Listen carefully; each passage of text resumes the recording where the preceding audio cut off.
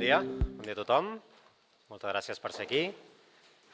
Thank you very much. Welcome to CIDOB, the Barcelona Centre for International Affairs, prominent think tank in international affairs based in Barcelona, but looking all over, particularly on European affairs, but not only.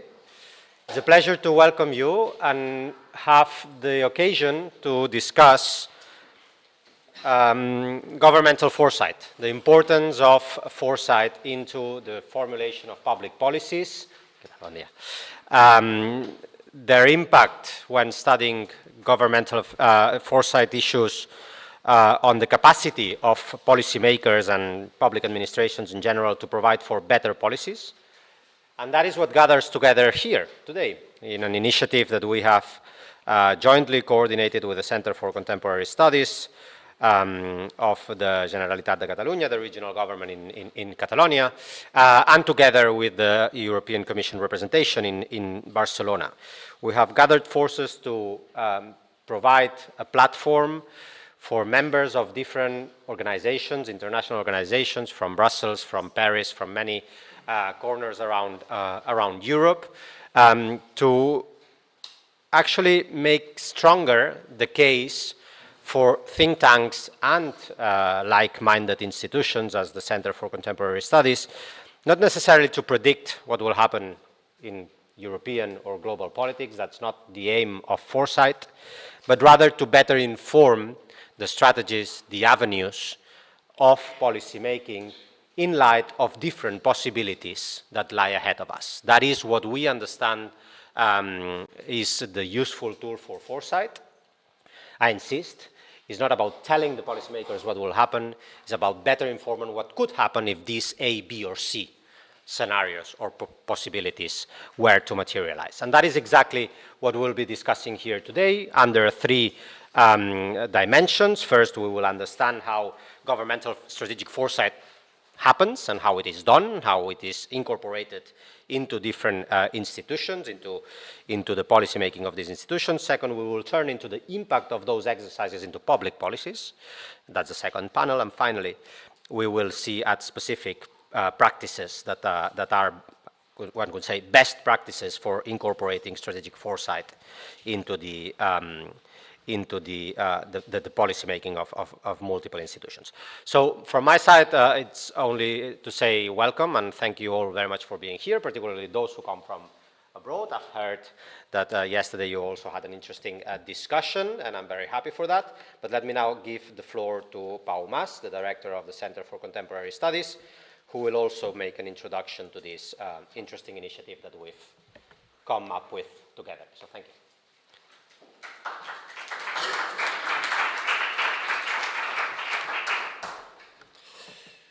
Molt bé.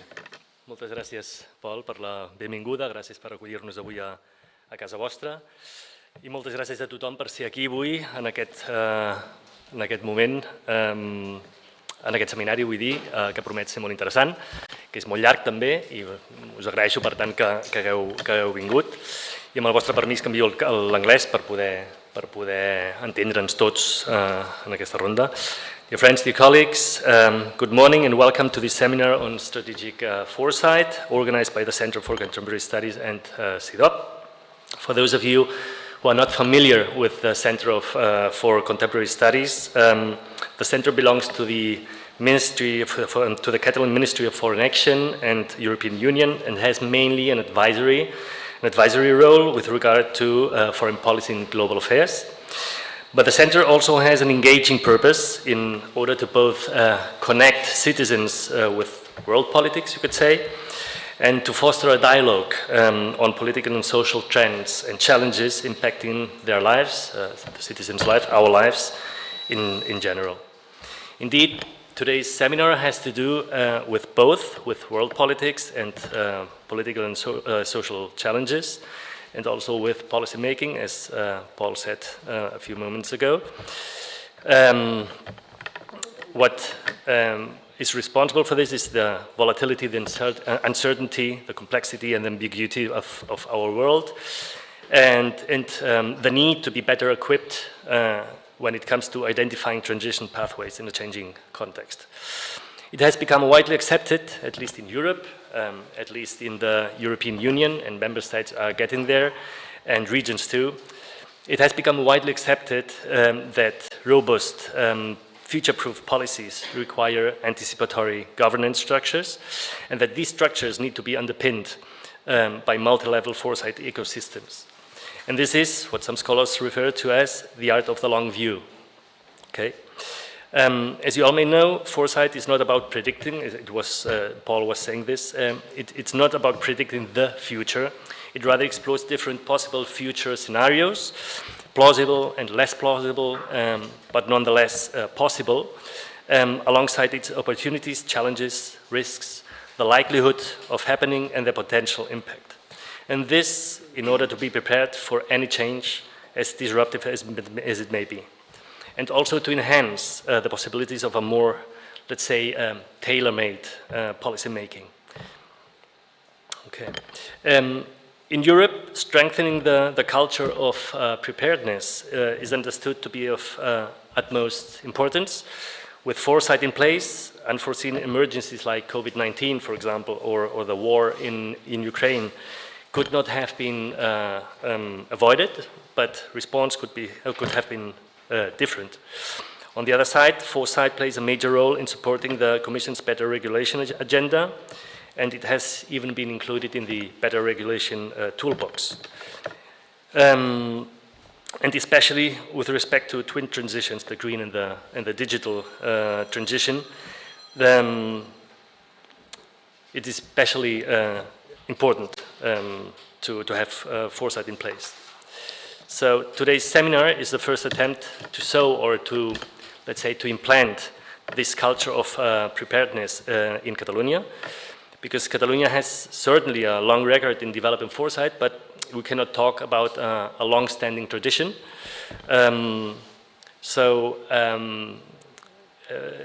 Foresight needs to be better incarnated or better connected to the government's policy-making processes in general. So I'm very much looking forward to this to today's seminar, and I would like to express my deepest gratitude to all participants for coming from all over Europe to Barcelona in order to participate in this seminar. I'm convinced it will be very interesting, very useful, I hope, and thank you very much for being here.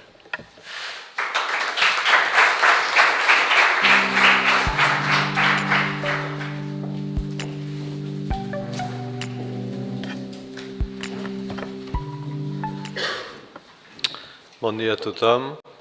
I wanted to start by paying tribute to Paul and Pau, CIDOB y el Centre d'Estudis de Temas Contemporanis, for the organization of this seminar, of this international seminar on governmental foresight. I think it's very timely, as I will explain further on.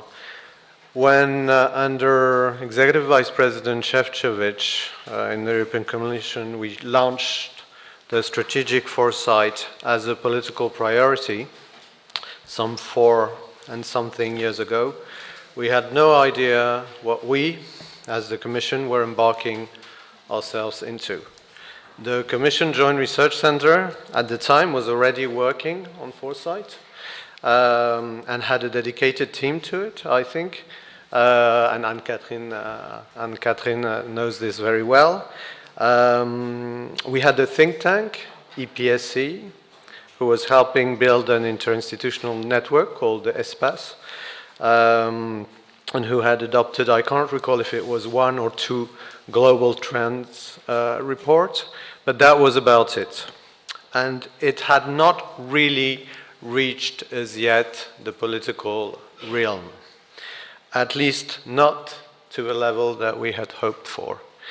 When we discussed it with the then incoming president of the Commission and also the Executive Vice President Šefčovič that I mentioned earlier on, our point of departure was that foresight should be politically operational, meaning that we need to make, and I think that's one of the biggest challenges that we're still facing, but I'll be very keen to listen to your ideas on this, but we need to be able to establish a connection between foresighters, don't know if the term is fitted, and political action, strategic choices made by political institutions.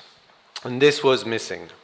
We have had in the Commission some years ago what we called under Jacques Delors, late Jacques Delors, the cellule de prospective. And of course, this was a huge inspiration, but it didn't really translate into political action at the time.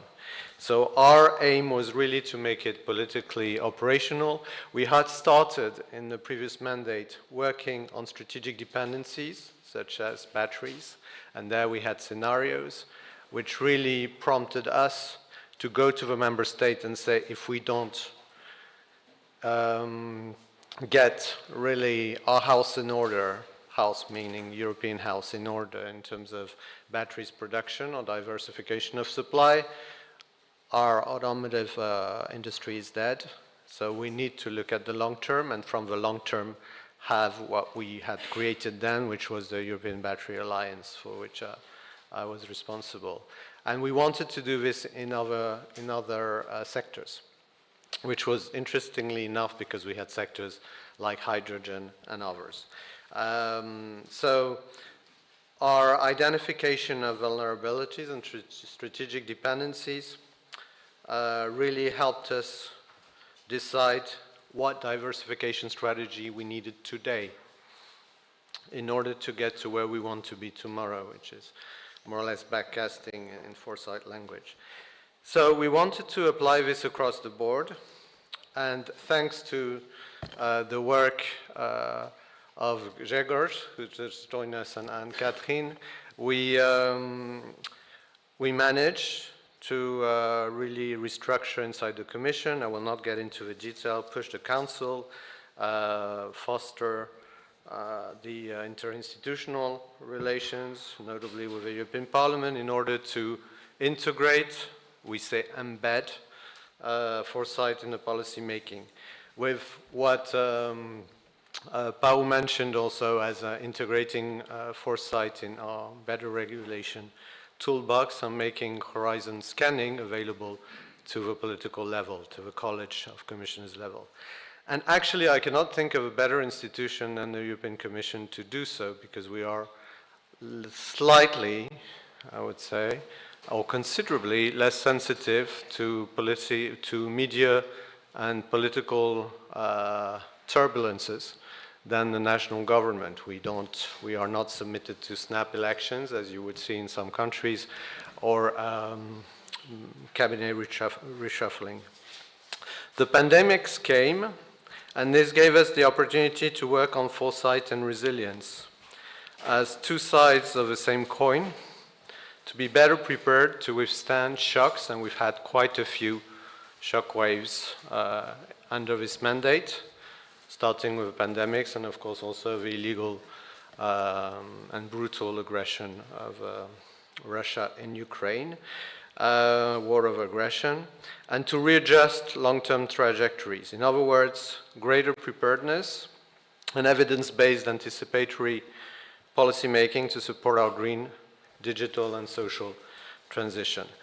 The basic idea being that foresight can and should serve policymakers, but can only do so coming from a posture of humility, because as Pau mentioned, we cannot predict the future. We do not know what the future holds, even if a lot of politicians would beg to differ. We need to stay humble, and that doesn't necessarily sit well with the political level. So this is one of the many, I would say, tensions or contradictions that we're facing in mobilizing foresight for policymakers. As part of a resilience agenda, we went into looking for the foundations of our strategic autonomy, which was actually the second strategic report that we adopted. And by then we had created, and I will not give more details on this, but we had created what the Executive Vice President calls a network of ministers of the future, also an interinstitutional network that is alive and kicking, that has just adopted the fourth Global Trends report. And also we worked very closely with some vanguard in terms of governments, such as Spain. And I think you will hear later from the head of the cellule of the Strategic Foresight Unit, Diego, but also Finland and many other interesting countries, France, and looking at what others are doing, Generalitat, also working on long-term planning, etc. So what follows has gone under the very capable hands of Grzegorz and Catherine, here present, that you will hear in the two subsequent panels. Now we are, and I'll finish with this, at a critical juncture. We have moved, to put it very schematically, the Commission, in terms of our perception of geopolitics, of the atmospherics, from an age which was rather an age of innocence to what Vice President Skinas would call the age of resilience. And we, in this particular context of also a hostile environment, our stance is that we need more rather than less and better foresight to be better prepared. And as we are changing the political guard and moving into a new European Commission after the European Parliament elections on the 9th of June here, I think we need to ask ourselves, and I was discussing this with our political leader on this not so long ago, Maroš Šefčovič, we really need to look into whether and how we can capitalize, thanks also to the team here, but all your ideas, capitalize on what has been done in a partnership, with a partnership approach, what improvements can be brought in relation, for instance, to preparation of agenda planning of the, we have a State of the Union speech by the President each year of a Commission work program, and what are more fundamentally and more generally the key success factors and best practices that can serve as a source of inspiration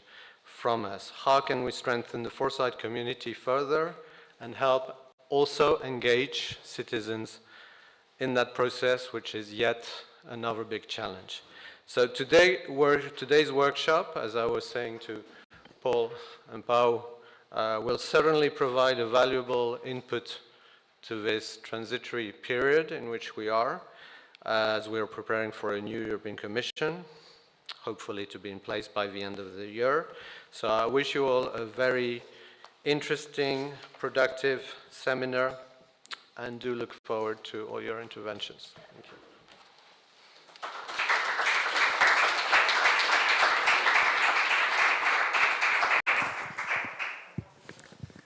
Thank you very much, Manuel.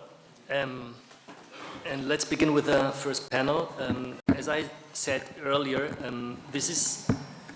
I conceive this seminar as the sowing of the seeds, or the implanting of this of the foresight, or the anticipatory way of looking into politics in Catalonia. And we do this, I don't know if this is the first of a series of seminars, we will have to talk about that. But if it was, this first seminar was in need to respond to answer to some questions. For example, the why and what for, which we addressed in the first panel, and the how in the second panel. These were fundamental questions that had to be addressed in this in a supposedly first seminar on this matter. So let's begin with this first panel on the why and the what for of the strategic foresight. Why should governments conduct strategic foresight for, and what are the ultimate reasons for doing so, and the purpose behind the government's efforts to do foresight? These are the fundamental questions behind this first panel. And in order to talk about this, to address these questions, we have 4 participants. You all have the CVs in your maps, but nonetheless, I read some or highlight some things from the CVs. On my right hand, there is Frederic Mattis, who is Head of Policies and Networks in the Development Cooperation Directorate of the OECD. Before that, he was at the United Nations Development Coordination Office. Prior to this, he was advisor to the United Nations.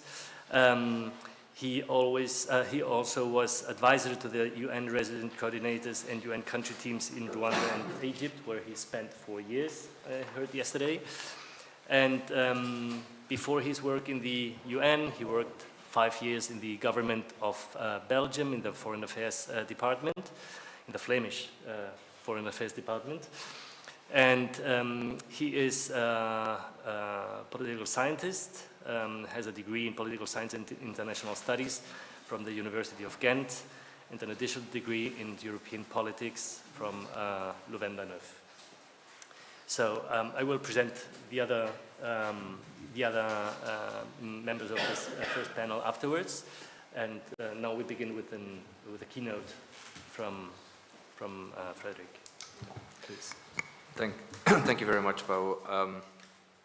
First of all, thank you to the Barcelona Centre for International Affairs for organizing this really interesting program and for inviting me today to give a keynote speech. I've taken this quite literally, so I don't have a PowerPoint, I have a speech, and I was told that I was going to speak for 30 minutes. I probably will not speak for 30 minutes. I don't think I've ever spoken for 30 minutes in my life in one row, so I'll try to keep it a bit shorter. I also want to tell you I am not an expert in foresight at all. I'm working at the OECD, as Pau was mentioning, at the Development Cooperation Directorate. But it's exactly because I'm working on policies that I'm very passionate about foresight. And the European Commission was telling earlier that there's sometimes a disconnect between foresight and the policy level or the political level. And that's exactly, you stole a little bit my thunder because that's what I wanted to talk about. I've seen the potential in large governments and international organizations how foresight can help bureaucrats as myself to think a little bit more freely and outside of their comfort zone, and dare to think boldly on how the future might look like, and therefore also potentially be more creative in coming up with more innovative actions, not just doing what we keep doing, because that's what we have been doing, yet it's very often what happens. So involving policy experts and political actors is really key, and that's why I'm really happy that I'm here seated in front of you as a policy expert and not a foresight expert. My understanding is that a lot of you are actually foresight experts, so I'll probably say a lot what might be obvious for you, but just bear with me. And I think it's good that you have a non-expert in front of you, because I do think that foresight exercises, at least in my experience, have been concluded quite a lot without sufficient involvement of policy experts. I think we have to really remember that foresight is a process that needs to get the best out of the experts to shape and design our future. Without them, foresight is just going to be an interesting exercise, but doesn't necessarily lead to change. So now that I got this first frustration early in my speech out of the way, let me add one more frustration before I'll go a little bit more substantive. So in the OECD, foresight has been taken quite seriously, and I'll explain how the OECD is showing how important they think this is. And I'll highlight several initiatives of the OECD throughout my speech. But foresight and development cooperation, the field that I've been working in now for close to 2 decades, it remains quite obscure. And when it's done, it's been seen as a goal in itself rather than as a process that helps us to define better policies. So it's not yet sufficiently integrated in our day-to-day thinking, and that's really a challenge. Actually, earlier this year, our directorate went to a little reorganization where all the policy areas like gender, governance, crisis and fragility, climate change, biodiversity, oceans, poverty and inequalities were all going to be housed in one division, the division that I'm leading. And I also pushed hard to have foresight of part of my portfolio to ensure that we could have better policies and that would be informed by using foresight. Now, The good news was that I actually won that fight, so I got Foresight now in my portfolio. The bad news is that I did not have any budget for that, and I also don't have any staff for that. So it looks beautiful in the organogram, but still a bit of work to do. So I hope that today's conference will help me to find some arguments to convince my colleagues to have more foresight in our work. So I'm also speaking with a lot of humility today in front of you because I'm here more in the learning phase, so I look forward to hear from you. But I also hope that my remarks will help to set the stage for today's discussion on governmental strategic foresight. So why foresight? I think we all know that the world today is continuously transforming. We have a lot of geopolitical shifts creating unpredictability. The economy is in flux. There's an increased number of countries that are classified as autocratic, actually the large majority. We're facing public health challenges, rapid technological advancements that have both good and bad consequences. So all of this demands an innovative approach to governance and policy makings. This evolving landscape also underscores the benefit of applying strategic foresight in shaping policies as well as building capacity within our governmental frameworks. I don't think I need to convince anybody here of the imperative of strategic foresight, but I think it's good to keep reminding us, and I've already alluded to this with the example in development cooperation, why we are engaging in foresight, so it does not become an objective in its own right, it's a tool with a broader objective. And indeed, recent years we've witnessed global events that have reshaped economies, disrupted healthcare systems, altered societal norms in profound ways, and these occurrences highlight the inherent risks of relying exclusively on historical data and present trends to anticipate the future. The need to embed strategic foresight into the core of our governance and policy-making process is not just beneficial, it's really essential. It was already alluded before, it's not about predicting the future, but looking at what are potential futures so that we can be well prepared. It's a structured approach to explore a range of scenarios, enabling governments to equip themselves with tools to deal with emerging trends and changes, challenges and opportunities they may bring about. The method is challenging existing assumptions and biases and widens our understanding of global dynamics and complex interactions, moving beyond mere speculation to become a critical tool for modern evidence-based and anticipatory policy action and governance. By identifying potential opportunities and risks, strategic foresight enables policymakers to develop strategies that are proactive rather than merely reactive, ensuring that today's policies are resilient and adaptable to tomorrow's uncertainties. So given the complexities outlined, governance cannot afford to remain passive. They must actively shape as well as prepare for what lies ahead. This involves continuously identifying, testing and implementing innovative solutions to capitalize on our future opportunities and manage risks through enhanced resilience of public policies and systems. This approach, often referred to as anticipatory innovation, should become an integral part of our organization's DNA, not just a periodic exercise. So what has the OECD done in the past years? We are helping our members in building, exploring, and better preparing for a range of alternative future scenarios, highlighting challenges and opportunities that each of these might bring. It points policymakers to signals and megatrends that they need to look out, as well as their potential implications on societies, economies, processes, and institutions. By doing so, the OECD helps its members in navigating uncertainties and rapid, unforeseen changes, providing the tools to be better prepared to act and respond to such changes. So the OECD is very committed to make this happen. That's why we have the Strategic Foresight Unit, which is embedded into the Office of the Secretary General to ensure that foresight indeed becomes part of our organizational culture. We collaborate globally to identify evidence and megatrends that could bring transformative impacts, thereby preparing our member countries and partners to navigate, adapt to, and shape the futures effectively. In fact, it's already since the 1970s that the OECD has been a champion of strategic foresight and long-term thinking as a core concept of modern, effective and anticipatory policymaking and governance. So I'll highlight a couple of examples, and some of you actually might have contributed to this. First is a Global Scenarios 2035 report, where we outline 3 potential futures: a multi-track world, virtual worlds, and a vulnerable world, each offering unique strategic challenges and opportunities. They were developed to identify their possible implications for the future of global collaboration and for organizations like the OECD.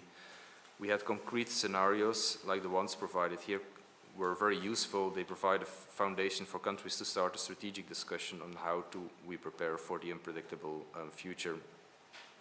They have helped countries to explore what kinds of governance might be needed to address emerging policy issues in case the scenario on the virtual worlds, for example, is to come about. The vulnerable world scenario allowed countries to think about the most essential global collaboration if the time comes that humanity faces existential threats. Second example is the strategic Foresight Toolkit for Resilient Public Policy. This toolkit that's forthcoming is designed to assist governments in testing, refining their long-term strategies against a backdrop of diverse future disruptions. We have worked, for example, with the Lithuanian government under the European Commission's DG reform, and we looked at that toolkit and we designed, and it was used in Lithuania to support civil service in identifying the skills that might be needed for future civil servants in the country. To do this, the Foresight process was designed to provide direction on how future disruption might influence all elements of the nation, including government, society, and the business community, and how these changes might alter the expectations of citizens around government service delivery. The third example is the OECD Horizontal Initiative on Anticipating and Managing Emerging Global Transformations. That is looking at areas such as artificial intelligence and synthetic biology. It helped us not only to understand these technologies, their risks and opportunities, but it also helps to prepare our societies and economies to anticipate and adapt to them responsibly. For example, our artificial intelligence scenarios, which were developed by the OECD AI Futures Expert Group, are developed to enrich the discussions on AI futures, while a forthcoming crowd forecasting exercise will develop probability estimates related to key uncertainties in the field of artificial intelligence. It's one of great examples of leveraging multiple key analytical works from across the organization to streamline our thinking on possible implications of various emerging technologies on our economy and society. So these are three examples. These are three examples that the OECD has done within the OECD helping countries. We also engage directly with countries. And I thought it would be useful to actually look at one analysis that we did, where we did an assessment focused on enhancing anticipatory innovation. And while this was for one country, I think those lessons are quite useful also for other lessons, and hopefully this will help stimulate the discussion. And there's about 6 recommendations. The first one is about futures literacy. Very often we still see in governments that foresight is suffering from a set of individual, collective, and institutional limitations that prevent the use of high-quality futures, knowledge, and policy making. So we really need to build the government's future literacy and setting up also structures to integrate this strategic foresight within core strategic processes. Second is we need to better consider policy alternatives and also involve citizens in these processes. And that's why public servants need to be need to acquire facilitation skills to work with citizen inputs and design open and inclusive policy processes to counter experts' bias and group thinking.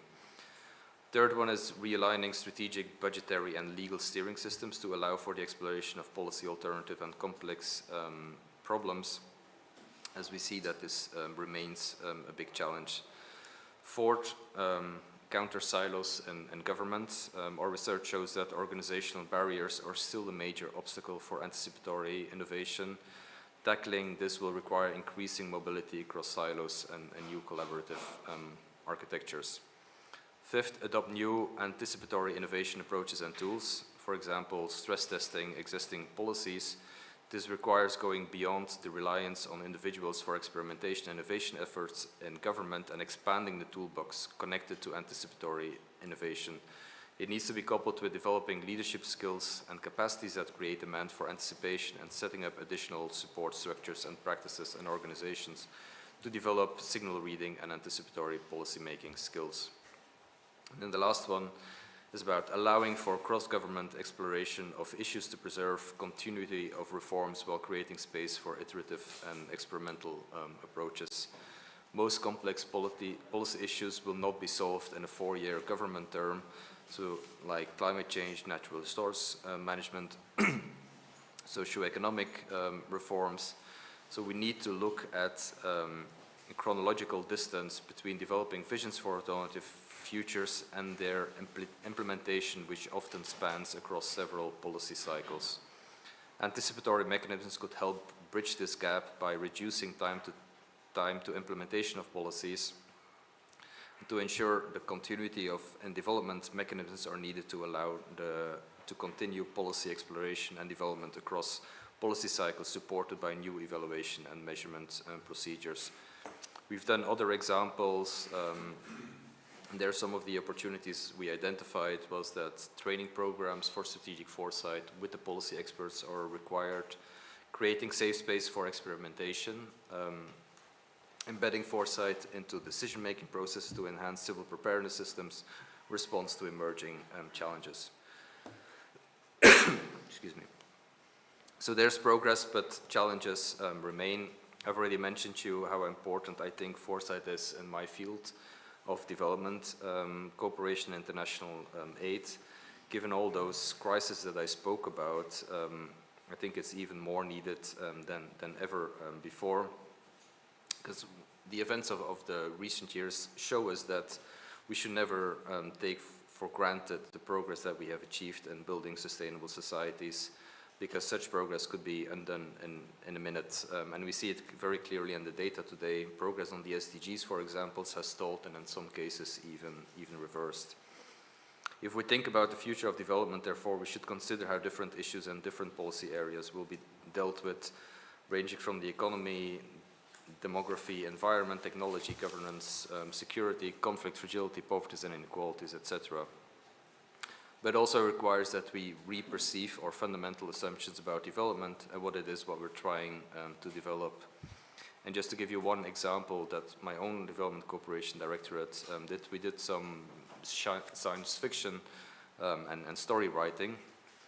And in all the different scenarios, which would take me a little bit too far to elaborate in detail, one common assumption came out was that the state of the world in 2050 will reflect our collective failure to act at the level required by environmental crises. Goals of Paris have not been reached, the world is suffering the consequences. On finance, has been a failure to create the incentives for it to behave constructively and consistently, despite the best intentions of some of its players. Civil society is more negative towards finance as it often is today. So the participants stressed that the response to these factors of change and possible events would likely diverge across the world. So those power balance or power imbalance will be key in shaping the dynamics in each area. I think we know this, and maybe you're a bit more optimistic than I am in life, but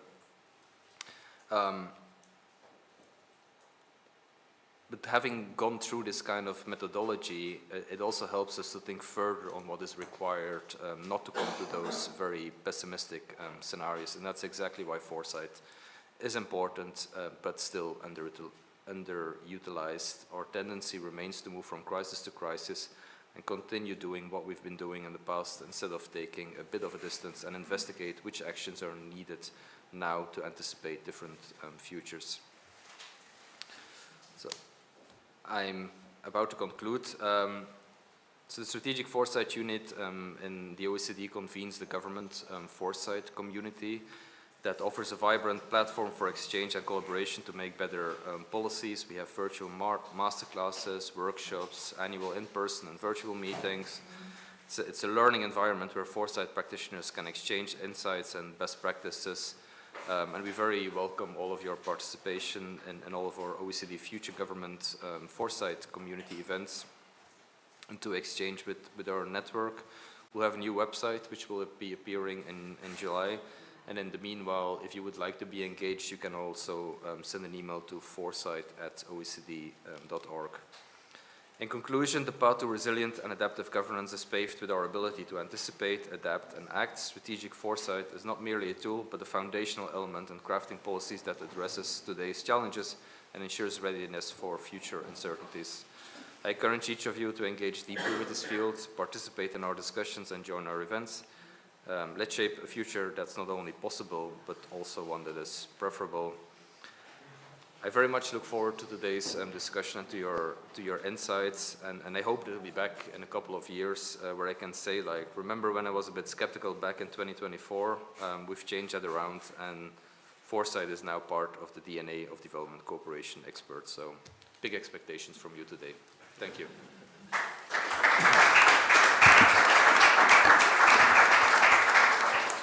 Thank you very much for this very interesting presentation.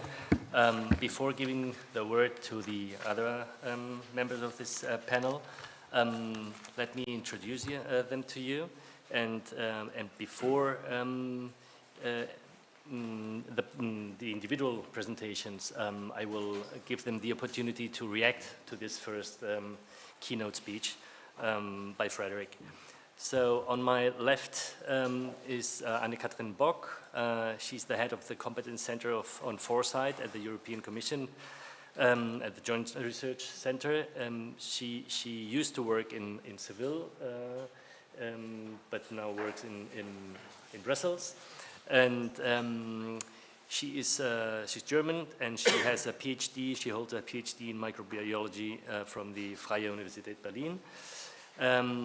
On my far left, there is Francesc Claret. He's the head of the delegation of the Generalitat de Catalunya in the UK and Ireland. And before joining the Catalan government, he worked at the United Nations for over 20 years. He served, among other positions, as the team leader of the policy planning unit in the UN Department of Political Affairs. And his last assignment was that of head of the office of the special representative of the UN Secretary General for Colombia. He has a recent PhD in legal theory from Leiden University, a Legum Magister, Master in International Criminal Law, a Master of Arts in International Relations, a BA in... So I wonder when you are going to stop. And then on my far right, Susanne Giesecke. She's a senior scientist and project specialist for Foresight at the Austrian Institute of Technology's Center for Innovation, Systems and Policy.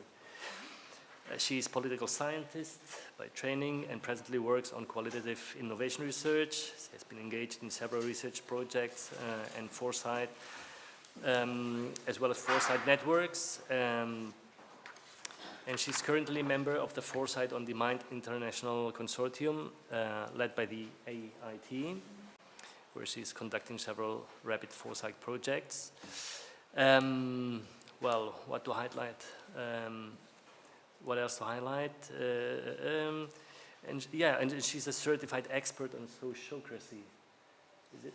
Okay, have to tell us about that. Coffee break. Okay. Right. Okay. So before entering in your individual presentations, would you like to stress something from Frederick's presentation, or to make any comment, or to disagree on some parts, or to complement something? No. Yeah. Well, I couldn't agree more on, of course, on the importance of foresight on policy making, but I was wondering, with all the foresight competence and maybe policy competence here in the room, how can we help you to overcome your frustration?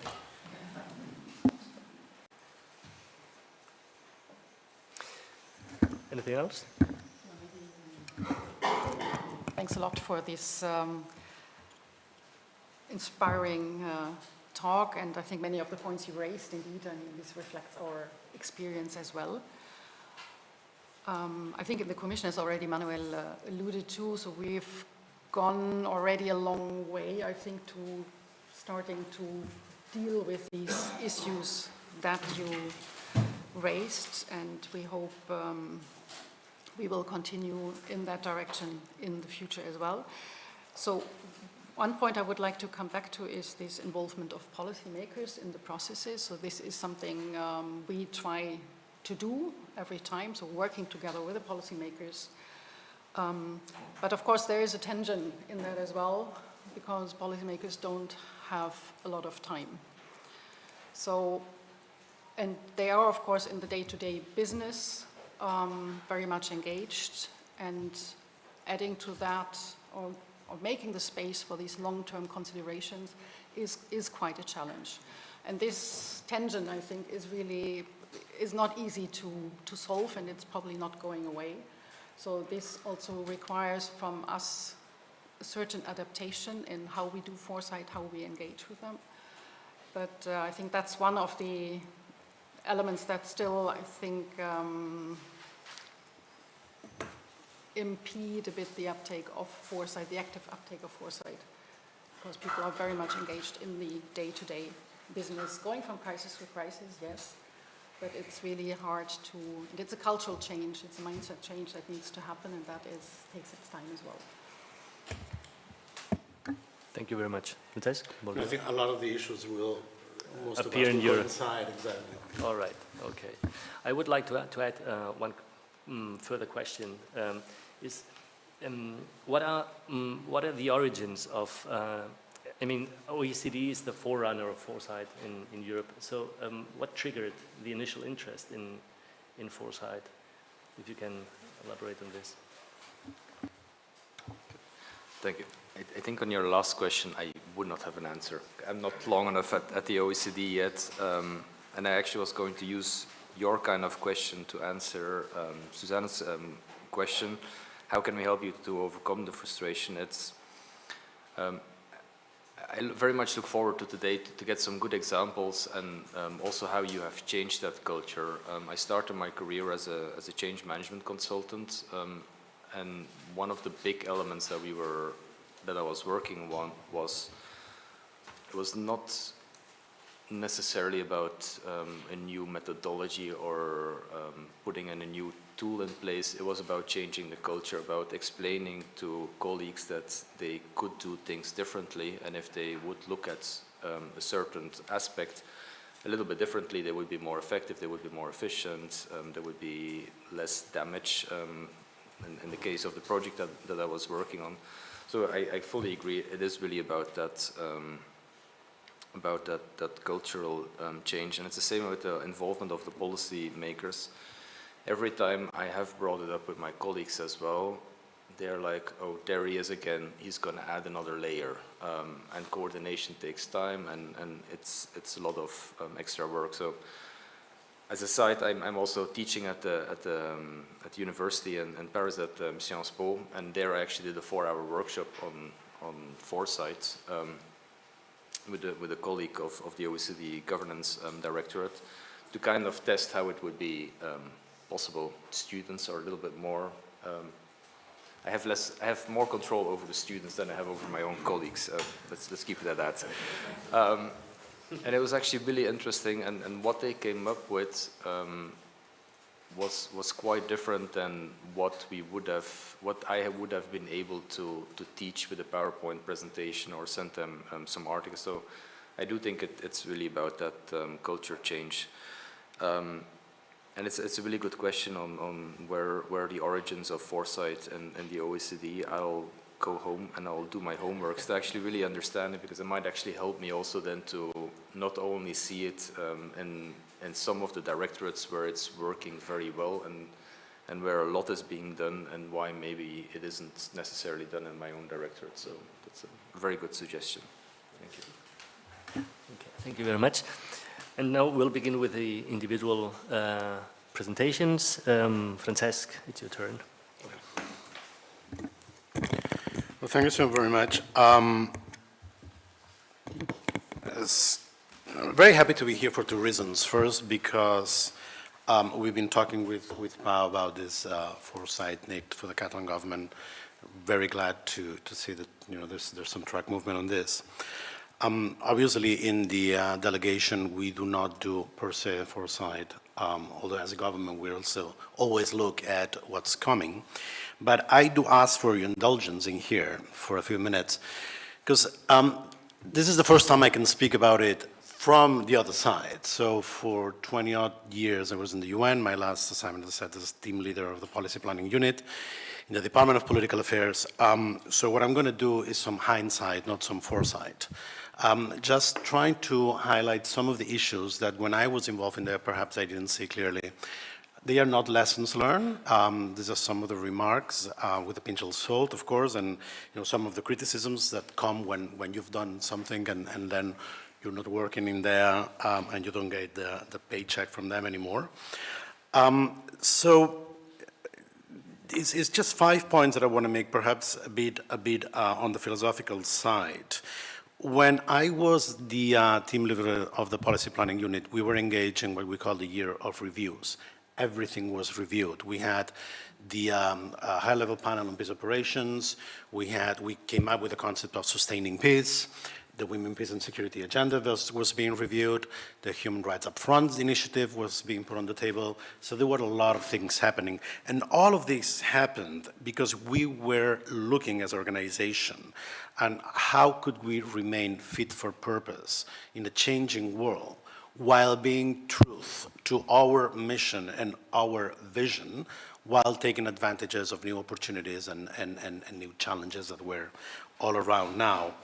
And just bear in mind, my words are very, very much centered on the peace and security pillar of the UN and the one mission that the UN had, which is the prevention of violent conflict. So while I understand, foresight in the economic world, as a business, there are many different ways of doing it. I am focusing on the core of the UN business, which was prevention of violent conflict. And that pretty much centers the 5 points. So the first point that I want to make is foresight is intrinsically a political exercise.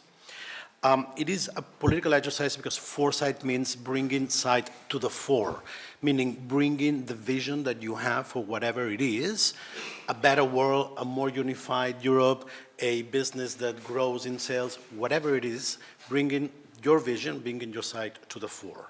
So bringing that foresight, bringing that sight to the fore means making political choices and imagining what is your role and your place within that future or those scenarios that you are trying to find out. I mean, it is hard, of course, to imagine, to build a scenario, to build a future without knowing what's your role or what's your vision or where you want to play in that scenario. And that's a difference that the UN could do that some of the governments cannot, because we were a organization that had, of course, a long-standing history, and we were not bound by, electoral terms. So we could have that luxury, if you want, of building longer-term scenarios and thinking ahead with that vision in mind. Who are we and what's the world that we want to imagine. But of course, foresight is a strategic and it's a political exercise, but it's also an exercise that is constrained by who you are, but what your mandate is, but what your resources are, but what your UN charter says, but international treaties say. So it is not that when you imagine scenarios, you just go absolutely wild. You're always constrained within a certain narrative so to overcome that short-sightedness is when imagination has to come to play, and people being able to imagine new plays and bring it all together. But again, my experience was there's always this framework of who you are, what's your mandate, and what's the political space that is given to you. So, as I said, the foresight is a political exercise because it has two main components. One, it obliges those that make the exercise to make political choices. But two, and even more important, it allocates responsibilities for those that need to make those choices or engage in those actions, and for those that do not engage in those actions or do not make those choices. And let me put a quick example. So from 2010 to 2012, the Department of Political Affairs at that time engaged in an exercise which was the DPA horizon scanning with the UN Security Council.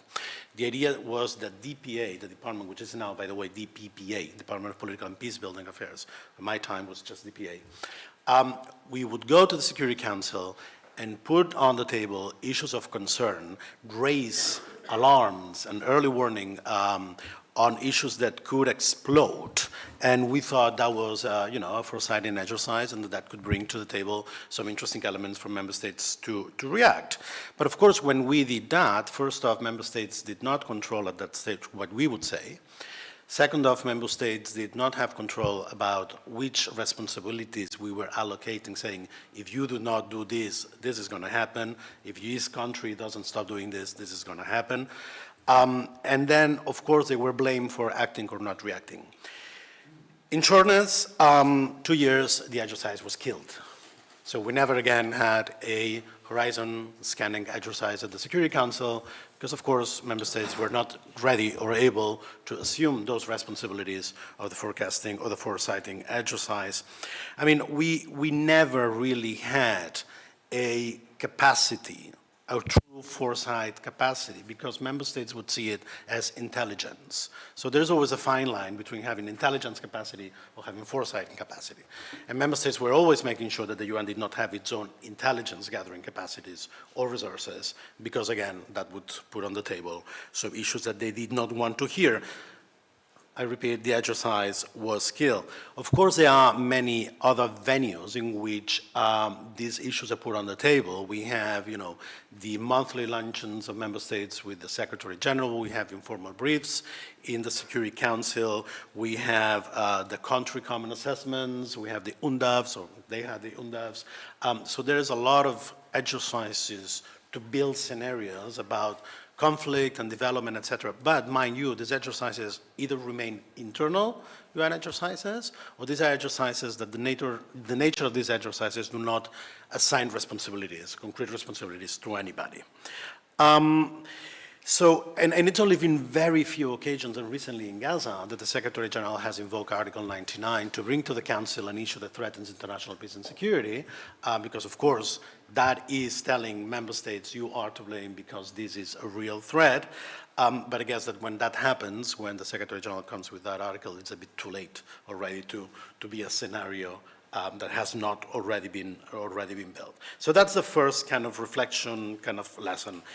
So my second point is, so how do you do foresight in an uncertain world? So when the UN was created, what it meant to do with the UN Charter is to give some kind of guidance, some kind of moral, political constraint to the civilized nations. Mind you that to be a member of the UN, the only thing that you need is to be a peace-loving country. That's what the Charter says. So it was meant to provide some sort of guidance, moral, political guidance for behavior. Even though things happen, you could somehow expect what would happen, because member states still felt bound by certain narratives, whether human rights or, the MAD, the mutual assured destruction doctrine, saying if you use nuclear weapons, we will all disappear. That was enough to prevent member states from engaging, but also the rules of the game were clear. There were some people that had more power than others. If you engage in this behavior, this will happen. So that was enough for deterrence, so to speak, to happen. That's over.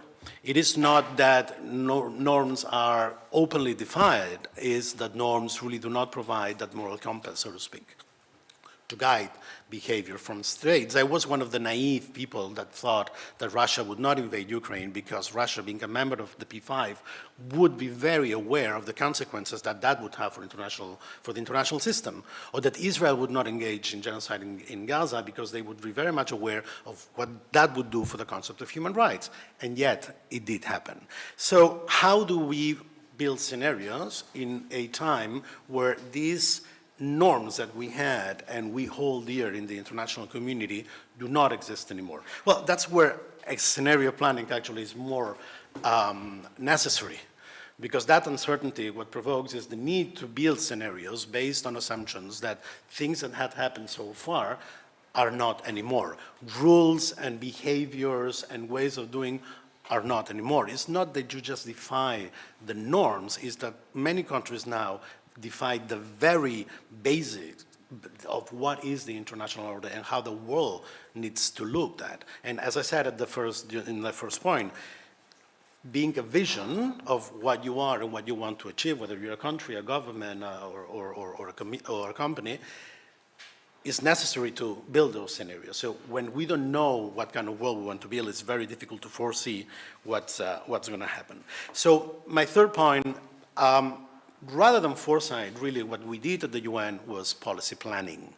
And what I mean by policy planning is just to make sure that we had policies in place to absorb, react to the shocks of a system that we could not very much control. So we analyze what are the resources that we have, what are the mandates that we have, what are the opportunities that we have, and plan accordingly, of course, to an uncertain future where these norms, of course, do not exist anymore. So the foresighting exercise, what it did is try to bring some order within that very uncertain scenarios that we had in front of us.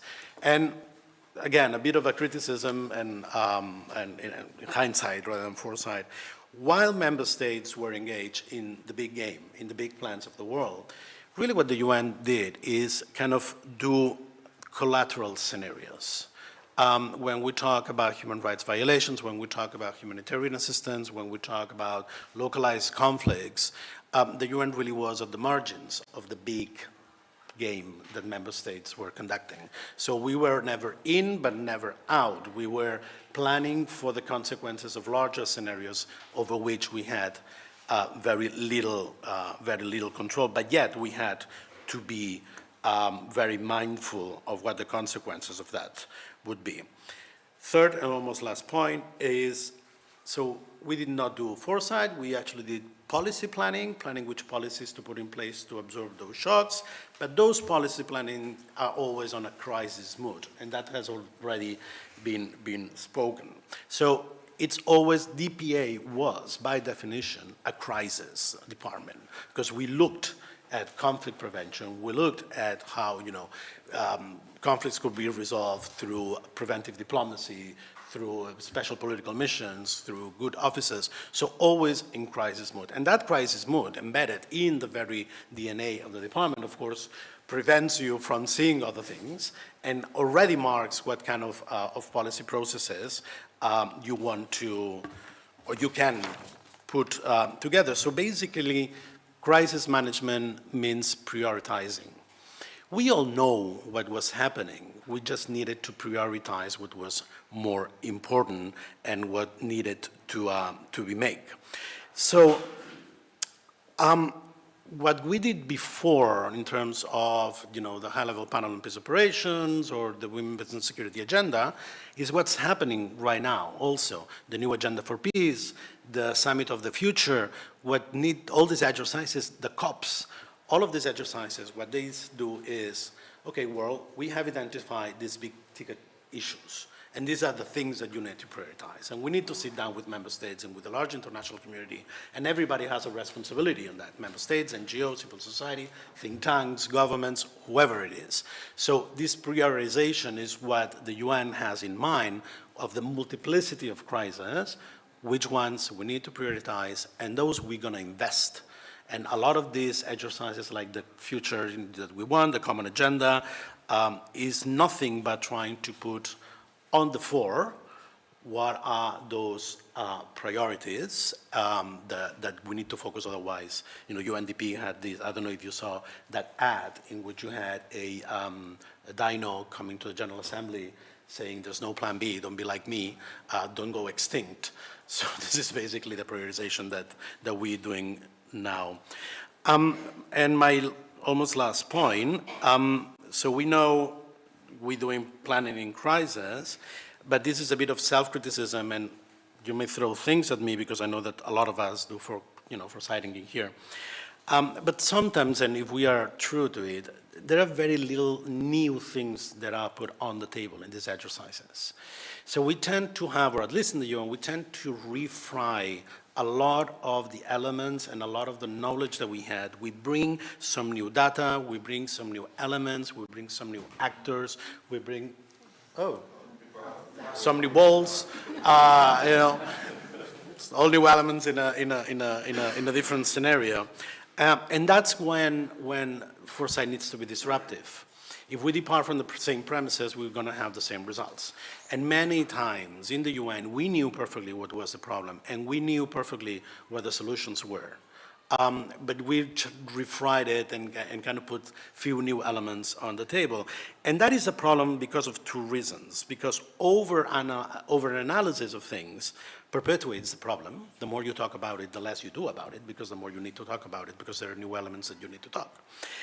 And it becomes part of the problem, because at least in the international community, we embed ourselves in the short-term responses to this big forecasting that we're doing with humanitarian assistance or, good offices in here. Or so my final conclusion with this is, if we want to do real foresight with impact, those that engage in it need to own it. And that's been the problem in many of the UN attempts, which of course member states, I always said that there are two UNs, the UN of member states and the UN of the Secretariat and the agencies that do the work while they think about the big picture. But for any foresight to be effective, and that's the point of connecting the political with the reality, connecting the engagement, the real activity with the thinking, those that engage in foresight need to own it. Those that create the structures for foresight need to invest in them and accept the results and accept the responsibilities and the allocation of roles that will come out of these exercises. Otherwise, we are just doing an intellectual exercise for the sake of an intellectual exercise. And we need to commit to it, and it's not easy. For instance, the decolonization agenda has never really been part of the foresight of the policy planning processes. Because if you look at who's doing good and how is doing good and who decides still what's going to happen, it's pretty much one side of the world. The same with gender issues, the same with so many other agendas. So my last point is own it, be inclusive, and be prepared to accept the responsibilities and the allocation of roles and actions that these exercises will come out with. Thank you. Sorry for the the philosophical kind of nature of this, but totally enjoyed it. Thank you very much.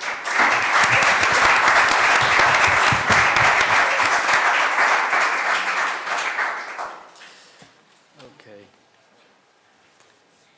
It's quite shocking, the vision of United Nations being a collateral scenario builder rather than the scenario builder in the most important one in the world.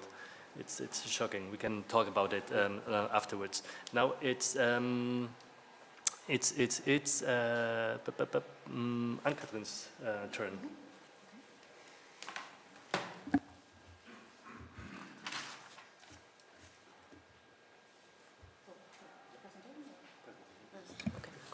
Then I would need the slides probably.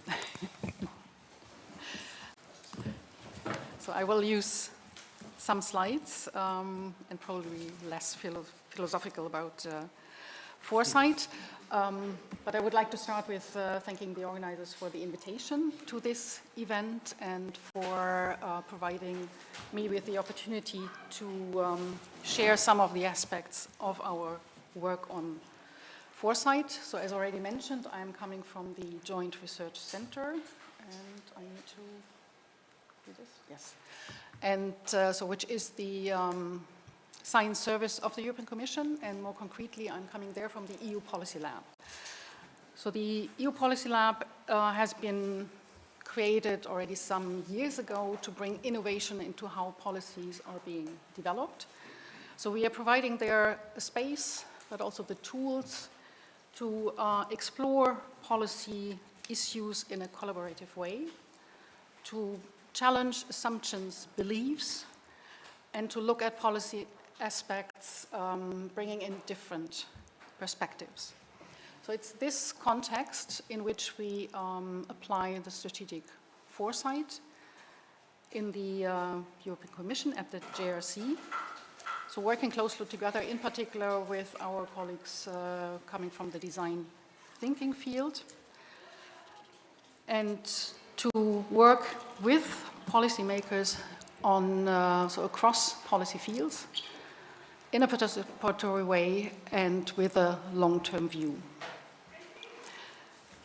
So the intention behind that is to help policymakers, support policymakers in the challenges or with the challenges they face. So they are acting in a very dynamic, very fast-changing environment. So we heard that already today. So they need to identify viable options and opportunities. They need to react and adapt to changes. And at the same time, they need to put forward robust and effective policies, so also to earn the trust of the citizens, but also to keep the trust of the citizens. So they need, for that, to be able to detect and also to anticipate change. They need to be able to understand change and to work across policy silos, to engage with a broader range of stakeholders, because the complex problems that we face today cannot be solved in isolation. And in all of that, foresight can be very helpful. And in the end, doing policymaking is about shaping the future. And this, of course, should be done in the best informed way possible and in a kind of future-informed way. So how do we do this at the JRC? So we have, we'd like to focus on three, let's say, main pillars of our activities today. So what is important is to focus on the major policy needs. And we've identified three for our work. So this is sustainability transitions, technology foresight, and future risks. So also with the thought behind, so that, of course, also from our perspective, from doing foresight, so we need to also culture expertise in the different fields and also establish networks in these different fields to work with. So for sustainability transitions, I think it's clear that, so looking at the development outside, that transformational change is needed for the EU to reach the sustainability goals. So this is not happening by itself and needs fundamental change. But the question is how this change can be defined and can be implemented in a very volatile environment that is constantly changing, that is complex, and that poses challenges. So here, our main outputs so far have been the Commission's annual strategic foresight reports, or our support to these reports. So Manuel already mentioned those, so that the Commission issued in the last 4 years, looking at resilience, strategic autonomy, the green and digital transition, but also with the last one looking at the social and the economic aspects of this sustainability transition. But we're also focusing on more concrete policy fields, so not on this high-level cover-it-all foresight work. So, for example, working together with the Department on Agriculture on digitalization in agriculture. So what does it mean? What purpose should it serve? And so also given that this will be implemented in a rapidly changing world, what do farmers need? What are the values behind these? And also translate this into a toolkit that we then put forward so that policymakers can use it, and they're actually using it to develop digitalization strategies in that field.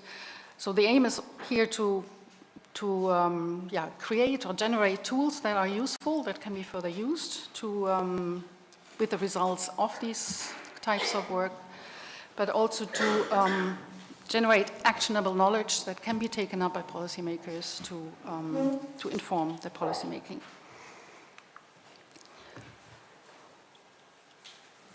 So technologies, as we all know, are very important, and innovation is important for the EU for remaining competitive in the world, for keeping its global standing in the world, but also for the strategic autonomy in critical technological areas.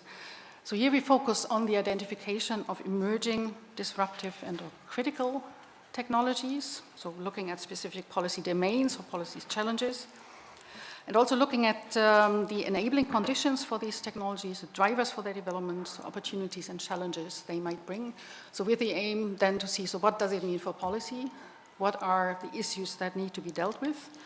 So we're here currently working very closely together with the European Innovation Council. So we are informing their funding programs, their portfolio setting for technological advances they look at. And we do this also in a way very closely together with them so that there is capacity building along the way, so that it's not us providing that service forever, but that they can take over and integrate the way of doing that. And the last part is the future risks. I think that's probably an obvious need that we want to cater for. It's a very recent activity that we only started last week, and we are currently we are about to or prepare the last bits for the first report to come out on risk clusters, so next month. Based on horizon scanning, we heard that already as an approach, and weak signal analysis, so to see so what are possible risks that might emerge and what are actually the developments that could lead to those. And also here we aim then as a follow-up to develop a kind of toolkit, a kind of more practical way of using this approach and the results to inform policymakers and to foster discussions on these issues. The second pillar I would like to briefly talk about is the development and the provision, making available foresight tools for future-proof policies. So we develop along the way, so doing foresight for the Commission, we develop certain approaches, we develop certain infrastructure of either outcomes or approaches that we make available and that can be used and taken up by other entities, so be it internal in the Commission, but also by externals. So we have rolling process doing horizon scanning. So we do this in the context of ESPAS that was already mentioned. So it's an interinstitutional network. And here we're working closely together with the European Parliament, for example. And so this is about crowdsourcing the science of new, and then having workshops, so making sense of these and developing out of this the signals for change. And we put these forward in 3 times per year in horizon scanning bulletins. So distribute this also in the Commission, but it's for everybody to have a look at, to use, and see if there is anything interesting to follow up on. We have one program that is about involving citizens. It's called Our Futures. So it's an invitation to citizens to share with us their ideas about the future, their hopes and fears for the future. And behind this is a sense-making tool that allows, oh, there is now the second one coming, that allows an analysis of these different ideas of citizens. So it's a way of getting in their views of knowing what ideas are, so what are the main topics they are interested in, what are the visions they have for the future, and but also so who should act on the future, should it be them, so how do they see this? So this can be done on an EU level, but there also can be national analysis. And I would like to take this opportunity for you to invite to participate, so share your ideas with us, but also use this as a tool for your own purposes because it's publicly accessible. And Peter is already doing this. So it's going to go just on our futures. We will start to communicate that from June, but we work together with the GRC and with all. So we have a regional collector based on our futures from Europe, and Katrins, that we work together with the GRC and with Paul to create regional art futures, including, so citizens can select their region, and we have, thanks to the collaboration, we have a version in Catalan. So the citizens in Catalonia, they can go to the regional and they can submit how they see their future of Europe in Catalan. It will be announced and communicated starting from June, but I thought it's good to mention it here, and I also would thank both the collaboration with the GRC, but also with the Catalan government to allow these things. Yeah, so the idea is indeed, and it is available, I think, in 24 languages. The Catalan is the latest edition to that, so it's a very accessible tool in that sense. So we have, furthermore, we have the Megatrends Hub. So it's based on a set of megatrends we developed some years ago, a set of 14 megatrends, so trends that we already see today, but that we expect to continue in the future and that have a significant impact on the future.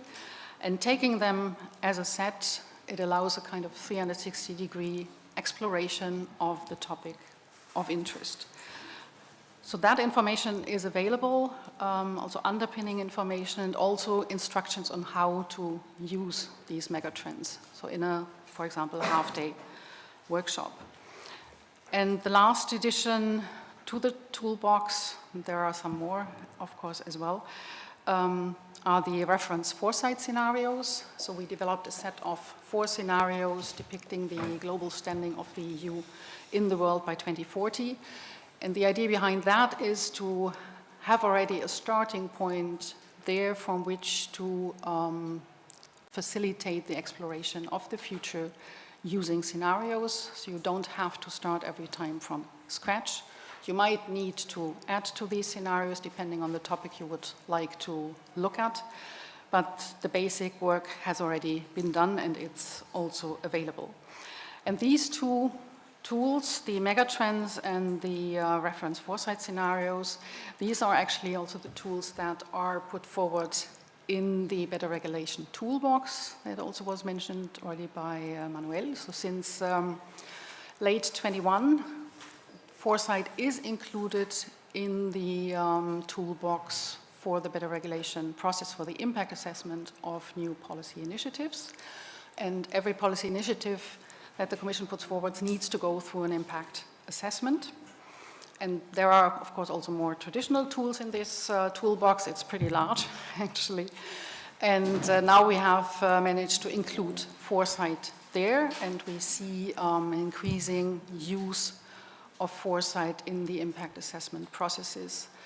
So it's, the idea behind is, of course, to foster the development of future-proof policies so that key uncertainties are integrated and that changes are anticipated. And more concretely, so we've put forward, say, 2 major steps in this process where foresight could be useful. So all of these processes start with the policy problem definition. So you need to know what problem do you want to solve.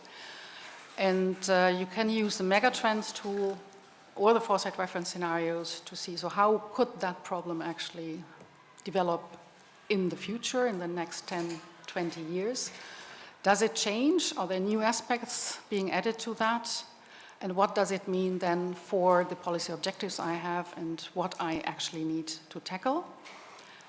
So that's one thing. So in a later stage, when you have already your policy options, so be it that you go for a soft approach, guidance, or you do legal requirements.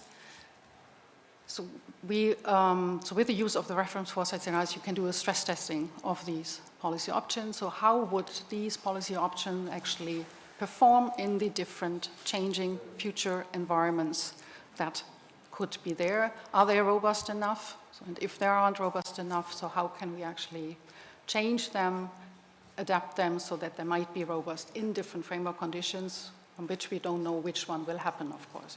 There's no prediction, but making them as robust as possible for a future to be capable to work still under different future developments.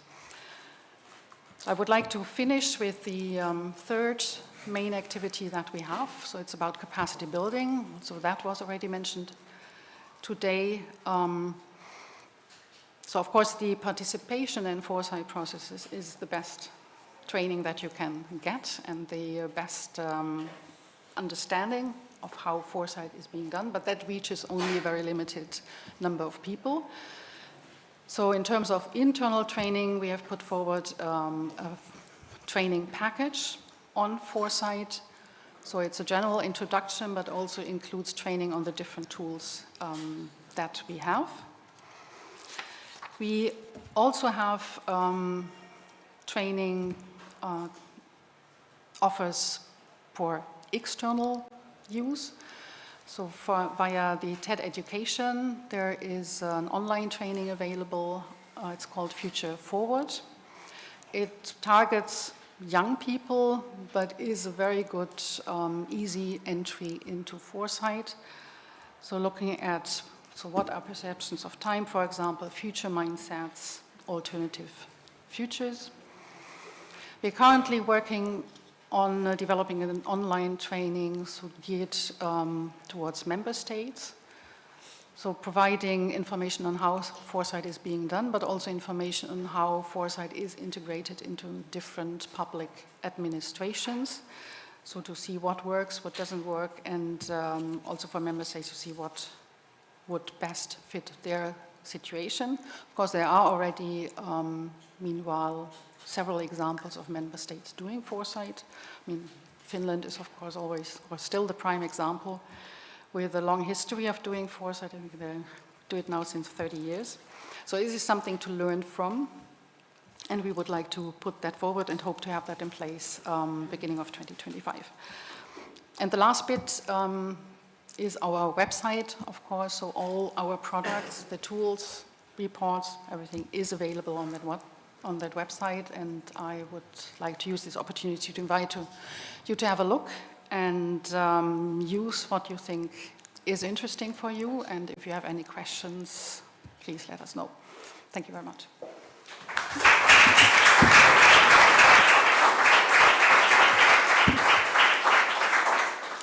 Thank you very much, Anne-Catherine. Now we turn to Susanne Giesecke. Please, the floor is yours.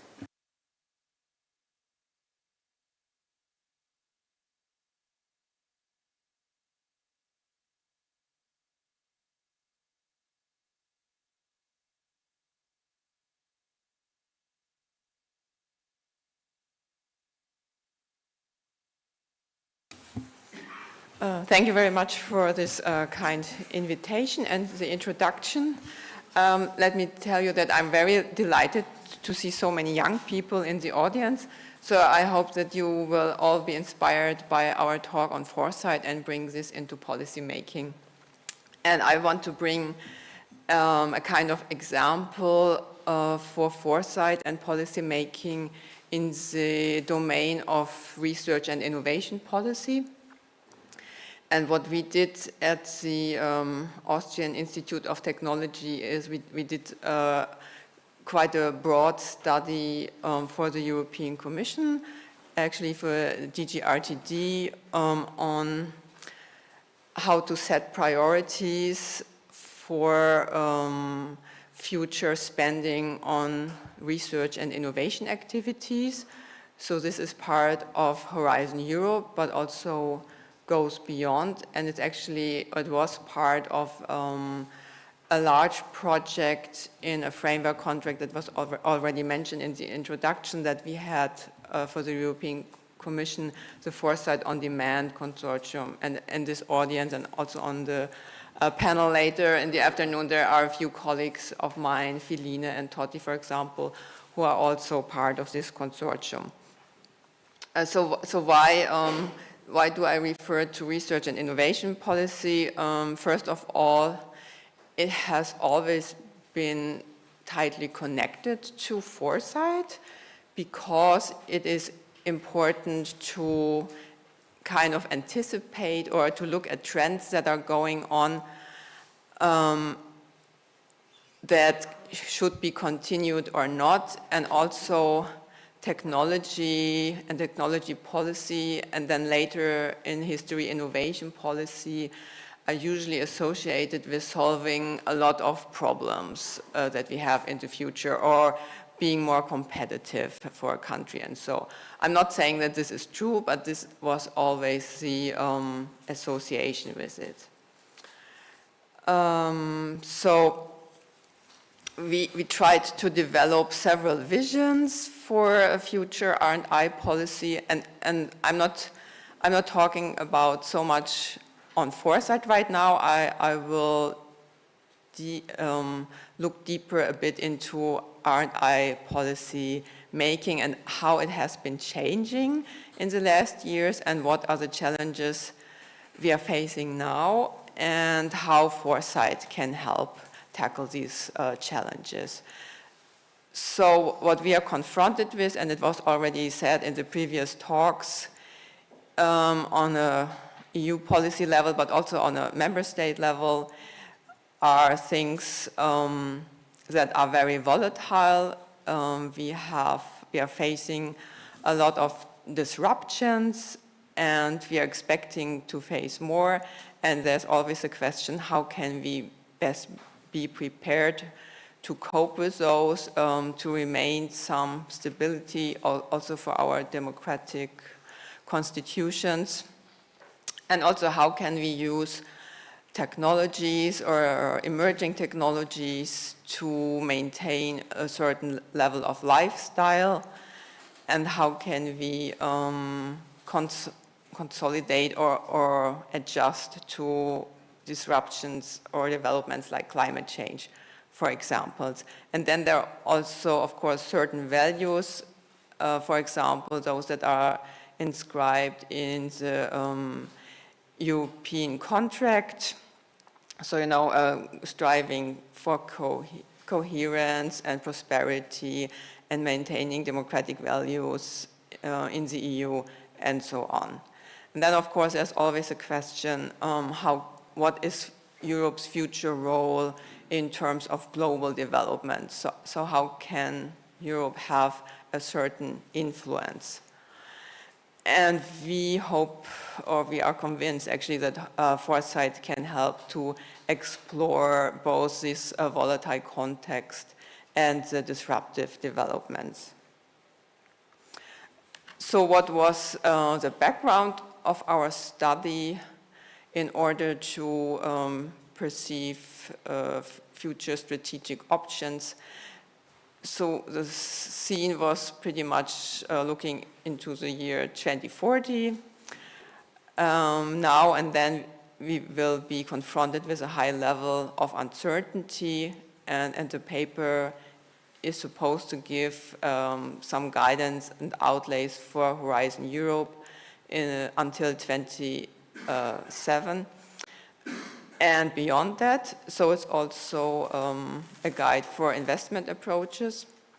And the conclusions drawn from the study are said to be instrumental in the definition of a European approach to research and innovation in the coming years. And it was also designed to help the EU to engage in some out-of-the-box thinking, to be better prepared for potential risks. One conclusion is that more disruption and crises are expected. And I will highlight some of these disruptions in the next slides. And a recommendation for the EU, a very superficial one, to summarize, is that it's important to maintain a range of technological, but not only technological, investments to prepare for whatever future emerges. But the study is actually almost 400 pages long, so there's, of course, much more into that. And a cross-cutting message is that, you know, policy making, but also society need to be more flexible and adaptable. So we try to cluster here the areas of disruptions, and these are also chapters in the report. the red box on the top is the global challenge. So these are things that the EU cannot do by itself, but where really international cooperation is necessary. So one is the geopolitical reconfiguration, climate change, and global commons. Of course, there might be more, but these are the hot topic in the report. And then there are some other clusters that should really be of concern for the European Commission, but also for member states, and beyond that, I would say also for regions and cities and so on to work together on these issues. So there's a cluster on social and value changes. I will go into that. And on the other side, technology and society, and the society and nature, which needs some kind of redefinition in its relationship. And maybe some of these issues will be important for future framework programs and R&I to come. So I have highlighted a few issues here, but for time reasons, I will not go into those, but of course you can always download the report from the internet. So the global landscape entails disruptions that have a huge potential and may lead to tectonic shifts in the patterns of power and influence at global level. And if novel ways of addressing the problem of climate change, for example, are pursued from geoengineering to nature-based solutions, we may see new lines of conflicts that may emerge among countries and have thus far coexisted peacefully. So there is always, some remedy, but this may also cause new conflicts. Then the same holds for the global commons topic, because whatever or not, it will be possible to establish cooperative government arrangements for global commons, and climate depends on the emerging configuration of geopolitical relationships, which can be conducive or detrimental to collaborative government arrangements.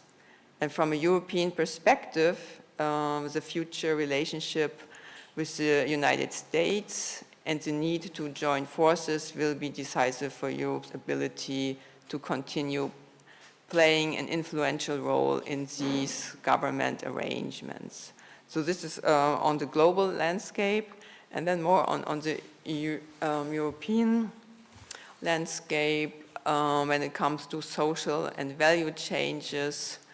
There were, for example, issues on the future of health and health systems, where, of course, a lot of potential lies in innovation and research, and also a lot of expectations that current diseases and future diseases will find some remedy. But at the same time, of course, it's always a matter of access to health systems.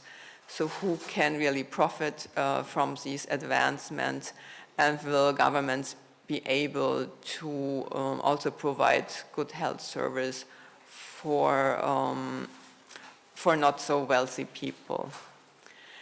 And this kind of relates already to a hot topic, I think, and that is social confrontations that we are seeing now play a really important role in social media, and not only there, and probably also will be important in our futures. So this is rooting in some societal fragmentation that have not been tackled so much in the past, but now come more to the fore. And there are certain societal groups that are being reinforced in their social media echo chambers. And if there is no reconciliation, we might really have severe confrontations in our society, or even a break of civilization, and maybe a turn to authoritarian challenges. And there's connected to this maybe also the fear that there is more interpretation of criminal and lawful economic activities, because for example, where some technologies are emerging, like cryptocurrency, it's not always clear where the line is drawn between what's criminal and what's lawful. There are other issues in the relationship between technology and society, especially with artificial intelligence, where we see a race for global supremacy. So it can be a great opportunity for a lot of businesses and personal developments, but there's also, of course, the question, is this dominated by just a few companies, and where are these companies located, and also what European economy and policy can have to say to these issues, or can influence these developments, or if Europe is just, like an object to these developments. So who is actually access to artificial intelligence is, of course, also a matter of resources and socioeconomic distribution of wealth. And connected to this is a range of things that we could summarize under the headline of transhumanist revolution. So it entails the enhancements of the human, so to say, but can also be a big asset for progress in health. And at the same time, it raises a lot of ethical questions when it comes to the human-machine interface. But not only ethical questions, also a lot of economic questions and questions that concern, of course, the skills in order to seize momentum of these technologies. So when we talk about society and nature, there might also be a lot of disruptions. I mentioned climate change, but there are also a lot of other things that we might have to reconsider. I don't want to go into the details of converging technologies and manipulation on the biotechnological or nano level, but what I want to point out is more and more people are thinking about redefining the relationship between civil society or human on the one side and nature on the other side, and the question, how can we also give nature a stake in this debate, and also in foresight activities, but also in political planning and decision making, just on the same level as we can give generations that are not there yet, so future generations, a voice in making decisions on these, because they will impact their future development. What I want to turn to now is how all these things used to be dealt with and maybe can be dealt with from the perspective of research and innovation policy in the future. So until recently, we have seen a lot of enabling policies in research and innovation that, for example, engaged in opening up new potential for research and innovation, and also developing more capacities, for example, on the EU level with initiatives like the Research Council is doing, and also a lot of activities in the framework program, but there has been little directionality and transformative ambition. What's needed more is the testing of environments for potential crisis. Then another strategy we've seen recently, especially with the Credo on developing a more greener Europe and a digital Europe. And how can we really transform our society into this direction? This has been a dominant topic for R&I policy recently. So there was an attempt to clearly guide transformative pathways and targets, but it has not been maybe so, it has not really, how could I say this, been so efficient maybe. So more demand side policies could actually a way to enhance this process, and also looking for more consensus orientation, because there's the potential for a lot of disruption among these policies. And this is maybe why we need something that's called here a catalytic R&I policy approach. So it's not so common yet, but it's like an idea to combine enabling and transformational R&I policy into a direction that there is a foundation for transformative change to happen.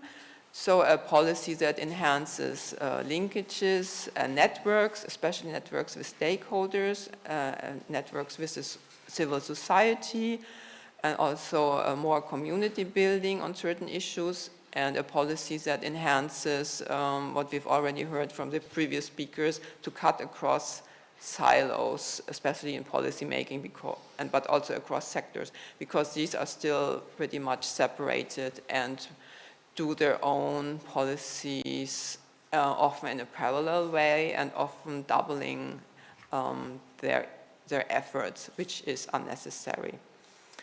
So we have to open up for directional corridors with regular adaptation mechanism, and be maybe more mission orientated, as has already started at EU level.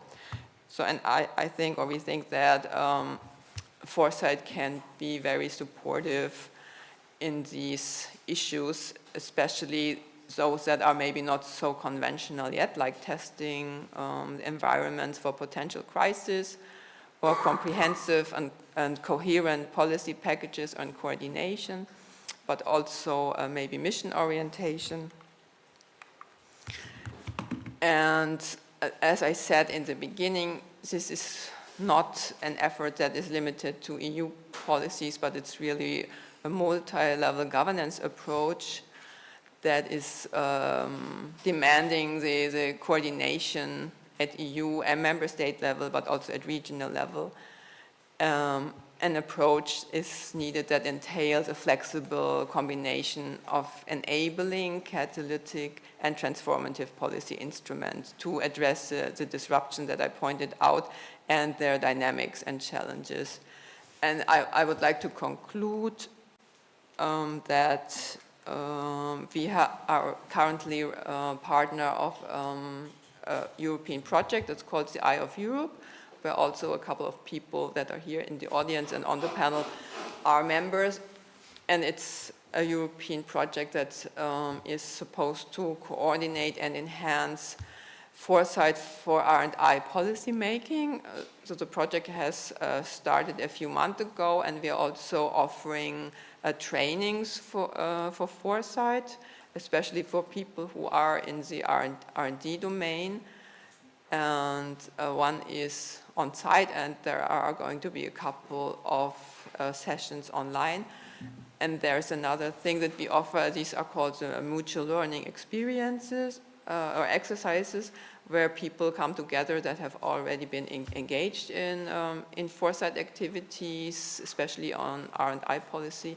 So it's actually for member states, but of course, I mean, people from the OECD or UN can also join. There are some meetings on site, but there are also some online, and I think that the number of those that are online, the number of seats are not limited, so it's always possible for you to join in. And of course, on the platform, on the website, it's always possible to not only retrieve information on what's going on, but also to post your own activities, especially at a regional level. And I think we have reached out to Peter de Smet's initiative also, I hope so.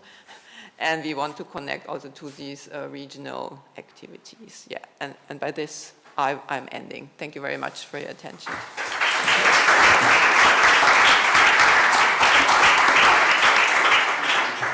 Okay, thank you very much for this third presentation. I will arrive at the point of the dialogue, of the Q&A with the public. I would grant you the opportunity to ask questions to one another. If you don't have any questions or comments or so on, we can open up the dialogue with the public. If you want to pose any question, you are invited to do so. If not, I have some questions here I could begin with, but I would rather prefer to hear your voices and grant you the opportunity to talk to the panelists. Does anyone wants? Yeah, Mireia.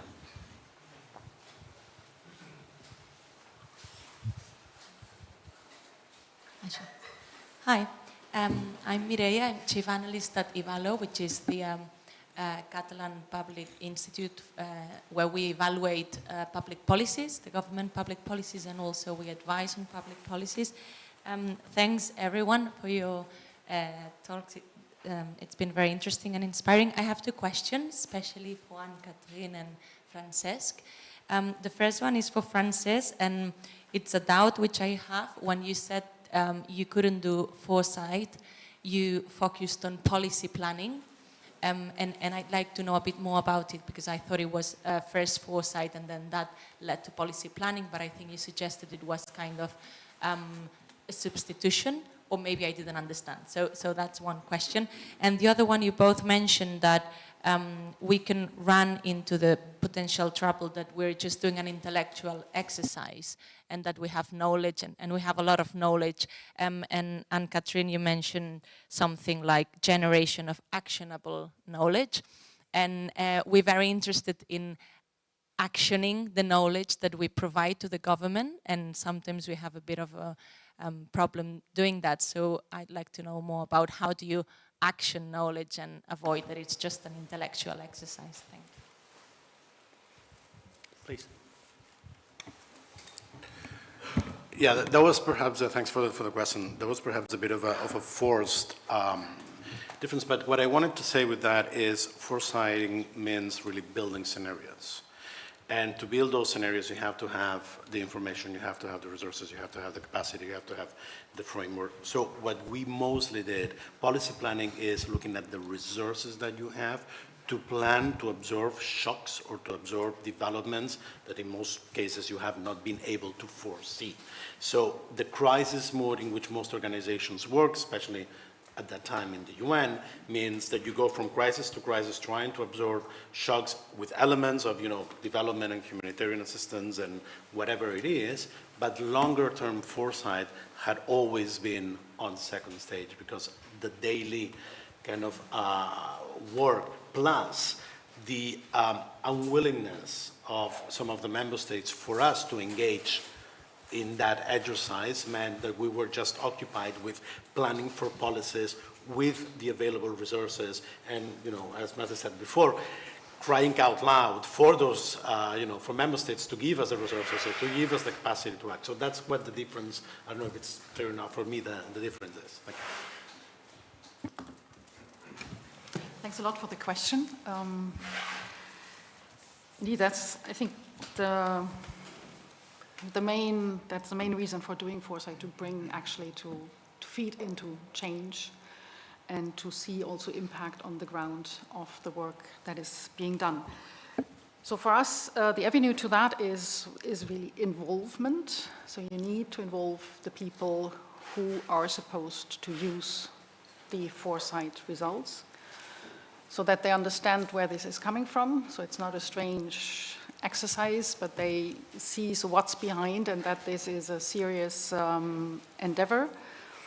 And so it was already mentioned the buy-in, so the ownership of these processes are really very important. So and that also ensures that what is being done serves the needs of the policymakers. So it's not that this is a parallel process that doesn't have a link, but that it's also, so it's kind of iteration, so to make sure that what we do serves the needs, so answers the questions that has been put forward. And for that, it's very important to be really clear what the question actually is before you start the exercise. So what questions do we want to answer with the exercise that we do on foresight? What kind of information are we looking for?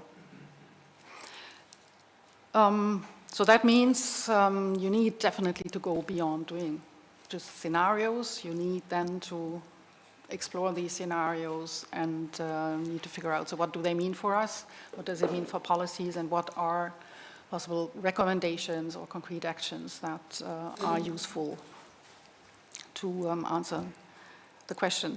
The second avenue that we have is indeed the development of tools. So to provide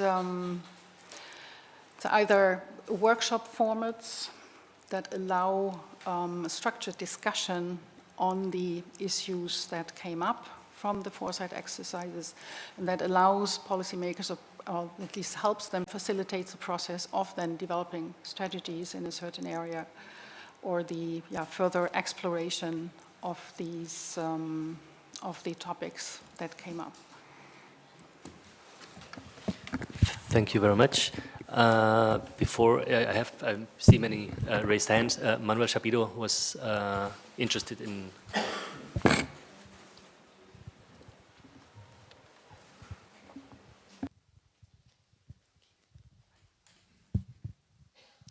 Thank you. Thank you very much for your very interesting interventions.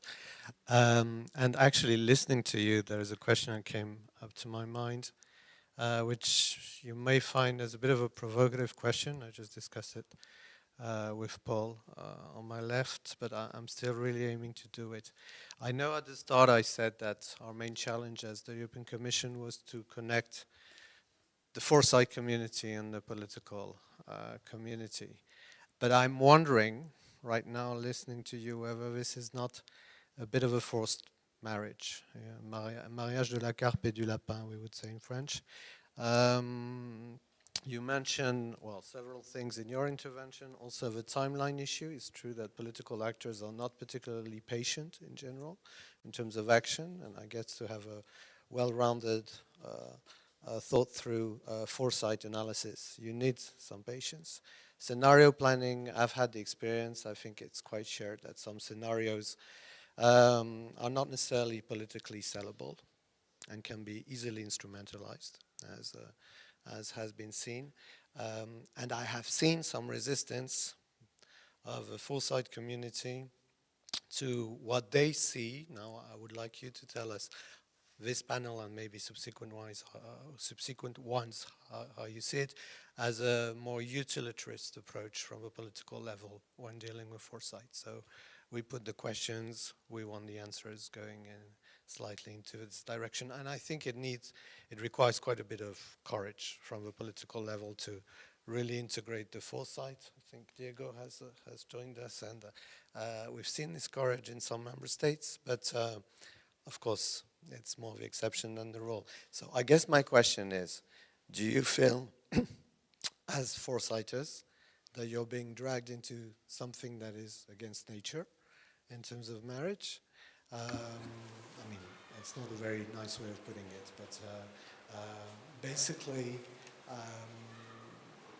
I understand that everyone's looking for an impact of a foresight, but are visions and in some cases values irreconcilable in terms of looking at political actors on the one side and foresighters on the other? Who wants to to answer this question?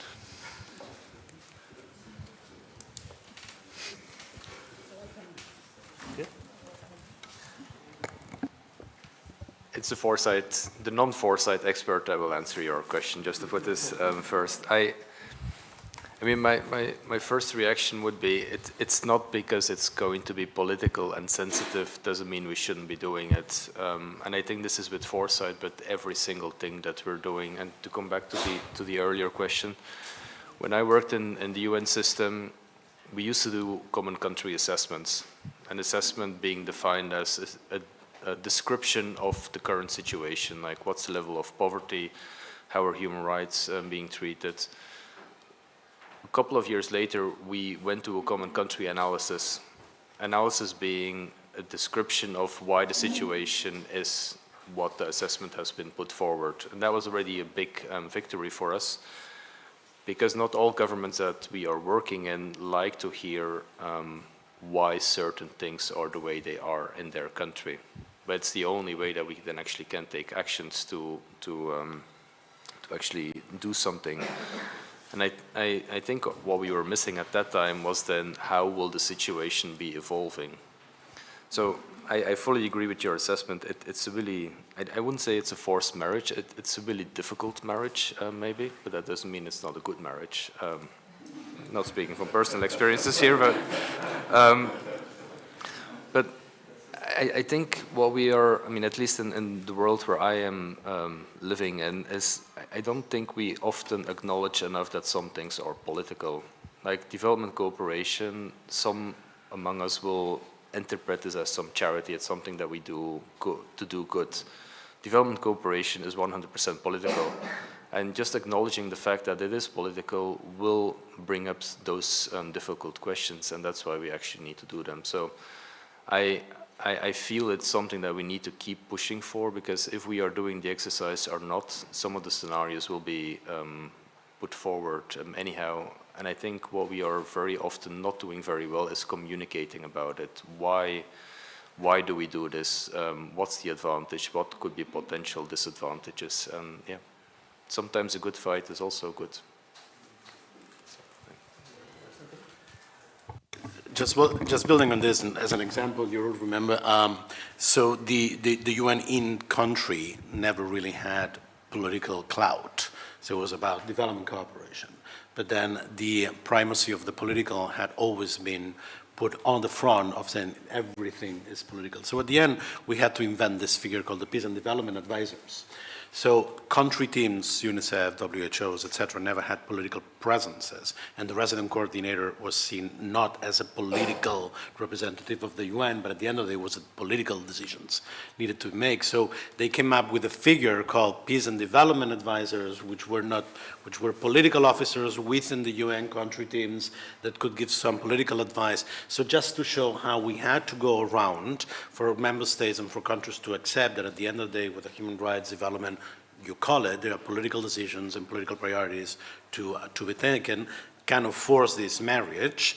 And but it's the old debate about academia and real world, right? So at the end of the day, foresighting and politics is kind of a parallel on this world. And we're moving, you know, some of us better than others, but Yeah. I think it's a very valid point, and what we've seen actually in the Commission. So with this series of strategic foresight reports, so the first one we did with using scenarios, it was rather difficult. So because there was also a lack of understanding what these scenarios actually are, so that these are not necessarily forecasts, and these are not preferred futures. So it's an exploration of different futures. Then 2 years further on, for the last strategic foresight report, we were actually asked to do scenarios. So because people wanted to see scenarios. They found it interesting, they found it enriching. So it's this, I mean, why this is also the reason why a certain, let's say, capacity building or some understanding of foresight is really useful. So to also understand what it is and what it is not, and to understand the different approaches that can be taken. So, and this knowledge is developing in the Commission, so we see a different approach to that. So it can be difficult indeed, but there's also a learning process, and it hopefully gets easier on some points, also still in the future. Thank you. Henning, aquesta banda d'aquí. I tu també, no? Thank you. Henning Rieke, Federal Academy for Security Policy in Berlin. I have two questions. One is to Ann-Kathrin Bock. Could you elaborate a bit how you interact and in which formats you interact with the member states' governments? And of course, you offer products, but you will of course have ways of networks and so how they actually contribute. And the second is, you answered that a little bit. I wonder how is foresight seen in the public? Because one impediment for openness towards foresight is that policymakers are afraid of the public. It's very easy for a journalist to read a worst case scenario as warmongering, or to look at the visionary elements of foresight as fantasy and blue-eyed naivete or something like this. So will there be a time when the public demands foresight in policymaking, where the public says, okay, it's absolutely fine that you take an umbrella with you when you don't know how the weather will develop?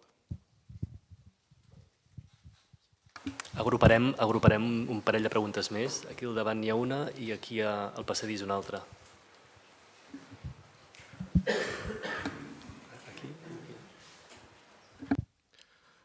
Hi everybody, I'm Greg Drost from the European Commission. Very nice to be here with a tiny bit of sun, so it's a nice difference from Brussels. First, my 5 cents to the discussion about politics and foresight based on a couple of years of our experience. I like to say that foresight has to be somehow policy relevant, but shouldn't be political. And I think it's kind of necessary to have those two elements, because if you're not policy relevant, then nobody wants to listen to you in a way. But if you become political, then you lose credibility. So that's a fine line to walk, but that's a bit the approach that we're trying to do, both the EU level, but also working with member states, and I think it works quite well. Also, you see that foresight can also be a nice opener for very difficult political topics. At the moment, we saw it in a very nice way in the exercise that Diego did in our collaboration with member states on open strategic autonomy. While many countries disagree, if you put current issues on the table, but if you put a foresight perspective, that's a completely different conversation. So I think that's interesting. But going to my question, actually, to Suzanne, I wanted to ask you, how do you see your study from the perspective of two trends that we see very much? First, related to geopolitics, so strategic autonomy.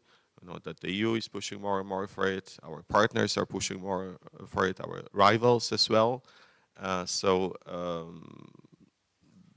that somehow require some choices in terms of technologies that we want to support as well? And in relation to it, we also see budgetary pressures, right? In terms of resources, in terms of the overall financial climate, and in terms of priorities. Like more and more money is going to the for defense.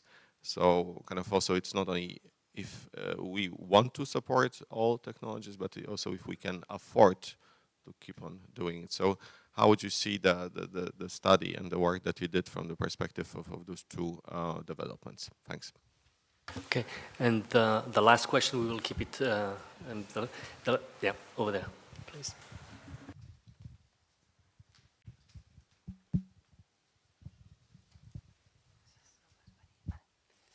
Markel Cormezano, I'm from a design cooperative here in Barcelona. We are doing design futures work.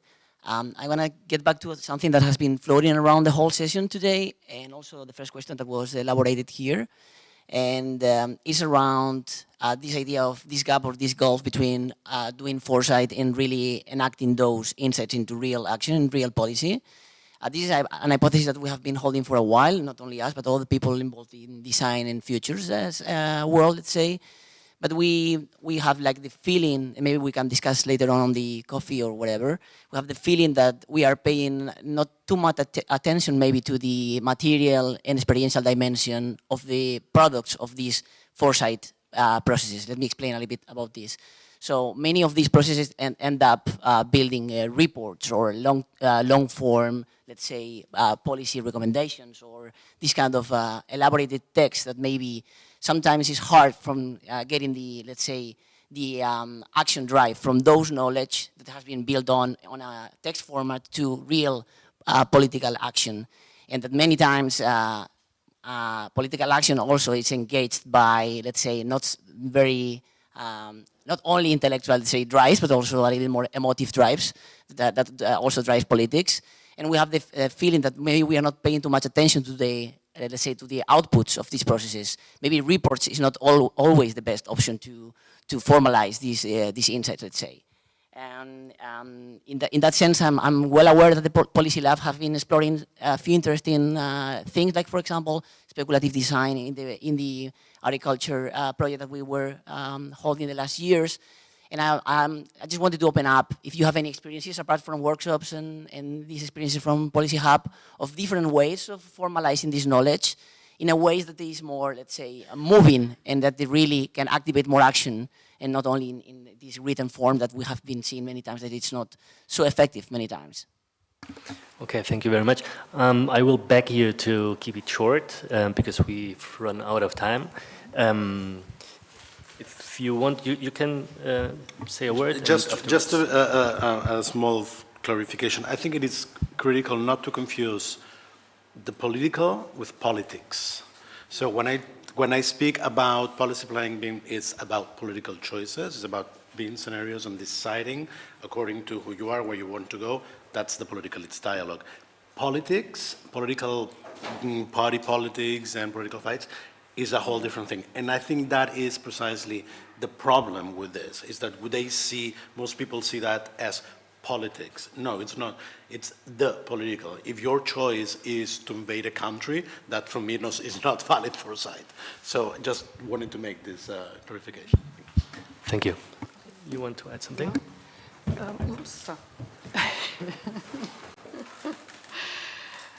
So the question regarding the interaction with the member states, so I think Greg is actually best suited to talk about the European Union Foresight Network, so the ministers of the future, and also the Sherpa network, and probably you do this in your talk, so I don't touch upon that. So we interact with member states otherwise on a, let's say, on an individual basis, so getting in experts from member states, also from public administrations. So for example, for the digitalization agriculture project, we engaged with the respective entities in the member states. So, but of course, as a joint research center working at the EU level, we can't work on a one-to-one basis with any member state. But also Peter said so there are interactions also for the use of our tools where we can, of course, provide support. But yeah, so it's more on a need, on a project-based level that we actually do that. How foresight is seen in the public, I think it's a good question. No idea. So we try to reach out to citizens. It's not easy, actually, also with the Our Futures project. It's not that easy to motivate people to contribute to that. And for us working at the EU level, probably it's even more difficult because we are not in the member states. So that is something that maybe it would be good to have a look at, actually. How far is foresight actually known in the public? Probably not too much. But let's say some of the approaches that we do hopefully also reach some citizens. So if you go to schools, I mean, there are initiatives also bringing foresight early on in schools, and so at least raise the awareness that there is something like that. But when we do more innovative approaches, I think it's very well received from the people we interact with. So also contributing to the image of the Commission, to the positive image of the Commission, that actually it's not just bureaucrats, it's not just reports, so they are actually trying to reach out, they're doing interesting stuff. And coming to the design approach and the speculative design approach, so we've used that in a project on the farmers of the future. So trying to create, and I think that worked very well actually, different objects that we use then to foster discussions with farmers about future and about their hopes and fears. So that was a very rewarding exercise, a very, very useful exercise. So also giving different tools and different also opportunities for policymakers to engage with stakeholders in a different way than they usually do. And we have actually another project, it's called Future's Garden, where we try to use other tools to make the future more tangible, or alternative futures more tangible. So the first iteration that we had was creating 2 videos on different futures, so raising questions, and also this as a basis then for engagement and discussion and raising new questions about policymaking. So it's an avenue that we try to follow further, and also opening up for engagements with citizens as well. Thank you. Susanne. Yes, thank you for this question on the strategic autonomy of Europe and how can we set priorities for the future direction. First of all, it's always a matter of the horizon. So we are now all very much occupied with thinking about a military conflict in Europe, and that's probably accompany us for a couple of years. But beyond that, of course, there are other issues, and we should not put in competition societal and economic priorities on the one side and defense or military priorities on the other side. But we have to find a way to reconcile these. And then beyond the issue of military conflict in Europe, there's always the climate change or the climate crisis. And we should not be distracted from this, because this is probably the most challenge we are facing. It might sound a bit weird, but it will probably have the largest impact ever on our lives and that of the globe, much higher probably than the military conflicts we are facing now. But of course, for our perception, we are facing a different reality, but from a global society perception, I would say that really the climate change is the issue. That does not mean we should not pay attention, to all the other issues.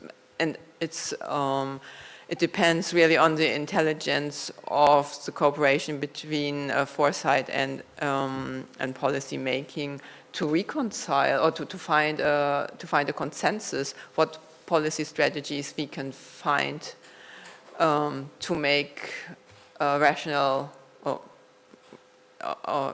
policy making, or to make choices that are acceptable to our society in the midterm and long-term future. And I think we have to work on these methods more. And also what Anne-Catherine said, to bring in civil society more into the foresight process. It's true, we talked a lot about policymakers this morning, but I think on an equal basis, society will be very crucial for the future to bring into foresight for policy making, because first of all, policymakers depend on their voters, and we have to find a way to think beyond 4 or 5 years ahead. And this is going to be a big challenge to combine these time horizons for much longer term future thinking. And I think we need different tools for this. We have to develop them. Okay, thank you very much. And thank you very much to all speakers for being here and for these presentations. We now have a bit of a coffee break, and in 20 minutes we'll be back with the second panel. Thank you.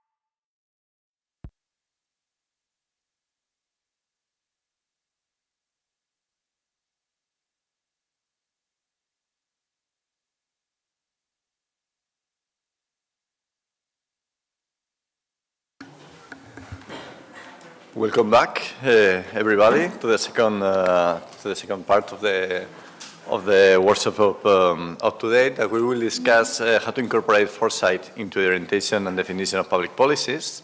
It will be about requirements, conditioning factors, and challenges. But before going into the panel, I want to say that this activity today, along with the support of the United Catalonia, is part of our a new area that is being developed at CIDOB, doing foresight. We started last year with a huge involvement in some European projects, and also with collaborations with local governments and regional governments and national governments. So our aim is to incorporate and help the society and authorities to bring the foresight into the practice. And this is also part of what we are doing here today. So the idea, I think, is to... Hi. Regarding the panel today, it's about discussing institutional redesigns and the necessary procedures to ensure their effectiveness, as well as exploring the requirements, conditioning factors, and challenges involved. So it's about how do we incorporate foresight into governmental practices. So to that end, we will start with a keynote speaker. Speak from Secretary General Diego Rubio. He's there. It is. Yes, the Secretary General of European Affairs, Public Policy and Strategic Foresight of the Presidency of the Government of Spain. The panel will work very similar to the previous one. It will be around 30 minutes speech from Mr. Diego Rubio, followed by initial reaction from the rest of the speakers at the table. And then each of the rest of the speakers will have some insights from their experience and practice of foresight. So, Diego, thank you very much for being here today with us. Please, the floor is yours. Thank you very much. It is a great pleasure to be here, surrounded by so many distinguished colleagues and friends. As Victor just said, Paul asked me to answer this very complicated question: what challenges do we face when we try to incorporate foresight into policy making? I fail to do so quite often, so I'm not sure I'm the right person to explain it. But I will give you my tricks. But before that, let me provide you with a little bit of context so you know where my answers are coming from. 4 years ago, in January 2020, at the beginning of the last political term, we created in Spain the first foresight unit of the government. This was created, it is based at the Prime Minister's office in Madrid. And when we created it, I think we were the smaller directorate of the 7 or 8 directorates that comprise the presidency of Spain. And I think nobody knew what we were and why we were there and what kind of job or work we will do. We were not sure either. But a few weeks later, the COVID pandemic broke out. And that small team was the first unit that produced the first economic, epidemiological, and social forecast of the pandemic. Several weeks, several months before the Bank of Spain, the main universities of the country, way before international organizations and others. Not because we were smarter, but because we played with something that the others didn't have, which is that we didn't have to publish our results. And this allowed us to be more blunt, and to take more risk. And also, we had more freedom to say things that you don't have when things go public. So this was the first time that the President and the Council of Ministers, because we advised the two, although we report elected to the President, had a picture of the scale of the pandemic. and the impacts that it could have. And I must say, and I hope that one day we will be able to publish that, we got the numbers pretty well. Not me, the team mainly of economists and that we have in the team. And then people started to realize why this was useful. A few weeks later, they asked us to produce the exit strategy. So at the very moment in which we were announcing the lockdown, we started to work in the exit strategy. People in the government were worried about what things we will close and how. We were commissioned to think about how will we open those things when the moment was right? And we designed the strategy that was implemented a few months later, and that it was copied by other member states, I would say, and also countries, particularly in Latin America. So this allows us to show already from the beginning the utility of our job, of our work, and we started to grow, and we end up being the second largest unit at the Prime Minister's office. We still exist. Now this unit is also collaborating with other units that we have created in this second political term at the Department of Public Policy and others. And so mainly what we do is we advise with policy notes the president, sometimes some ministers, and sometimes, not very often, unfortunately, we publish some reports and some studies for the general public. When we think that topic is broad enough, so we want to reach the whole society. So for instance, we produce a couple of years ago something called Spain 2050, which was the first long-term national strategy ever produced in Spain. This is a 600 pages long document that was crafted by 100 scholars of all disciplines, all sorts of political sensibilities that, try to understand what things are gonna or may happen or should happen in Spain in the next 30 years. And more recently, we produced, in collaboration with the Commission, something called Resilient EU 2030. This is an analysis of the strategic vulnerabilities that Europe may face by the end of this decade, and how do we tackle those in this global context. And that document was produced with more than 200 experts from 70 different ministries, 70, from the 27 member states. And it was a technical document that was used and approved to craft the so-called Granada Declaration, which is this document that was signed by the Council, European Council in Granada, and that alongside with the Versailles Declaration are the two main pillars to design what we are now crafting in Brussels, which is the strategic agenda of the EU, which is this document that shows where are we headed or where should we headed in the next 5 years. So this is in a nutshell the work we do. We are a team of scholars, most of them with PhDs in political science, economy, sociology, engineering, and environmental studies. This is more or less the team. And let me try to address the question on what are the main challenges that we face when we try to incorporate foresight into policymaking. Three main challenges come to mind. The first one is methodological, which is how do we marry foresight with the need of making evidence-based policymaking. And this is a huge challenge. It may sound, most people often assume that these two things go hand in hand.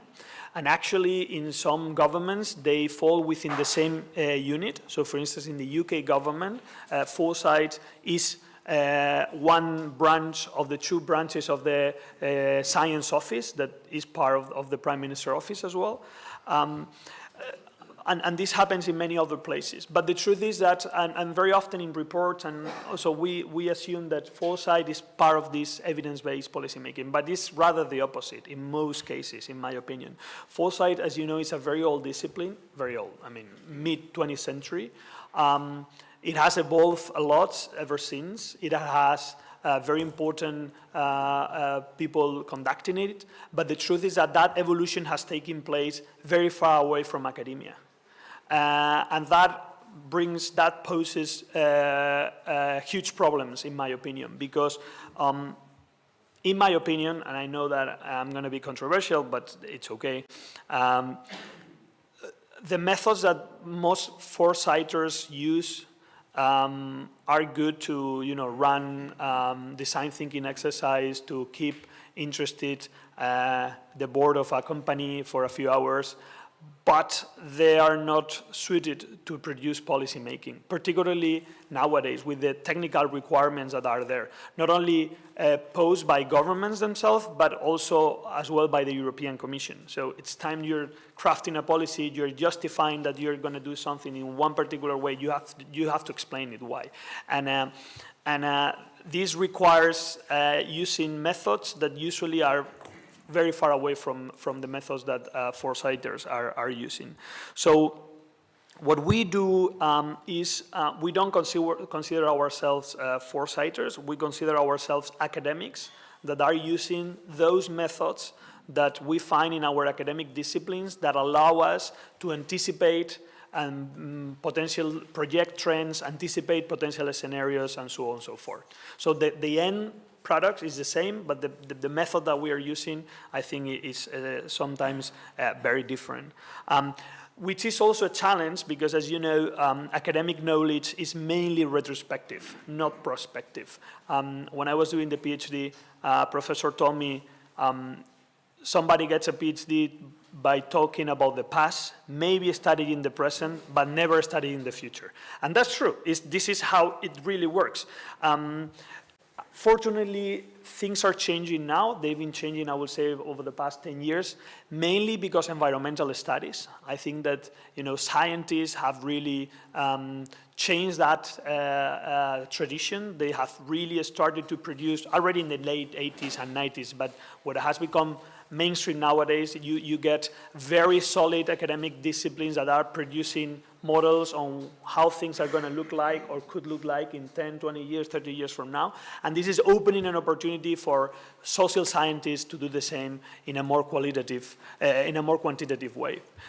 So we try to use those methods. Does it mean that we never do anything qualitative? No, of course, but what it means is that we try to use quantitative methods and exercise as the backbones of our analysis and projections and scenario building exercises and so on. It's always have a quantitative foundation. I can get into more details later if you want. The second challenge we face is one of time, because the question is, how do you make the busiest guy in the country to take time not only to think about the problems that he has in his table, which is a huge pile, but also in problems that may or may not come to be in 5, 10, 20, 40, 50 years from now, right? So in theory, sounds like we should be worrying, and we keep saying this in speeches all the time. We should worry not only about the urgent, but also about the important, blah, blah, blah, and we all agree with that. But the reality in a government, in the day-to-day business, is that you don't have time, you barely have time to sleep. Imagine to start considering, problems about the crisis of sand that may happen, in 50 years from now. And there's a lot of academic evidence that may happen, but still, it's 50 years away from, and it's complicated. So how do you make that person, decision makers, to worry about things that may happen in the future, in the distant future? Well, in our case, we don't even try to do that. That's not our approach. I know that that's the dominant one, so I know that many foresight institutions, even within governments, consider that the main contribution is agenda setting, that their main role is to look into the future and to try to find new topics that should be studied and to bring the attention of decision makers on those topics. I know, and I think it's great, it's necessary, we feed into that, from that work all the time, but this is not what we do. What we do is we use a different approach. Instead of bringing new decisions to the table, what we do is try to make the president understand the long-term implications of the decisions that he has to make today. So each time there's a decision that has to be made, because it's urgent, we come and said, okay, you're going to be considering a number of issues, a number of factors, political factors, economic factors, blah, blah, blah, but all of them have something in common. They are short-sighted. And this is something that we've seen working with ministries for 5 years now. You know, each time the president has to make a decision, there is a pile of documents in his table. Each one of them coming from a different ministry that wants him to understand, to see the problem from their perspective. And they are completely different from each other, but they have one thing in common. They're short-sighted. They're thinking, you know, in the next year and the next 2 years. So we bring the 10 years, 20 years, 30 years perspective. Meaning how that thing is going to evolve, how that things may resonate in all the structural changes that we feel may be happening, so on and so forth, right? So let me, for instance, give you a very specific example. During the, in 2022, when Russia invaded Ukraine, you know that among other things that triggered an inflationary crisis because all the agricultural products that we were bringing from Russia and Ukraine, which were huge, particularly from Ukraine, stopped coming to Europe. And that trigger, you know, it was one of the main drivers of the price of food going up during those 2 years. And that triggered also a huge conversation in Europe about our supply chains and the vulnerabilities we have. And people started thinking, saying, we need to find solutions for this. Also, at a national level, we had that conversation. So, for instance, one of the main worries was plant proteins. If you remember, in the 90s, we had something called the crazy cows disease. After that, in Europe, you cannot use animal protein to feed livestock. It's forbidden. So you have to use plant protein.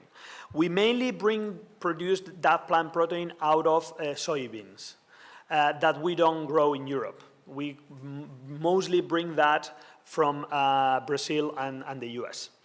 So all of a sudden there was the worry, you know, what would happen if this supply chain stopped, particularly coming from the US because of Trump, blah, blah, blah. And then a lot of people started to say, well, we need to start growing soybeans in Spain. And this is where we can do it, and this is the way of doing it, blah, blah, blah. We already tried that in the past, actually. One of the most common things we do before looking into the future is looking into the past, and we already tried that, and it didn't work well at all for a number of reasons. So this was the first thing we said. But the second thing we said after talking with many experts, and this is something that we do all the time because the team is fairly big, but is not that big to have all the knowledge in it. So over the past these 4 years, we've collaborated with more or less 600 experts. We keep an Excel. 600 experts from all sorts of disciplines. And what we realized that instead of planting soybeans in Europe or in Spain, which wasn't possible for a number of reasons, we should start investing in algae and insects. Because there is already a technology to produce protein to feed cattle out of algae and insects. And particularly algae is a very interesting option for Spain because we have a lot of coast that we don't use. You don't need fresh water to grow that, while when you need fresh water to grow soybeans and so on. So to keep it long story short, what we did was, okay, to the agricultural ministry, to the industry ministry, to others, okay, let's start thinking in solving this problem, this vulnerability, but using a solution of the future, not a solution of the past, because this technology is there, and this was done.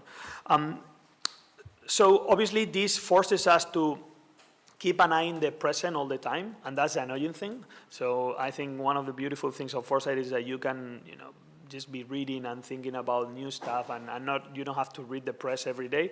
We have to, which is a pain in the ass, but it's the only way that we really can connect what is happening today. And this has allowed us to become not a think tank within government, which is a model that many governments have, and obviously we respect that a lot. Canada and others have it, and it's great. This gives you a lot of independence, because you're there in a different building, 30 guys doing their stuff, and they produce PDFs, and that's it. And they have no influence, they get no pressure from government or from nobody else. The problem is that those PDFs are mostly ignored, and they themselves acknowledge that. So we have the different thing. We are embedded in the decision-making process. So much so that I sit at the steering committee of the presidency, which is the committee that on weekly basis helps the presidents to make decisions, and into other meetings. So we are really part of the mechanism. Now, I know that I'm running out of time, but let me share with you just one last challenge, briefly, that I think we face, and that is interestingly enough for me. I barely see a conversation about that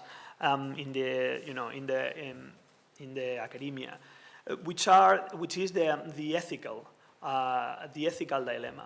Because if you think about it, our societies are foresight and forecasting machines. We're producing outlooks, quantitative or qualitative, about the future constantly, all the time. We are saying, how the inflation is going to be, how, GDP growth is going to be, weather, the war, you name it, anything, transport, anything. We are constantly, the price, as you know, the price you pay for your electricity is not based on anything real. It's based on the future markets. It's based on foresight and forecasting. So, we are doing that all the time. And we are making decisions. Our governments, our central banks, our companies are making very important decisions that affect our lives every day based on those projections and outlooks. But the truth is that the methodology of those outlooks is extremely flawed. And this is not a criticism to those methods, because future doesn't exist, cannot be studied in a scientific way. It requires a different approach. But, it's, so I understand, it's not a criticism to the methods. It's just, I'm just acknowledging that they are extremely flawed. I'm not talking about very weird foresight exercises only. I'm talking about IMF projections on inflation. We've checked them, they fail quite often by 2-3 points, which is a lot. In inflation, 2 or 3 points of failure is huge. It's the difference between being in a crisis and not being in a crisis. 0% inflation is problematic, 2% inflation is great, 4% inflation, you're fucked. So, this kind of, the method is not solid enough, and yet we are making decisions all the time. I understand that we need it, because we cannot live with the anxiety of not knowing what is going to happen, and we need to plan anyways. So because we need to plan, it's better to have something, right?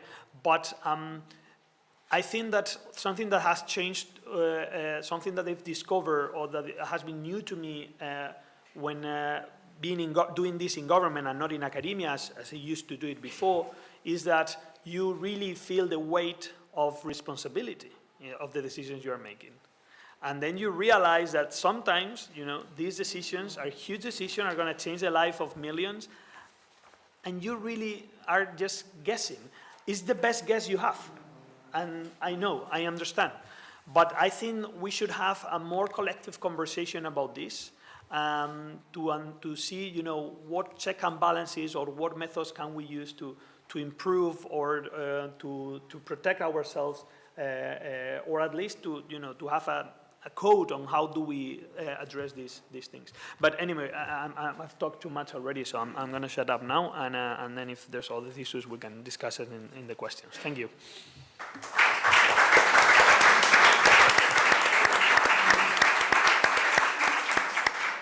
Thank you very much, Diego, for your talk, to explanation, and be so frank discussing the challenges and the daily practice at the ministry, at the presidency of the president. So I would like so the rest of the panelists to have some comments, a challenge, something that is surprising for you. But before that, let me very briefly introduce them. We have with us Flynn Warnke, if I say it correctly. That is, she's the team leader for Foresight for Policy and Administration Competence Center Foresight at Fraunhofer Institute for Systems and Innovation, is she? She will discuss it later. She has embedded in the institutionalization of strategic foresight within the German federal government. So she will talk a little bit about how to do that, how to put strategic foresight in the chancellery or into a government. On the far left, we have Gregor Drost. Drost. Yeah, it's challenging this panel. Deputy Head of Unit for Foresight and Strategic Communication. He is in the Political Action Plan. Before we have here Anne Brock, that he was on the ERC. Here he's the correspondent at the European Commission, so translating the foresight exercises into political action. And finally, we have Henning Rick, yes, Director of Strategic Foresight at the Bundeswehr Academy, and he will focus on the importance of education and cultural challenge within the organization in order to success in these foresight practices. So, please, first reaction, comment, something you'd like to highlight. Henning. Okay, thank you very much, Diego, for that interesting talk, and it foreshadows, I think, a lot of what we will talk about in this session here. First, I like the idea how you are able to spread the news about foresight with stories of success, that you could actually spur political reactions and enable governments to do something because they had received news about foresight. And I think this is very important, because sometimes people come to you and ask you, or my new boss in the Federal Academy, he said, okay, give me an example of how you predicted something perfectly well. And it took a bit of explaining, but he came across that foresight is, of course, not foretelling the future. And if somebody comes up with symbols of crystal balls, and so it's always like off the mark, because it's opening the space of expectations. It's the ability to think about multiple futures in the same time. And I think to give an example how that has worked for government policy is great. And I think you can also, and you made that point, integrate foresight into the toolbox of future instruments, so to speak. Because it is possible that the quantitative and the qualitative methods are mutually inspiring. The people who do predictions normally they think they have the right tools because it's evidence-based, and they extend the trends that they see now. But they need, of course, to adapt their choice of factors that they're looking at. And for that, a bit of foresight and openness to the future is absolutely necessary. And the other way around, if you do scenario work, it's quite good to incorporate existing forecasts that have been made. But usually, the hardcore quantitative guys, they come to the foresighters and say, come on, everything you do is just imagination, and that's science fiction, it doesn't really count. But I think you can tell them then first that, of course, the future is always imagination. Even if you think about whether your metro will come in 5 minutes or not, the future is always imagination, because in the moment when it becomes truth, it's presence. It's no longer the future. So you imagine all the while, and so it's fair to do this in a controlled way, as the foresighters do. And secondly, when the predictors say that they can actually support planning that goes 5, 10, 20 years. I mean, I work in the defense field. How much time does an arms project take? then I think they have they are the ones who are lunatics and have too much imagination. Thank you. Thank you, Hen. Flynn? Yeah. Thank you, Diego, for your fascinating talk. I could have questions for hours, I think. I hope there's time to discuss. But I want to comment on one thing you noted in passing in the beginning when you said, luckily, your work was not published, if I got it right, on COVID. And I think this is a very important issue you raised here.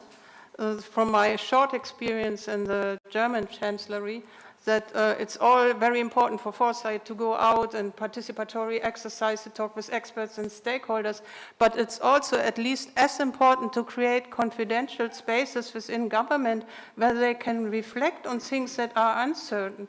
Like you said, implications of decisions. And this is surprisingly rare in government. It does not exist.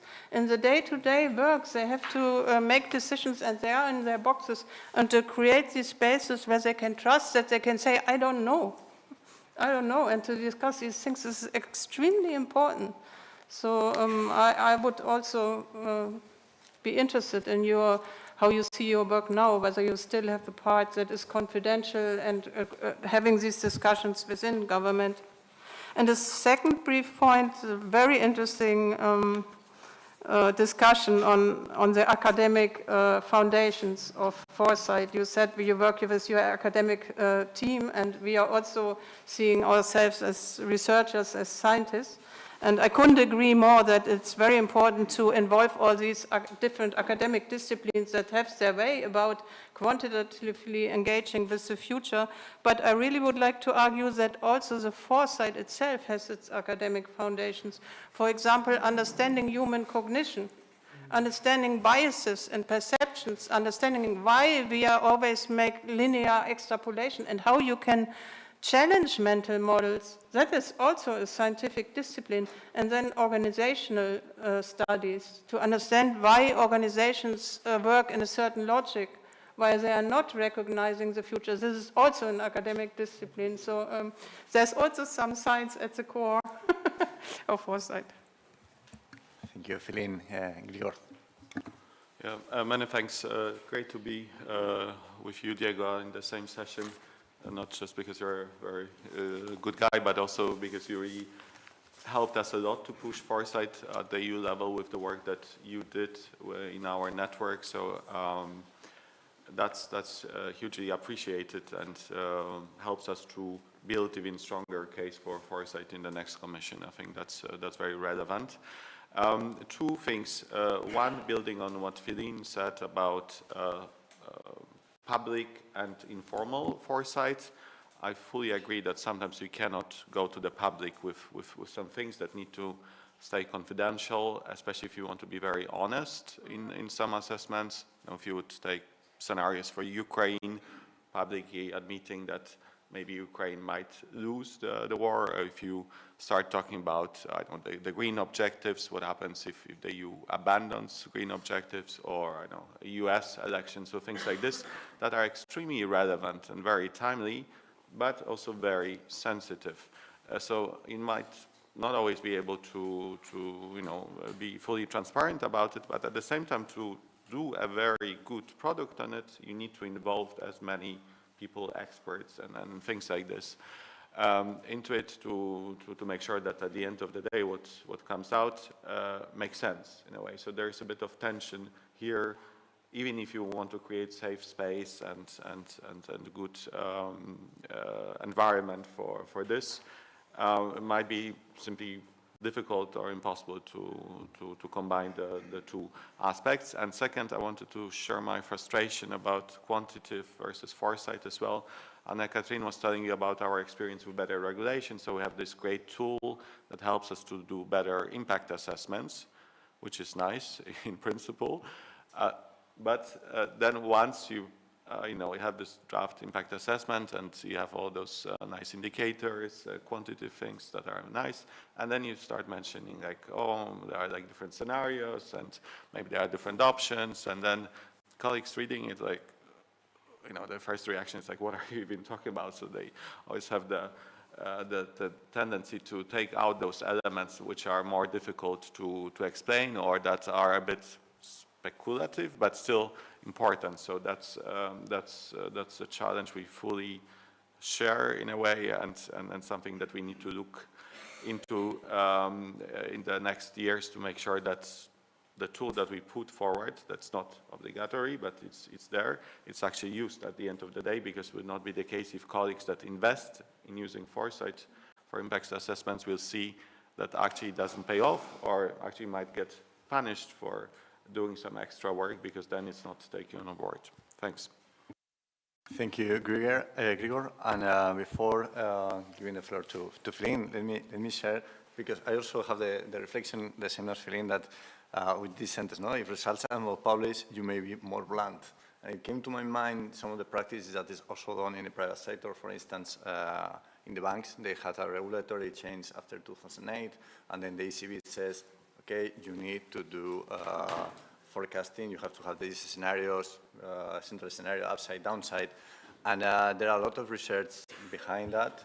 You have some degree to do that, and I have been in several institutions, and you have these two things, that if it's not published, you may be more blunt, and you are embedded in the decision-making process, so this is very valuable. Also, I think sometimes there's a risk that if it's not published, as it's an inside organization, it has the risk of being captured, of being too complacent to your bosses, no? So I think you have these two things that are very important forces. If they work, or you have a standard regulation that you may challenge inside, then you can be blunt enough, but at the same time answer your bosses. So there's some you're totally right. I agree with all the comments, and actually another challenge is that when you don't share those scenarios with the general public, it makes it harder to explain why decisions are made in a certain way. Because you're not giving the people the whole process, the whole change of thought that reached that conclusion. But let me say just a couple of brief things, building of what you've said, that I completely agree with them. Confidential spaces are essential. I remember, so when after we produced the first scenarios and we started to see others being published and forecasts and scenarios on the pandemic, and they were like extremely optimistic, all of them at the beginning, and we were like, what are we missing? Are we, so we started to call these institutions to, understand what was there. And I remember having a conversation with a very important institution that we were like, okay, but what if we don't develop a vaccine? And they were like, yeah, we're not considering that a scenario. So all this that you're seeing is assuming that it will take us between this and this months to produce the vaccine, and blah, blah. Okay, but what if we don't have a vaccine? We have viruses that we don't have vaccines for. This wouldn't be a surprise. So we have already forgot this possible scenario, but and I understand that for those institutions saying to the public, look, this may be here for the next 10 years, it was unacceptable. They couldn't do it. It would cost, because if you're a central bank, for instance, you have a lot of responsibilities in keeping the economy together, not only about informing the people. But when you don't have to deal with the public, you can be more free. And I agree also what you've said, the two of you tapped on this. I think for me, foresight is the discipline that forces but helps people to think about the future and to do it in a more efficient way. And one of the best ways that foresight can help people doing that is precisely being aware. So the future is, as Aquinas already said, several centuries ago, the future is an expectation. And how that expectation is built in our mind and in our cultures can be a study. The future cannot be studied in a scientific way because it doesn't exist, but how do we produce those expectations can be studied in a very scientific way. And we can understand, and now we have a lot of knowledge about the biases, not only individual, but also at a social level that operates, and all the influence and interest, and so we can help, and sometimes it's very necessary because sometimes one of our main job is to say the boss, because sometimes an institution or somebody says, this is what is going to happen. This is IMF, to go back to the same example. IMF says inflation won't be a problem next year. So everybody is like, wow, finally, we're going to start thinking in other stuff. And our job is to say no, because IMF gets it wrong. So, our plan cannot be assuming that this time is going to be right for sure, even if we have an optimist bias and we want to believe that they are right. So let's start considering other options. So yeah, I totally agree. So, thank you, Diego. Philin, I will give the floor to you, but please have in mind you have 15 minutes, and if it's 10, better than 15. Thank you. Can you open the presentation? Yes. Philin, do you want to jump here to, or you have the clicker? Okay. But you're going to need this, right? Yeah, I need this.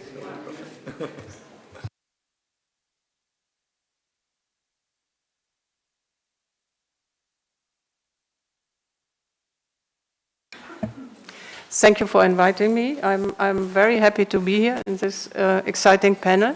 And as Victor already mentioned, I'm going to talk about institutionalizing foresight in government, which is an important aspect in this difficult marriage we talked about in the last session.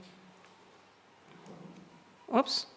How is this? Maybe a different button. Yes, no, yeah. I think... Okay, sorry, yeah, okay. I will say one word about our competence center, because that also gives you a bit of context, and then my main focus will be about institutionalizing foresight in government. Why should we bother? I know that the last session was about why doing foresight, but why thinking about institutionalization?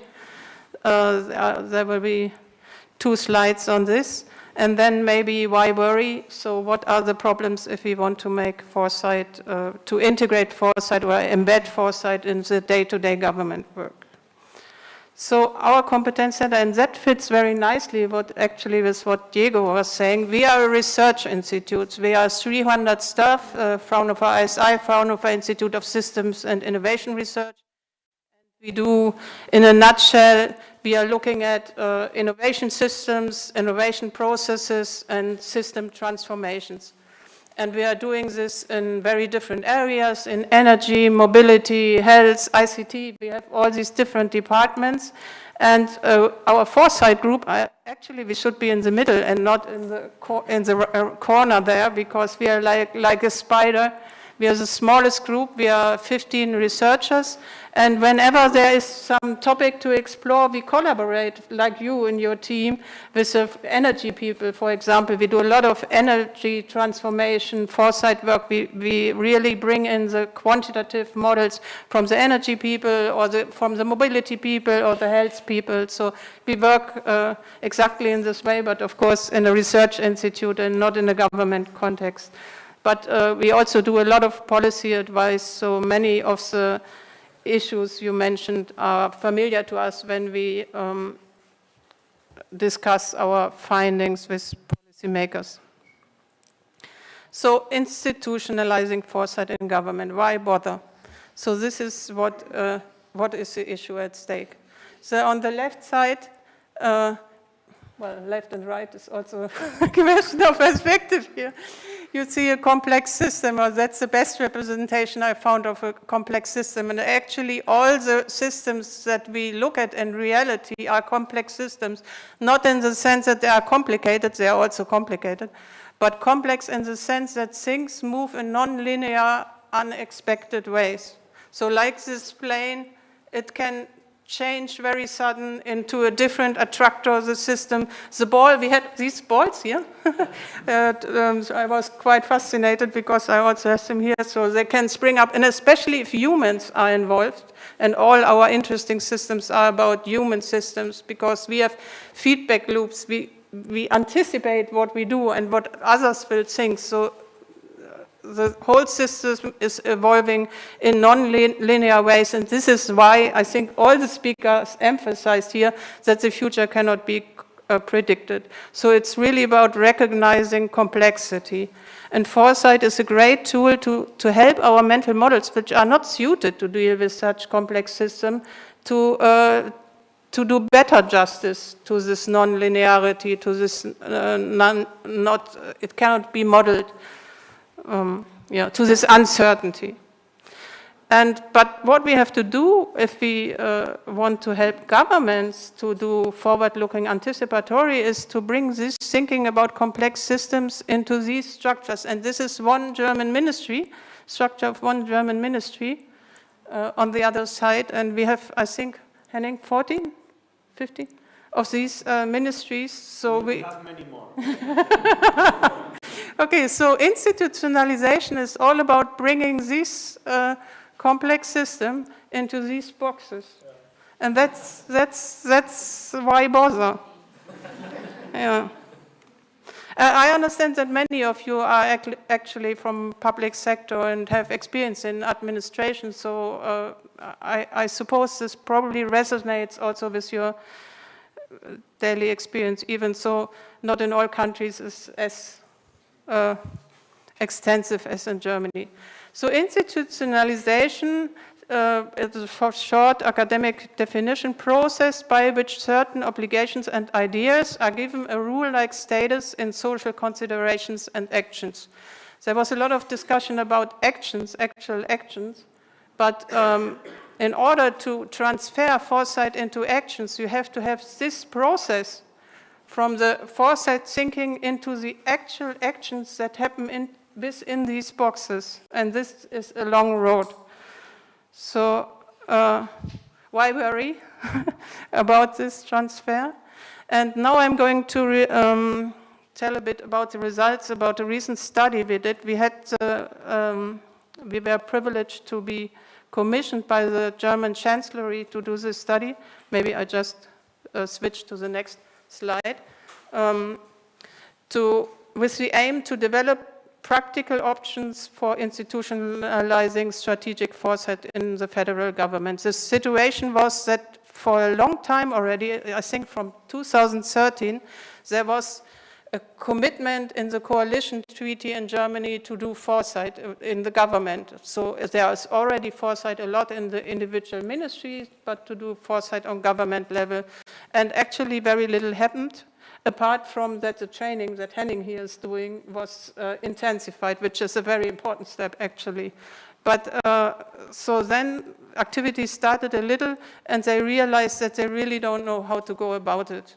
So that's why they commissioned this study. And the reason why I put this boring slide here is that I wanted to emphasize the research team, because we foresighters, we know all about building scenarios, doing horizon scanning, future search, all the methods, road mapping. But in order to help government really to think forward-looking, you also have to have, and this is another academic foundation of foresight, you have to have solid understanding of how administrations actually work. How decisions come about. Otherwise, like somebody here said, you're always sending reports and you are frustrated why there's no action, but there's no surprise because you're not going through this arrow. And this is why we teamed up with Sylvia Veit, who is professor of administrative science and public management, and actually that was extremely useful. And I think the most important findings of our study are actually from her. So this is one of my main conclusions, if we talk about here requirements, is to team up with people who actually understand administration and policy making instead of only relying on foresight methods. So I think I will probably skip that one, given my 15 minutes. So again, coming to that was a bit the methodology of our study, but we can discuss this in the lunch break if you are interested.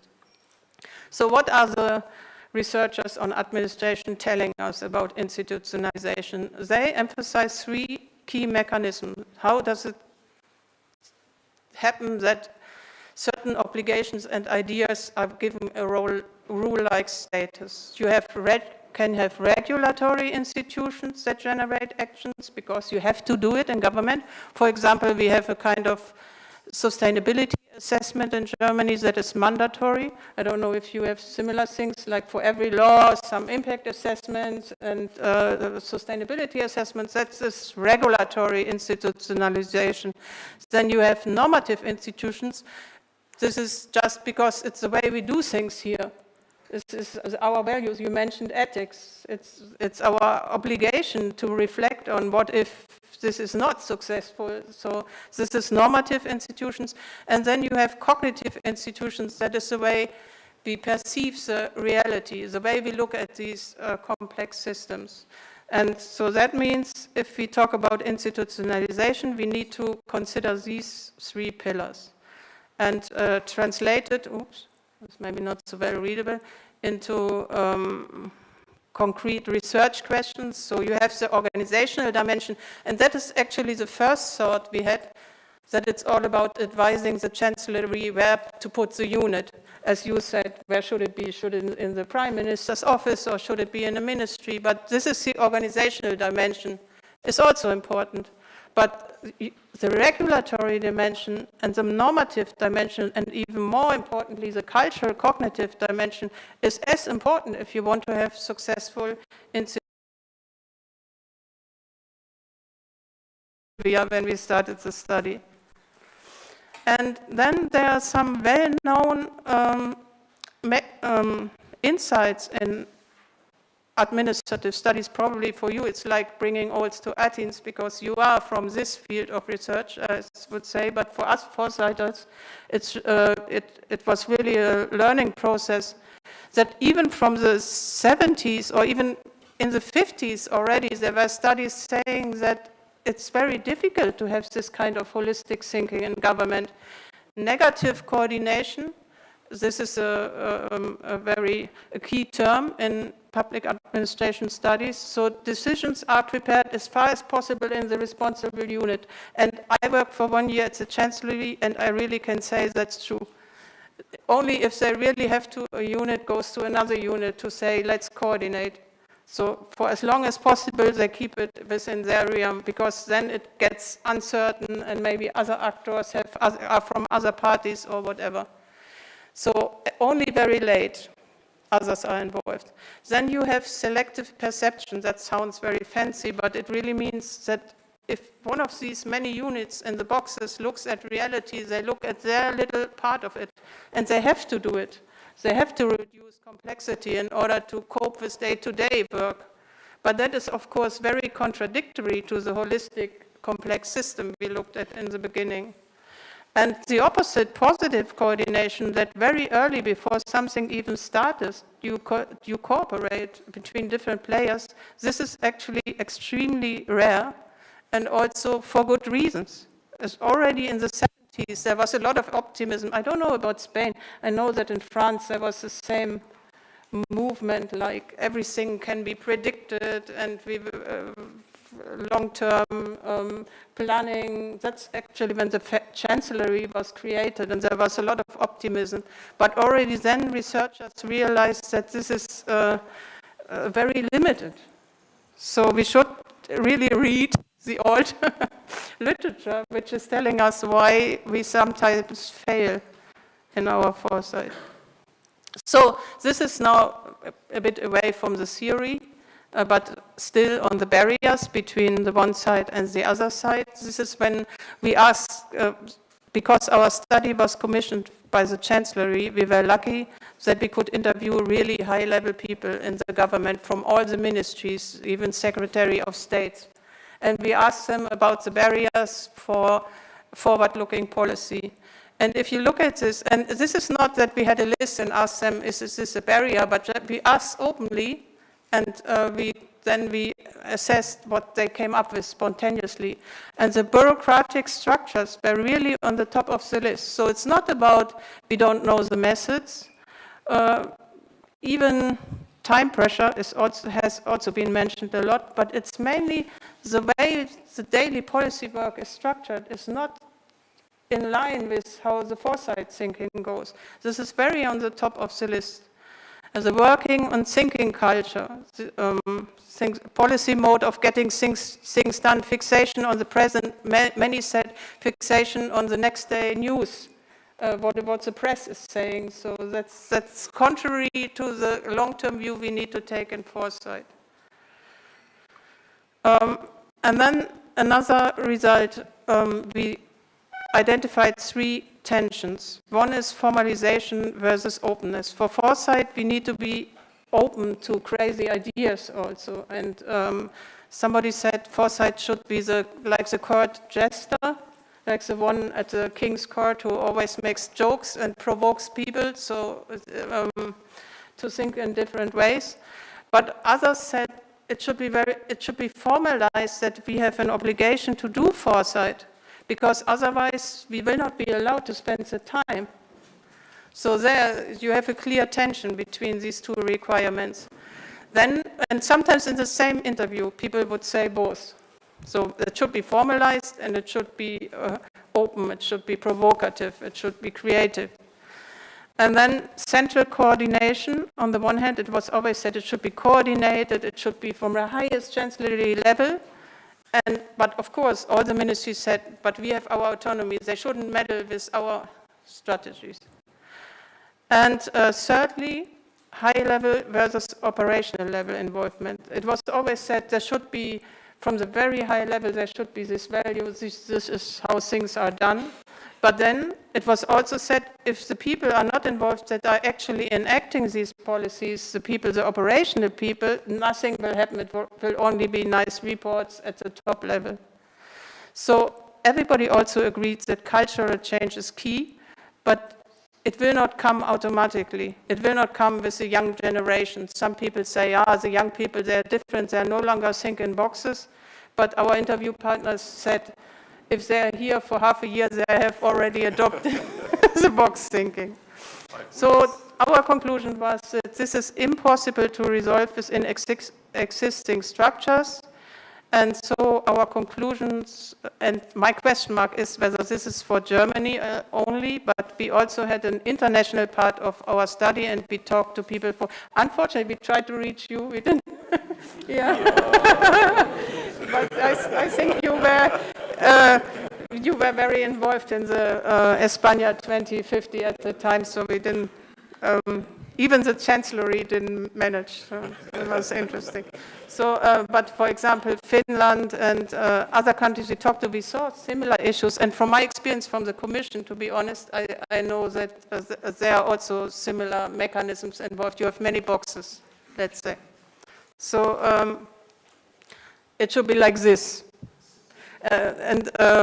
Forward-looking government requires a protected foresight space that operates outside of the existing structures, but is strongly linked into the system.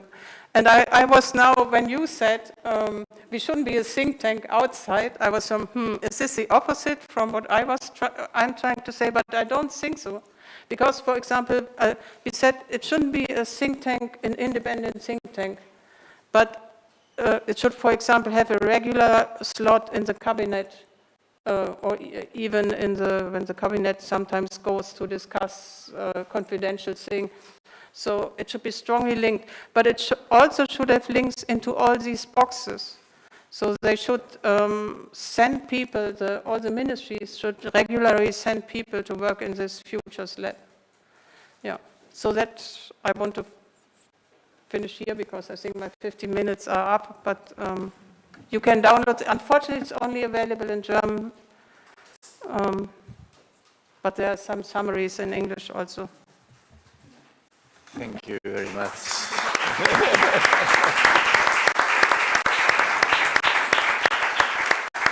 Thank you very much, Philippe. You did it on time. I'm very, very happy. And plus, it's very interesting. So, Gregor, now the floor is yours. Yeah, many thanks. I have a couple of slides as well, but basically my idea is to continue guiding you through the path that Manuel and Anna-Kathrin started this morning. And I think what Philin just did, it's also a nice bridge to my story. I wanted to explain you a bit our approach to strategic foresight in the Commission and mention some of the things that I see as a bit of success factors that we're trying to always have in mind. So before we go to the future, let's go a bit to the past. That's a slide showing a bit the evolution of foresight in the Commission. First of all, just to tell you that foresight is not new in the Commission. We have a long and rich and interesting culture of foresight. It started with Jacques Delors back still at the end of the 90s. He brought it from the French administration, the idea of perspective stratégique, and then it had some ups and downs. But what's really interesting is what happened in 2019. That's the year where President von der Leyen, for the very first time, nominated a dedicated person in the college in charge of strategic foresight. So now Executive Vice President Maroš Šefčovič. And that's, I would say, also when many things change in terms of our structures, approaches, and processes. So that's an important year for foresight and actually for strategic foresight as well, because that's, I would say, a key approach that we have at the moment. For now, it ends at 2024 with the publication of a very recent report coming from the collaboration of all the EU institutions, so Global Trends Report that sets some of the topics that we would see as key for the next mandate. So that's our input into the next political cycle. But we are also at the moment of reflecting of what more we can do in the next Commission. As you know, actually now in less than 1 month there are the elections coming, so that's also a moment for internal reflection for us, for the administration, to see how to approach things under the next mandate. So I would hope that this arrow goes even somehow up in the next mandate in terms of what we can do. All right. Enough of history, a bit on the context. So if Pau would ask me why we have strategic foresight now in the Commission, I'd say that back at the time the thinking was very much that the speed of change is increasing, that we have those complex interlinks between different trends, and the situation is more and more complex and more challenging for policymakers. So there was a need to try to have new tools at the disposal in the policy toolbox to try to better address what's coming. Then COVID happened, then the war happened, and we keep on seeing more and more of different type of crises, often called also polycrisis, so underlining the idea of links between them as well. So that only, unfortunately, helped us to strengthen the case for strategic foresight, obviously very much at the EU level. We also see it in our collaboration with member states, so the case for sure is there. And kind of the key of this approach for strategic foresight is taking foresight as such and trying to apply it to actual policy making, and trying to see what it means for our policies, how can we better future-proof them, and how we can better anticipate what's coming, both in terms of threats, but also opportunities. I think underlining also the positive side of the story is also important in terms of selling strategic foresight to policymakers. And actually something that I like very much about this approach is also the proactive thing, because that's often an interesting selling point. It's not that you can just try to anticipate, prepare for different options, different futures, but you can also do something about it. And if you talk to the politicians, I think that's also where they are interested, because given the political cycles and things like this, what happens in 2040 might be a bit less relevant for them. But if you can tell them that now they can do something about it, that starts to be a different story. So how we do it? First, the structures. It's a bit of a boring part, or maybe actually listening to your presentation sometimes that's boring, but a very relevant one actually, because without proper structures you will not get the results that you want. So very first thing, and a crucial one for us, having a dedicated person in the college, as you said, at every meeting is there, and if necessary can bring some inputs. That's extremely important for kind of sending the signal to the external world that this matters, that you have a sort of ambassador for your approach, but also for the internal stuff, because we have really somebody at the very top that can make sure that things happen. And for the internal structures, that's very relevant. Something that is also very interesting in this context, that he's not only in charge of strategic foresight, but he also has the better regulation and the interinstitutional parts of his portfolio. So that's really boils down to very specific mechanisms that you have in the administration to make sure that things happen. So there is the political level of it. There is also the administrative level. We are both with Anna-Kathrin sort of jesters at the Commission, and we are always a duo of science and policy making, coming from the Joint Research Centre that has a lot of independence in terms of providing scientific analysis and doing foresight, and us being at the very center of policy making in the Secretariat General, where things are coordinated, where you do policy planning. You're really at the heart of the whole machine of the Commission, is very important. So our relation here is key, but there's also a lot of other departments that do their own more thematic foresight. You've heard the story from DG RTD. That's important for horizon scanning, so making sure that we really invest in the future technologies, but it happens in agricultural context, it happens in external development, so there are more specific things that are being developed as well. We have a lot of positive, I would hope, coordination as well. So we have the internal coordination between the departments. We have an internal network, the Strategic Foresight Network, where all the departments from the Commission meet from time to time to see a bit what is happening, and just to know what others are doing, but sometimes maybe also develop some things together. We work with member states. There's a question that Henning asked, and we have Diego that helped to shape this collaboration a lot. So we have something called the EU-wide Foresight Network that was established by the Vice President Šefčovič as well, with quite a simple idea that there is a lot of strong players in Europe when it comes to foresight. There is a lot of those that are kind of new kids on the block, or that are simply excited about it and would like to do something. So why not meet from time to time to exchange the best practice, try to see how we can help each other. For those that have experience, share it with the others. For those that don't have it, ask how you can actually approach it in very practical terms. And then we also saw that there is a lot of appetite to develop things together. So the project that Diego was leading was a very good example of also how to make sure that this cooperation can provide very important insights into the key political discussions happening in Europe. And this also has a political level of ministers for the future. So each country actually has a designated minister that participates in the meeting on the political level from time to time. And then on top of it, we also collaborate between the EU institutions. Actually, at the moment, each institution, the Parliament, the Council, the Committee of the Regions, the Economic Social Committee, they all have their own foresight cells, units, some people.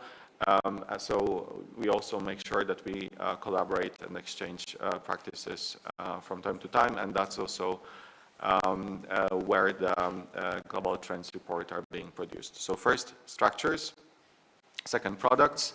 Put here the my favorite one, so the strategic foresight report. We did 4 of those. They were mentioned before. You see that they are mirrored. So we have the Science for Policy report, that is produced by colleagues in the Joint Research Centre, where they can put on paper whatever they want.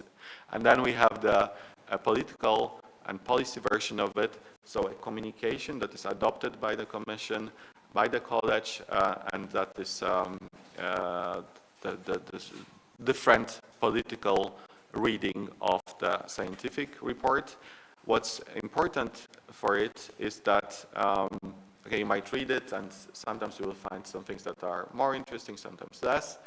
But the process behind it is also very key, because it really goes from a level of simple policy officer to the president and to the college throughout all the steps of the machine, making sure that everybody who participates in it also first, on one hand, learns something about foresight, on the other, kind of gets a similar understanding of what's coming. So it's about structures, but also making sure that you have regular inputs coming from your side, sometimes public, sometimes not, depending on what you need, but there is some regular input to make sure that there is some momentum. And then tools, Anna-Kathrin mentioned most of them, so scenarios, megatrends hub, horizon scanning, visioning, this thing on better regulation. Sometimes it's about finding new things that we try to do. Sometimes it's more about building or kind of looking at what's on the table, like the strategic foresight reports. We know what are the key priorities of the Commission, so we're not trying to invent new ones, but we more want to see what's the relation between them, what are synergies, what are tensions. So it's trying to have quite a broad range of tools at your disposal, serving very different purposes. I think it's always very important, especially if you want to build a case, is be able to show impact of what you're doing. It's nice to have reports, maybe somebody will read them, maybe not, but you also have to be sure that you're able at the end of the day to show that it matters and that you are delivering something. So it's not about just, I know, 4 set reports, 5 horizon scanning reports and things like this, but being able to show that different type of insights, recommendations, and things that were presented in those reports actually made a difference in terms of new initiatives, in terms of changes in policy and kind of policy outputs.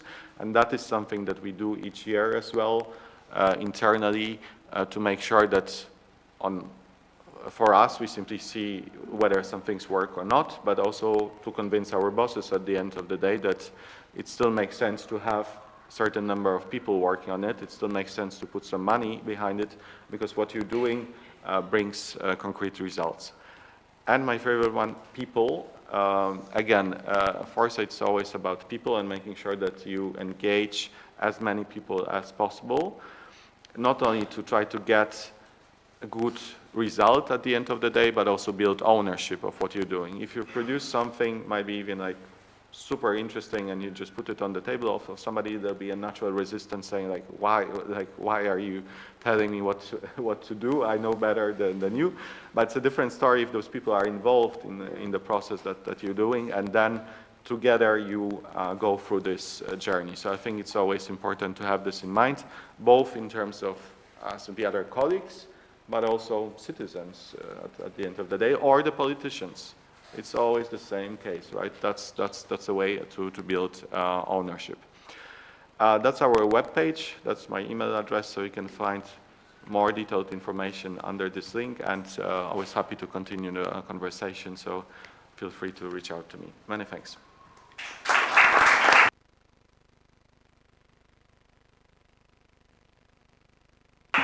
Thank you so much, Grigor. So, Henning, please, you want to continue?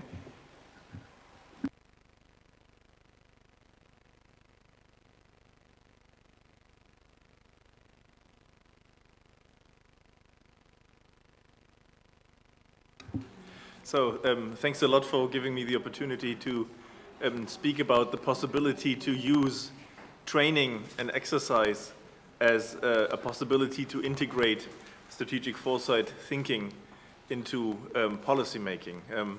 And that's a very nice vision of the causal impact that our work has, but it takes time to do that. Since it's a strange or strategic culture, I wouldn't expect this to come in a week. But one thing that we try to do, and I will tell about the agency that I'm working in, is to spread the knowledge and the understanding among government officials that foresight is needed, useful, that it is possible to have impulses and inspiration for planning, that it is fair to do so, that you can shape the future, all these things against, and we heard about that, a certain resistance to accept these visionary, imaginative, kind of open ways of thinking about the future. I will speak a bit about the Federal Academy for Security Policy, or much snappier called BAX in Germany, and the Center of Strategic Foresight. I will elaborate a bit about the functions of the uses of strategic foresight in government that form an important backdrop for what we are actually teaching, and of course also about the impediments, and add some educational impulses that can come from our trainings in government foresight. We are the Federal Academy for Security Policy. We are a central interdepartmental government training center, so that's our core task. We promote an understanding of comprehensive interlinked security policy. Of course, we promote German security policy goals to ministries who are not so afflicted with security, but we do this with a broad array of seminars and events. We are an agency in the area of the Ministry of Defense, and we have military on board. So some other ministries are not crazy about like going into these like militarized settings, but we are actually reporting to the Federal Security Council, which is a cabinet committee, consists of 7 security-related ministries. And so we kind of see ourselves a bit as a neutral player in between. And that is an important quality. We can invite other ministries, other agencies, and say, look, we are here for all of you, and not only for the federal forces. And we have a very close dialogue with the Chancellery, who played a great role in actually establishing the Center for Strategic Foresight a couple of years ago. The Federal Academy is teaching officials in many seminars of different rank. We do expert and specialized conferences, and we try to give some impulses for the public discourse with publications. But we also have, since 2021, the Center for Strategic Foresight with only 3 posts, of which 2 are filled. So there is some room to grow for us. But what we do is to kind of formalize the foresight work that is done within the Federal Academy. What we as the Center for Strategic Foresight do is education, exchange, and execution. And that sounds much cooler in German because all the word starts with an A, and so we have a triple A. But it's clear that with education, I mean the different seminars that we do, and the build-up seminars, the Tango Silver Course things that we want to establish, about methods especially. But we have, of course, also 450 alumni right now, like German government officials who have learned about foresight. And we try to build networks among them and with the partners that we have and with the people actually in charge with foresight. So there is a networking part of our work, and execution means we apply the methods that we teach, that we learned ourselves in projects, and we cannot take over the work that the ministries should do themselves because we're too little, too small, but we can do initial impulse consultation when they come and say, well, look, we want to do a workshop on this and then foresight on that. We can help with partners and with ideas. About our products, and I would like to say a few words about the method seminar that we do. Seminar Strategische Vorausschau, Strategic Foresight. We do this twice a year, and it has 3 modules per 2 days, so 6 days in spring and 6 days in autumn. We teach foresight to government officials. And what we want them to have is an experience and with working with the methods. So we're not only lecturing them, but they engage in kind of test workshops about certain issues and try to develop scenarios. We want them to know how to talk about foresight, how to spread the news about foresight in their own ministries, and to be able to actually write proposals for projects. They should have a market overview. I will talk about this a bit more. A clear understanding who does what in government and outside government, so that they have an idea who might actually be a good partner for projects. They should also know about the impediments and the problems that we heard about. But first of all, it must be clear to them why it is necessary and useful to think about the future. A regular format for that method seminar is that I don't know how many of you are actually aware what foresight and what foresight methods is. So the people here, of course, and in the first row, but maybe that might help you a bit. We hear a bit about the history of foresight, where it comes from. The people in Rennes, the French foresighters, others, the German peace movement that led to foresight methods. We, of course, engage in scenario development. We debate factors of certain developments. We rank them with uncertainty and impact. We design scenario crosses, design scenarios together. Yeah? We do storytelling. And then when we have a scenario, we move back and say, how do we get to the most desirable scenario and avoid others? Roadmaps, backcasting, stress testing of existing strategies. So when we go on with that strategy, how will we fare if the future develops in this way? Which is very helpful. We do Delphi expert rounds in a very small exercise setting with a colleague of Feline, who is Kerstin Kuhlt, who is the best expert on Delphi expert questionings that we have. And we do with actual futurists a bit of social constructivist thinking about how we create the future. You talked about that. We do future labs in a different setting where people can imagine and like build with Lego stones and color pencils. We do all that, and we fill it with keynotes with people who actually apply foresight in government and tell stories how they created projects and how successful they were. So that seminar is always booked out. We could actually do 4 of them per year, no problem. And my feeling is that this will be a secure job for the years to come. For the network that we build up, we do a Foresight Frühstück, which is breakfast. It's virtual, coming from the COVID times, with international experts. And Diego was once a guest there, so I was glad to see him here in person. We have a rather good turnout there. We do Inside Foresight is our little newsletter, very light, with actually tips on science fiction and board games if necessary, to give a broad understanding where foresight is done. And of course, we on the executive side or execution side, so to speak, we have created with our partners, with the German Institute for International and Security Affairs, a workshop series where we actually pick up cross-ministry foresight questions, following the chapters of the National Security Strategy, vigilance, resilience, sustainability.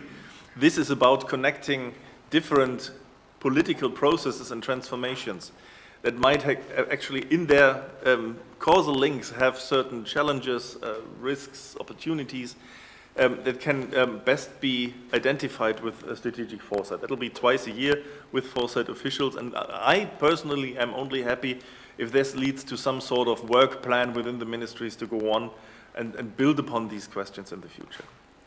Now, when we teach all that, which is like the broad variety, the plethora of methods, it's always important for me as well that the trainees also understand how they might place foresight within their own structures.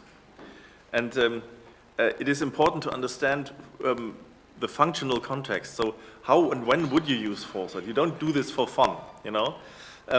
Of course, everybody would think if I build up a political strategy, a technology strategy, or a regional strategy, I would start with foresight. That would be a very good idea. And actually, my joke is when I go to a supermarket and I buy a packed meat, there will be a stamp on it saying, "This is organic. This the animals have been happy, or the vegetable is fine," and all that. And I know that I can trust this stamp. And I want to have a stamp like that on every strategy, contains foresight. You know? That would be an institutionalization. I'm not expecting that. But especially though, this tedious work on strategies mostly leads to questions for foresight, but doesn't use it up front because it's so political and the strategies are watered down. But you can use foresight to form agendas, to find what a research ministry, for instance, they did this, where your focus should lie in the future, or what units you should build up in your ministry. You can use it to sharpen your instruments.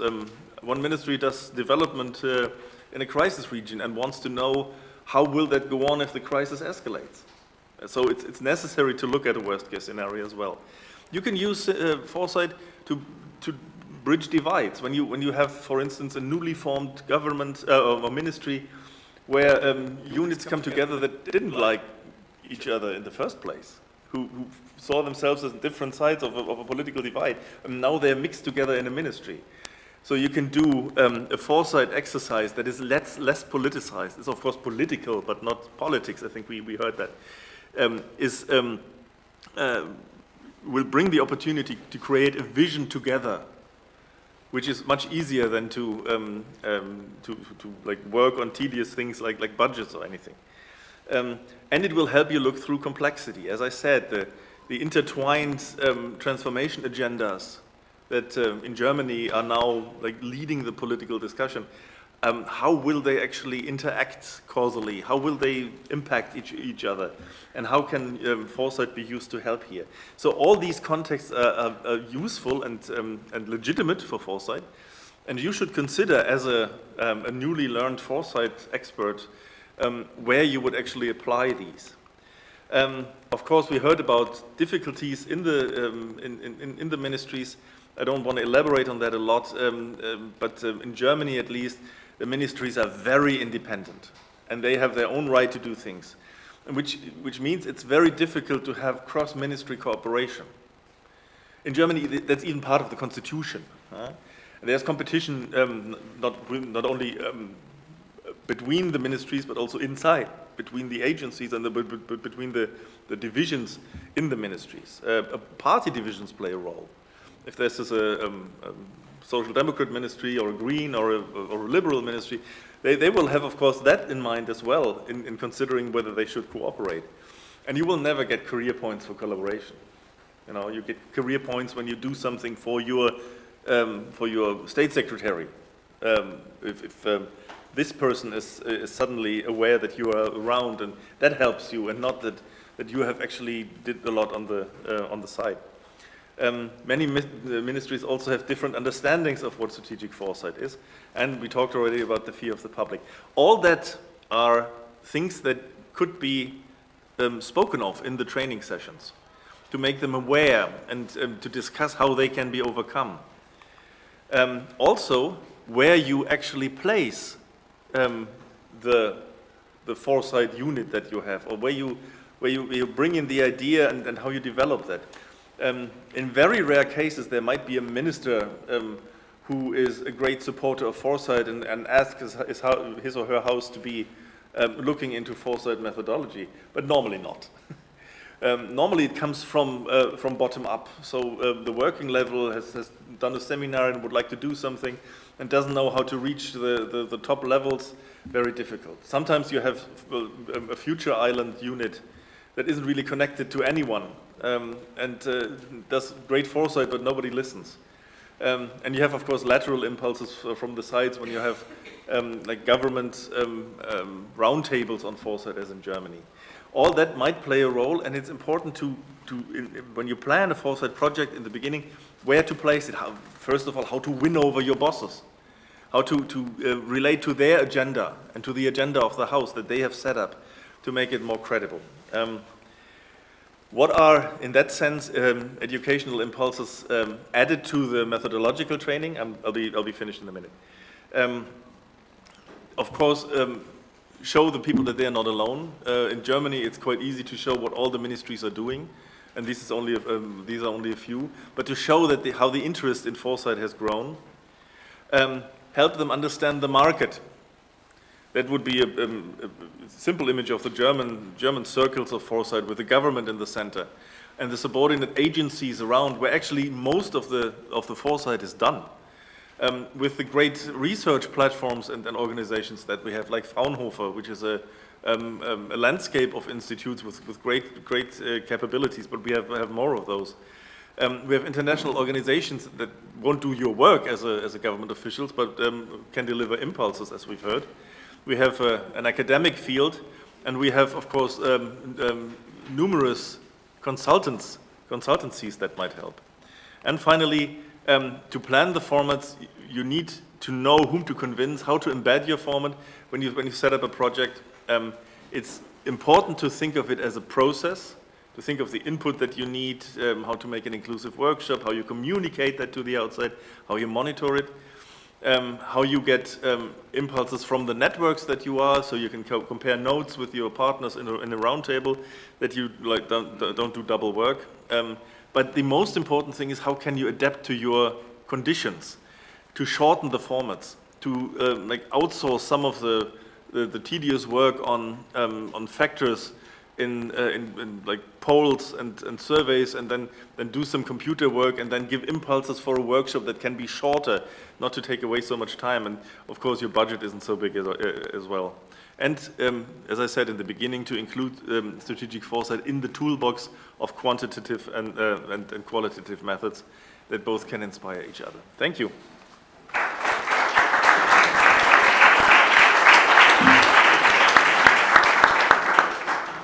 Thank you very much, Henning. So I will open now the floor for discussion with the public. Of course, speakers at the table also may jump in, have questions. I think we have 25 minutes or less for discussion.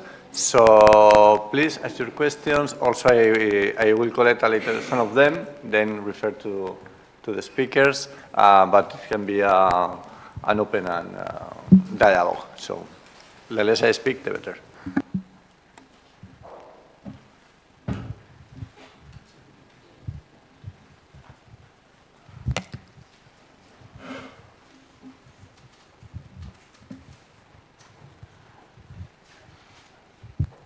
Thank you for all these very energetic and enthusiastic presentations of foresight. I think we all got inspired from this, and also mentioning the barriers. In my work in foresight, I have also come across policymakers or clients who actually want to install a foresight process to just confirm more or less publicly that they are on the right track. And I have experienced that they are not really open for new ideas, which I think is the essence of foresight. So I was wondering if you have made the same experience, or how can you avoid projects like this, where the outcome is more or less predetermined, or have you made any experience that you could still convince the client that the outcome can be more critical?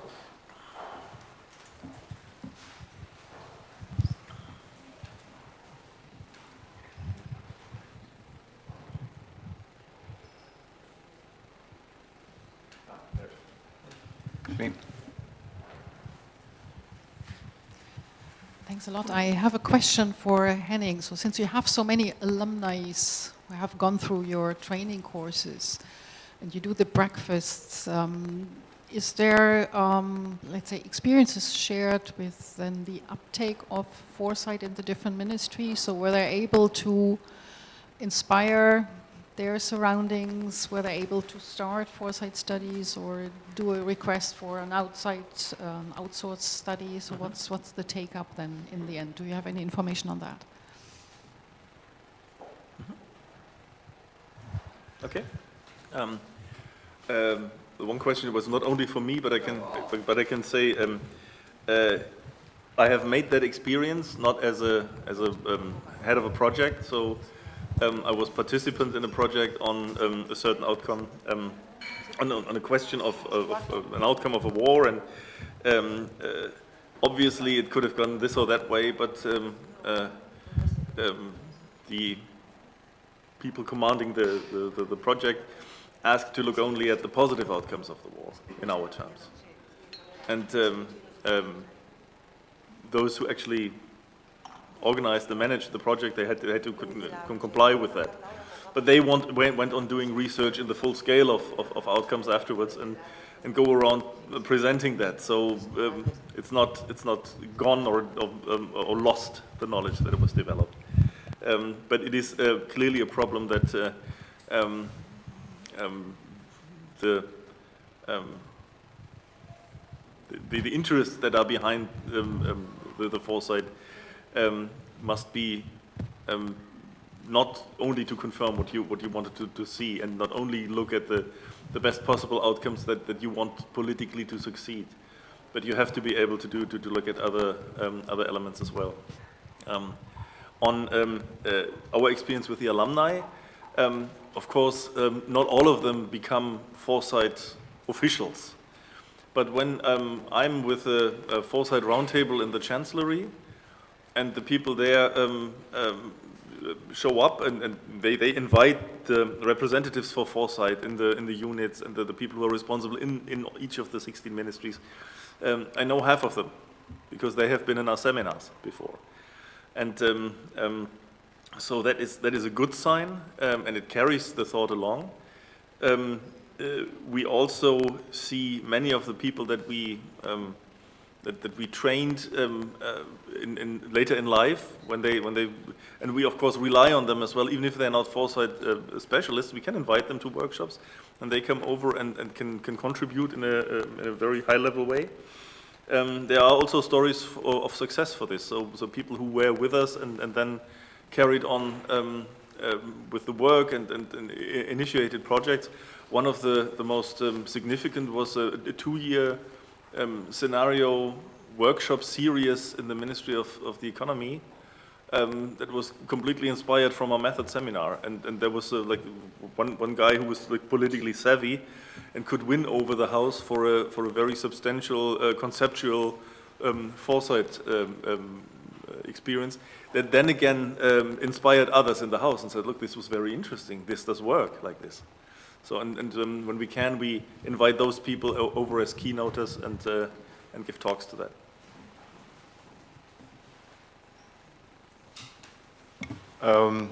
Yeah, Susanna, thanks for this question, a very relevant one, and I think we all sometimes face this type of situation. I would say 2 things on this. One, what's important is to explain why it matters to have like a complete picture, and also find ways to and get those insights that might be less comfortable, or that people don't want to hear, or are sensitive, but still you can somehow provide arguments for why this matters. And second is finding the right format and timing that works. It's a different story if I would have to talk to a colleague that might have a whole day for a workshop or something.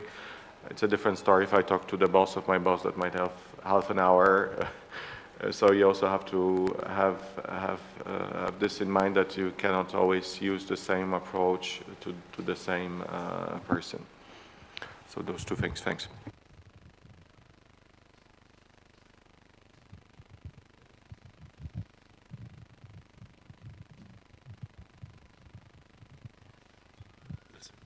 Thank you. Just maybe a bit of track and out of curiosity for those who are embedded in government. So, Diego, you said we have sufficient elements to analyze the past to predict the future, not to predict the future itself. Those are pattern analysis that gives us some idea on what to expect. So my question is, and I've seen a lot of graphics, how much of artificial intelligence issues or machine learning or machine prediction is already being incorporated into policy plannings at different levels? The UN established the innovation cell to kind of see how new technologies can assist us in so whether the European Commission or the government of Spain, or how much reliance is there already in artificial intelligence to predict future outcomes of things, and how much policy is based already on that? Thank you. Thank you very much. So it's coming along. There are some, I can think of a number of examples already where institutions, for instance, let me give you one particular example. There are models, all the energy policy at a national level, and I will say at a European level, is somehow guided or supported by models that tell us, how much energy are we going to be needing, how much energy are we going to be producing in different scenarios and in different cases, and some of those are using AI, but at a very basic level, I will say. So I think we are far away from that yet.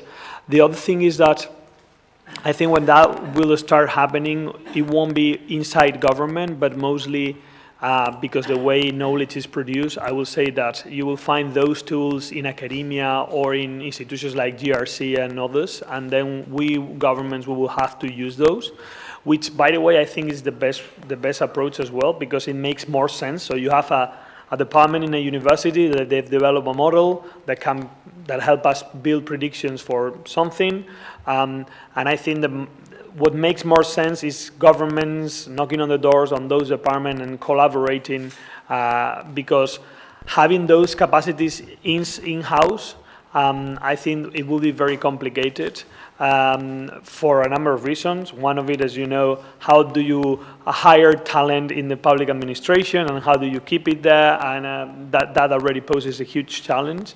But also because it brings a lot of transparency and legitimacy to the exercise. So sometimes we had the opportunity to, we were looking at a paper that just developed. For instance, we are now doing something on AI and impact on our economy, and we were studying a model developed with the AI that help us build those potentials, anticipate those potential impacts. And this model has been developed by a postdoc student at MIT. We could reproduce the model, so we analyzed it and we reached the conclusion that we could do it, that it's not that complicated, and we have the people with PhDs in the team that can do it. But we thought it will be, in terms of reaching the general public afterwards, it will be much better to say, we've used the model of these guys. And in a way, sometimes we even feel that we could improve it, not because we're better, but just because we wanted to use it to something slightly different. So for instance, this model has been developed for the US market, labor market, and has some elements that, in our opinion, could be transformed in order to use it for the European labor market in a more efficient way.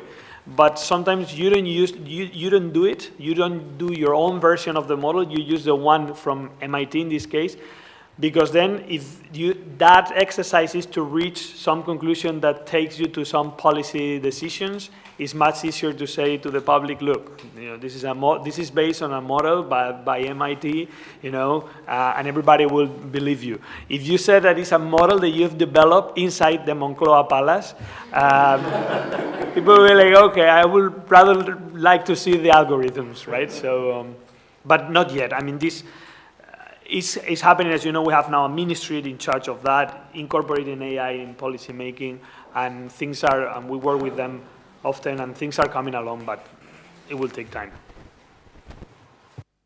To complement, we are using AI-based horizon scanning for a couple of years now, experimenting with it, and I think many other foresighters also do. And this is really for identifying upcoming new topics in the discourse, so natural language processing and topic modeling. But we always complement this with qualitative methods and actual interviews and other approaches, because of course it carries a lot of biases from what is in the discourse that is available in the digital sphere. But on the other hand, I have to say it also counteracts some of the human biases, because if you ask experts, they always have their certain perception of the field that is based on their power relationships and networks, and maybe they're not aware that in some very different area of the world things are much further advanced. So it's very good to have these both legs in a discourse. Maybe just to add one sentence to this as well. As the Commission, we're also looking at it as, I guess, everybody else, and you have those more traditional fields where it was used, like Diego was talking about modeling and things like this. For AI, it's a bit more complex because we have to be very careful with using external AI tools, not to feed things with different things that we are, just starting to develop. So there are some concerns from this angle, not really about using it, but more making sure that it's secured.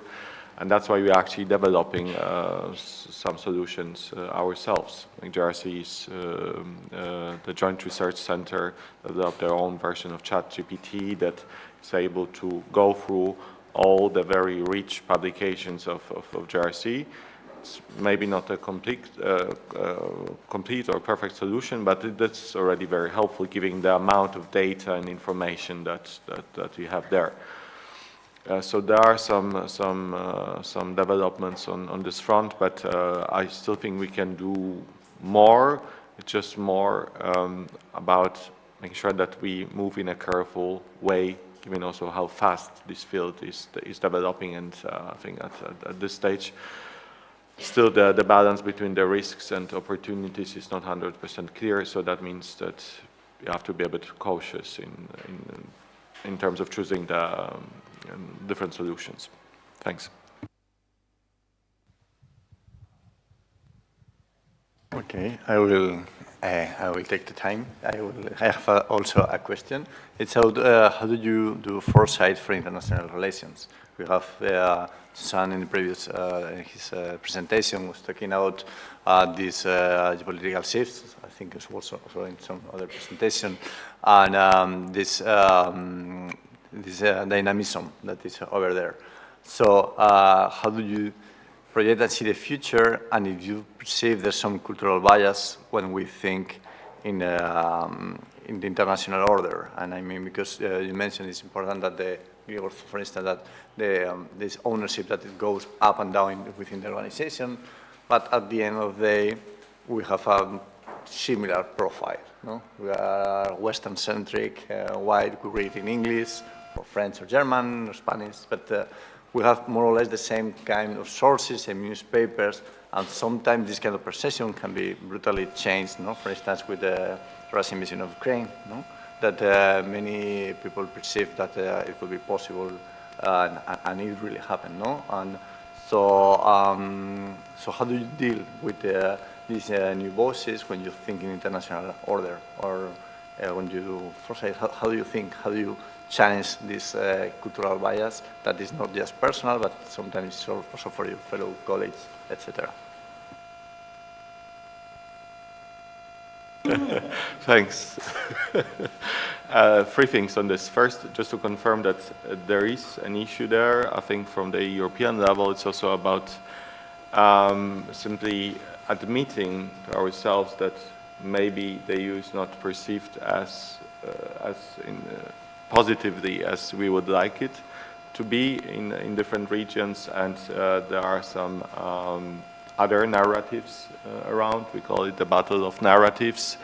So some things that we take for granted, our values, our approaches, are not perceived exactly the same way in many other places that are important for us, from Africa to Asia to Latin America. That's a difficult one because it requires a mind shift, first of all, on our side, and being a bit more honest and open to consider this even. But that is changing as well, and that's also some sort of a notion that we brought in our strategic foresight reports to mark this change. Second thing that I wanted to mention in relation to this is that there is hardly anything just internal, because the world is so complex nowadays that most of the things most of the policies or actions or areas that we considered as internal now, they have a very strong external aspects to it as well. So that's also a bit difficult, even if you think about structures and the type of silos that we have for the internal organization, having a separate parts of the administration working on external policies, and some on the old-fashioned internal ones as well. So that's additional part of the puzzle that does make our life easier. Part of the solution that we try to find to kind of stay more open to different views actually is that we have a great resource at our disposal. So the Commission has something called delegations. It's like the embassies of the EU around the world. And that's a great network of knowledge, experts and people that work on the ground, and they have contact with daily reality of people, of political systems there. So colleagues working in DigiDevco, so that's the department on international collaboration, they work quite a lot on foresight, and part of their work actually is bringing those experts and those voices from outside Europe to challenge us and to make sure that we also hear those things that we don't want to hear more and more often. Thanks.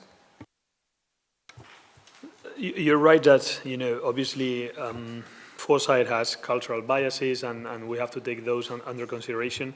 To be honest, brutally honest, I'm not concerned about how our biases are affecting others' regions' views of the future, because I don't work for those. I work for Spain and for Europe, and I'm very concerned about how the visions of other regions are distorting our own expectations of the future, because we may be, in the past we were a powerhouse in creating the vision of where humanity and the world was headed, but that was many years ago. Now we're not. If you think about it, the main creators of future visions nowadays are in, I would say, China, in Saudi Arabia, in the US, not in the public sector, they're mainly in the private sector. So it's guys like Elon Musk, the ones that are shaping our expectations for the tomorrow. And this is extremely problematic because that's a huge power. If you're the one who is shaping expectations for the future, you're normalizing what is good and what is wrong. You're saying where our efforts should be focused. And we should, all as Europeans, be more worried about the fact that nowadays the whole expectation about where the world and humanity is headed are dominated by actors that are private actors mostly, or actors that are not democracies and that are very far away from us and from our own interests. And you can see this all the time. You can see this in the whole debate that we're having now on geopolitics and how things are going to evolve. There are different views, but all of them are Anglo-Saxon views, or from outside continental Europe, and all of them have some things in common, which is, among other things, that no matter what do you expect, how do you expect the global order is going to evolve, the only conclusion that is agreed by everybody is that Europe is going to be relevant in that new scenario, right? And is how fragmented and multipolar it's going to be. That's the question, whether China or the US, whether the two. But the fact that Europe is invisible in that is in there. And we are, by reading the economies every day and the FT, we are somehow incorporating that vision. And this is very, very problematic. So we need to have more Elon Musks, but in Europe, and hopefully not coming from a private sector, because obviously these guys are telling us they're creating a vision of the future that is purely based on what the interests of big corporations. They are telling us, and I know this sounds a little bit, I'm not a communist, I'm not a crazy guy, I'm just saying that when you look at who is really shaping our views is the movies and guys like Jeff Bezos or Elon Musk. And this is a problem, because, for instance, if you think about it, when we project in those projections, technology is the main driver for shape, for change. This hasn't been always the case. Till the 19th century, with all the visions of the future that we had that were mostly produced in Europe by intellectuals and science fiction writers and philosophers, technology was part of it, but it wasn't definitely the main driver. The main driver was political action, was what people getting together in political structures will decide to do.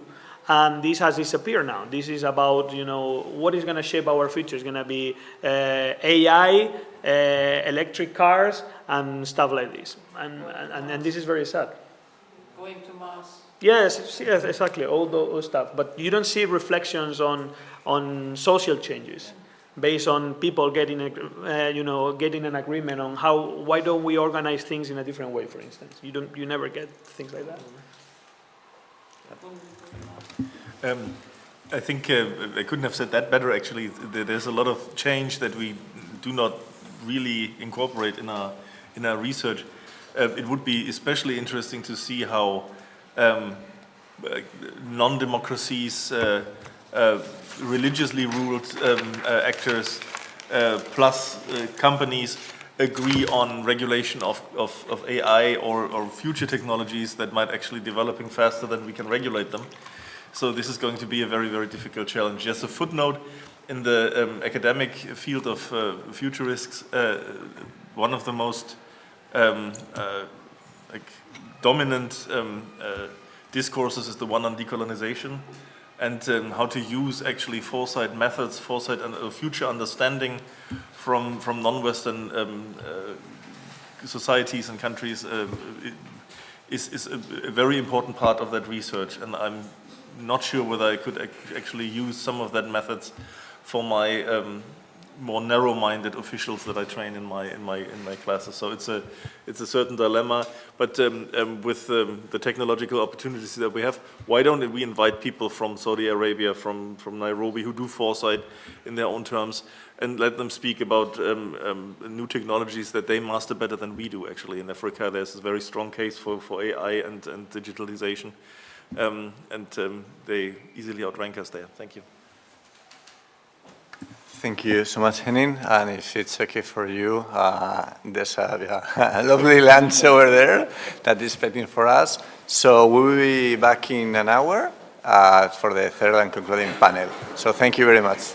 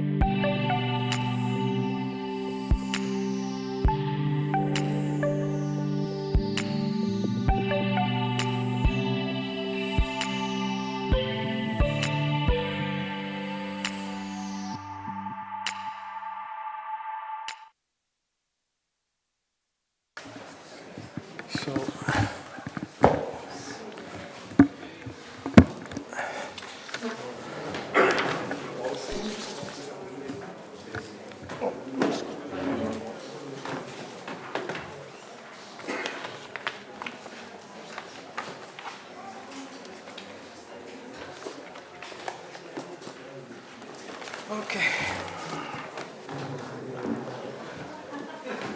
Víctor. Víctor. Comencem? Shall we begin then? Okay. Okay. Ladies and gentlemen, thank you very much for being here at this unhuman time to be delivering a presentation. Well, we will be fighting to keep our brains awake while the blood is mostly going to the guts, but I'm sure we will do the best. Today we will start this afternoon with a presentation from Totti Connola.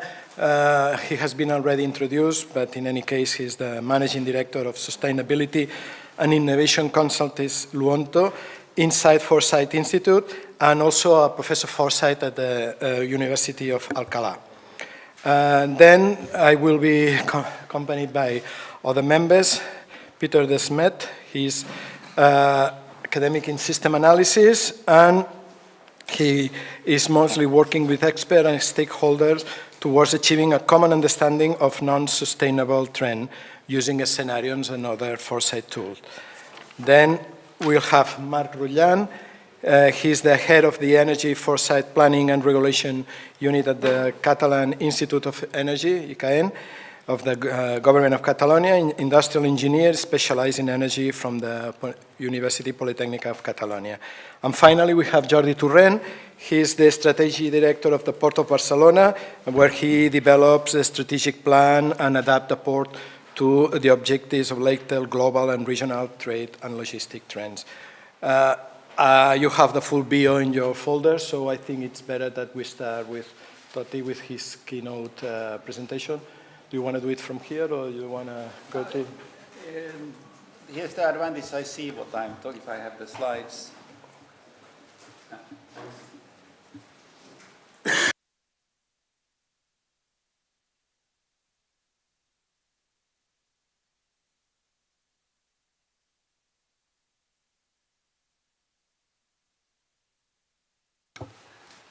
Yeah, well, thanks everybody for staying with us.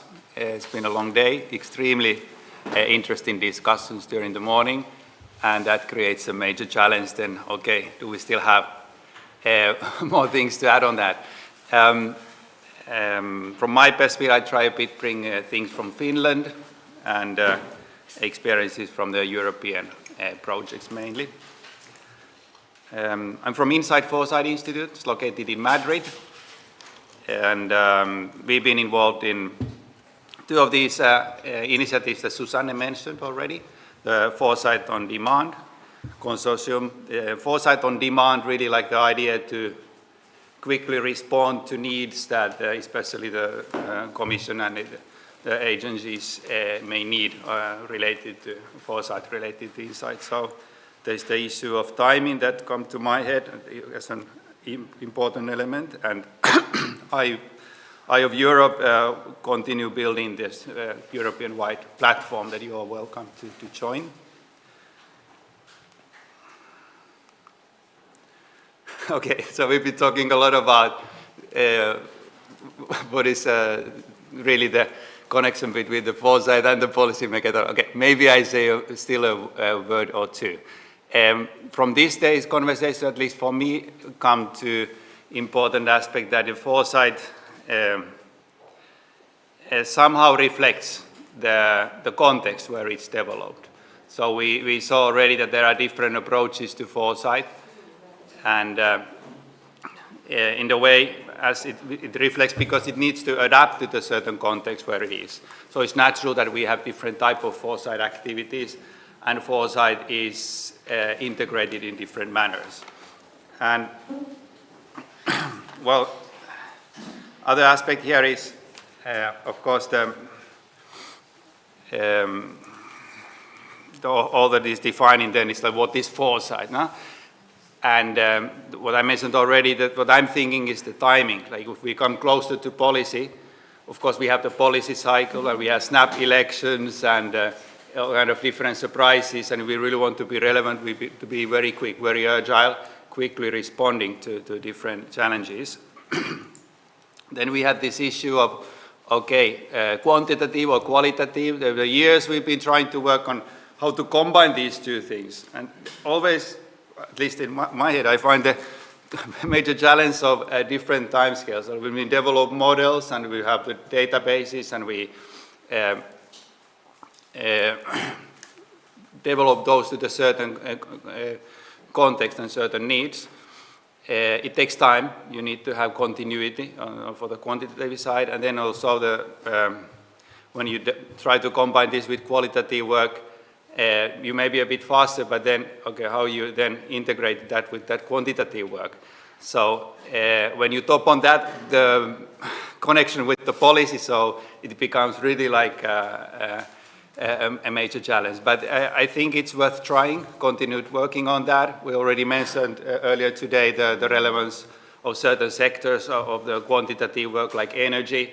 Then maybe there are other sectors where there's not exactly the similar type of tradition. Anyway, these different traditions and different approaches we have in different sectors can also be an opportunity to work hard. My feeling is, like, at least during today, is not to give up, but to work hard on how to make these connections happen.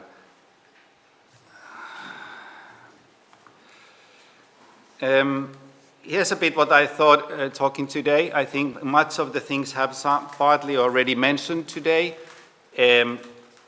I've seen quite a bit of more interest on foresight recent years, probably partly because of all the crises and uncertainties we're facing.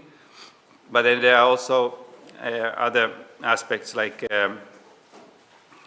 more this longer term transformative or mission-oriented innovation policy, and also other sectors kind of clear need to understand the future visions, give flesh around the bones, or enrich those policy goals to understand what it would really mean if we want to go 2050 or 2040, for example, carbon neutral economy. And then the pathways also seem to be something that there is a need for how to really create certain transitions. So foresight work seems to be more and more demanded on how to develop that. When it comes to embedding to institutions or institutionalization, I come from Finland, so I think more of the ecosystem of how we have it, foresight integrated in society rather than only in the single organization. And Philin was talking about the complex systems. I had it also here in my slide, because complex adaptive systems, like thinking of if the world is complex, maybe our response needs to be complex as well. Yeah, sounds like crazy, because why not simplify if everything's so complex? But from the complex adaptive systems comes the idea that we kind of to be able to quickly respond to the changes, or have this kind of new emergent properties, basically capacity to reinvent ourselves. We need to have certain aspects. So I talk more about this idea, connecting a bit on how things are done in Finland. Other aspects important on institutionalization and foresight, again, very much aligned with what Philin said, is this issue of how, instead of having silos, how the government can work together. So during the last year, I was involved in the mutual learning exercise on European level on whole of government approach, and we thought there quite a bit how the foresight can contribute to that, how to work along the different departments. And of course, it's we think of really embedding the policy work, our foresight activities, and being relevant. This embeddedness, it requires capacities in both sides, those who implement them and those who kind of are on the client side, ordering, depending, you get what you ask in the way. So there's no way escaping the building these capacities. what earlier Henning was mentioning, all the training and also on the EU level, there's a lots of training. I think it's just fundamental to have further attention to building the capacities and from there the culture and so forth. The embeddedness, it comes a bit the idea that we have the mandate from the top to get things forward. But in many ways, I see it's double-edged problem, because if the mandate comes too much engagement or too much co-opting the whole exercise, so we may end up missing some intellectual autonomy, in the exercises. There are ways of engaging during the process of different players, so it's looking for the balance, I think. So, but that's the main idea, what I thought today. So I'd like to go a bit more in detail on these aspects. We talked quite a bit of the resilience and preparedness. I think there's a huge market for foresights on that space where we don't know exactly what is the problem nor the solution. And we could say, okay, like with horizon scanning, we can kind of address that space. We can increase different kind of opportunities for exchange and learning from different players, and kind of be more connected and through that work improve the preparedness. And then, of course, to work specifically on how our administrative systems can be better prepared for those crises that we know already, or possible new crises. Here are some examples from foresight on demand work we did for the Commission. So here, of course, we have some triggers, and like in this case, the first two is the COVID-19 that kind of created major change. And society will be kind of perplexed in society, okay, what happened? Those changes that occurred, are those lasting or not? Making sense of that kind of, there has been a big change, and then after that see, okay, how far those impacts will dictate a bit on kind of the future developments.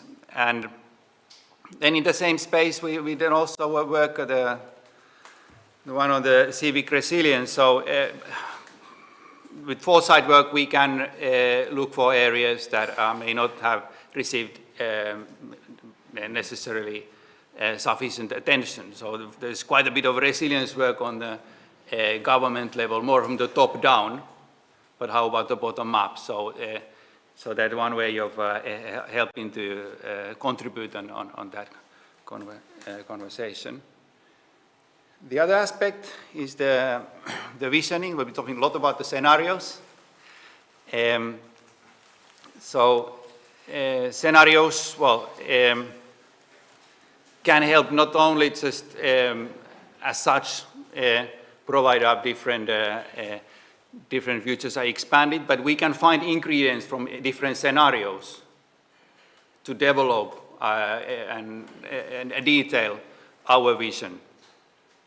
And then the other aspect here is, of course, the existing visions that we have already. So how foresight work can enrich those and help us to make them more, let's say, better to understand what are the implications, and help them to develop policies to that. So we supported the European Commission mission areas to detail their visions and help them to explore how the mission areas should be developed in coming years. We worked also with the European Environmental Agency. I think that tells something about the times we live. The work they've been doing has been mainly on defining, basically, getting the data and then making projections how the world evolves, And it looks like, if it comes to environment, pretty bad. So there's a tension year after year more to do, okay, maybe it's not enough only provide the data, but also contribute, so what? What can we do on that? So there's an interesting work going on in an agency on exploring how to contribute also to those needed transitions that are pretty urgent. So the foresight can help to enrich, of course, then to provide different. Yeah. Sorry?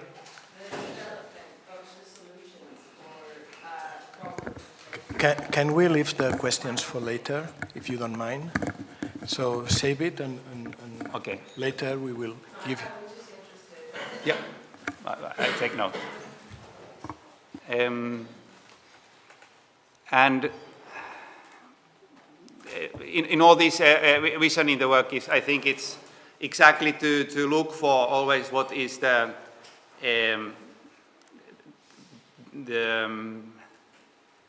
potential of searching for the consensus. So if you look at the missions, there is kind of this, the idea that there is a common interest to develop those areas. And depending how far that consensus goes, so you can squeeze more, and we can provide further, more and more basically flesh around the bones and make it more and more, let's say, justified the efforts on that direction. So there is a certain line, I think, how far the foresight works actually is meaningful in the work where maybe we have already pretty clear what is the vision. Is it foresight still, if our work is mainly about justifying the existing policy goals? Or is foresight rather how to maybe challenge those and see, okay, maybe it's not all that straightforward. Maybe there's a need for some alternative measures, and kind of keeping us more awake, challenging, and offering then maybe some new thoughts how to ensure, how to truly future-proof rather than justify the policy goals.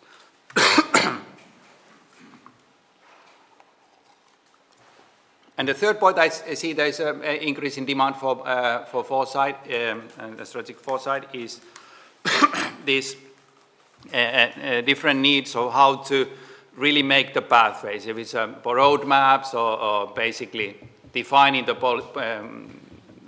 action agendas. And in this area, we have, of course, the green transition, a good example, where we have these long-term targets. They are way beyond any policy cycle that policymakers can comfortably define, but then to really make it happen, we need to build the path there. And industrial decarbonization roadmaps are done across Europe with, depending on country, a bit different incentivity.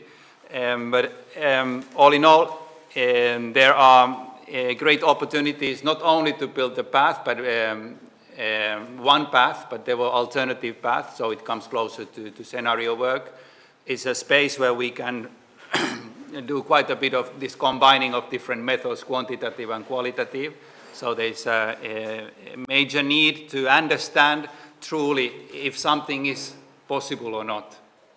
In Finland, industry sectors were doing by sector together with the ministry support and consultancies, using some common databases and looking kind of across the sectors and what is how are the patents, how about the really, if we go and build new plans or not only for patents or innovations, but really when start scaling up things and we start making investments, how realistic it is to really achieve those targets.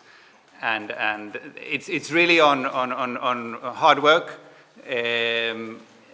but there's important, of course, that there are key players engaged who are then later on also making those investments, so they become realistic and there's a buy-in.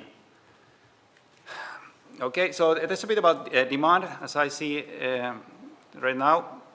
And then on these ideas on the ecosystem and the role of institutions. The idea basically introduced by feeling of these complex systems, I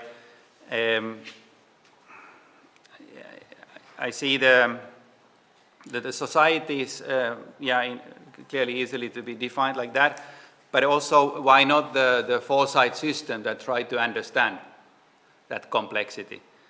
So building on that idea, we have basically three different dimensions. We could have some others too. Sometimes we could link here also the directionality and how the different systems, they have mechanisms that create the directionality. But let's have a look at these 3 points a bit more in detail. So if you think about diversity, so we today heard quite a bit about engaging citizens. Well, it comes from the very fact that foresight or technology foresight seems to be very expert-driven activity. Then had extended from the same, like if you think of science for policy more in general, is it science for policy or knowledge for policy? So we need to kind of engage the societal players more and more. And that legitimacy aspect, really getting everybody involved, seemed to be interesting for policymakers, because there's a connection, we connect with the citizens, we are listening them, we are building on their ideas. There was this conference on the future of Europe a couple of years ago, so basically we have the Commission, Council, Parliament, is establishing a really big initiative in Europe. Council did an analysis, and it was saying that basically 95% of all the ideas coming up were basically covered already by the mechanism. So there's a challenge how to make those type of activities really adding up on the strategy work. They can be really good for building legitimacy, but how we build on that and that works so that it contributes, it feeds in truly on offering more strategic options. It's a challenge. A bit of an alternative take here is example from Finland. Sitra, which is independent fund, it's kind of under the parliament, but it's pretty much these days an independent think tank. Some years ago, 2014-15, they launched a foresight exercise, a road mapping exercise involving the diverse set of stakeholders, including, I think, 4 ministers, then the economic players, research, NGOs. The number of participants was not really huge, but the diversity was there to kind of get the engagement of different actors in Finnish society, economy, to explore the circular economy and the future steps on that. So this was not initiated by the government. It was coming outside from the government. But there were the government officials taking part. And so the seed was there. Then there were updates to that roadmap and engaged in wider set of participants. And gradually that exercise then got more force, and they developed a strategic program in the ministry. The Ministry of Environment and Economy. In the end, well, then there have been evaluations of the program, and there are some shortcomings. Even no matter how diverse the start was and how you get engage the different players and you create a momentum, but when the issue is that complicated, that we want to move from linear to circular, it's not only that you have innovations and you put them forward and you support different activities here and there, but you face soon the market structures. So basically to make really think same and scale up, you need to touch on the existing structures. You need to look at the incentive structures, the economies of scale of existing players, and so it becomes a way bigger exercise. But here the point what I want to say was really it launched really nicely because it built that kind of, built on that diversity and legitimacy among different actors that then saw themselves heard. And interesting point was that it came outside from the government. How much time? Okay. About 10 minutes. Okay, great. About 7. Okay. So the other point of the complex systems was, what I want to say is polycentricity. So I mean by this that we have different nodes. So we don't just need to have one foresight player somewhere or unit that then does the trick. In Finland, we have from the 90s in the Parliament Committee for the Future, and they have every policy cycle, they have a report from the government, and the government is under Prime Minister's office. There is a foresight a unit that coordinates among the government, basically among the different ministries, and these ministries then work together to develop a report for the Parliament. And that kind of report that is connected to the policy cycle, it helps in the way building, first of all, understanding in the, also among the politicians. So there's a continuity. It's not on the one party, but it's in the a committee where you have different members from different parties interested in this topic. So it creates the culture and continuity also in the Parliament. And in the same way in the government you have these kind of certain structures. Not only every 4 years you have a report, but there's actually the government, the ministries, they work every year, a review, and that kind of coordinated work across the ministries then help to address difficult problems, like wicked problems like climate change and other issues. And climate change indeed was one of the issues that came up, the Finnish response to climate crisis from that interministerial work on understanding that, hey, actually there might be a chance to have quite ambitious targets. In Finland, it's 2035, we want to be carbon neutral. And to be able to go public on that, you need to have that foresight work, that forecasting work, that quantitative and qualitative work, and buy-in among the different ministries done. In Finland, it's not limited there, the foresight work, by far. There is so much different agencies, like mentioned, the CITRA and the research entities. There is a really strong academic base in Finland, especially in Turku, but also in other units. And this kind of a polycentricity of different units that creates kind of a challenging views also. To avoid with this polycentricity, we don't necessarily are married with the one goal. But so basically, if we would see this government foresight reports looking boring or too limited or something, we could have these challenges coming from out of that governmental system to offer also alternatives. So that creates kind of some continuity. And the third point here that's connected strongly with the polycentricity, and what I was saying earlier, is the connectivity. So we really want to institutionalize this in our activities of foresight.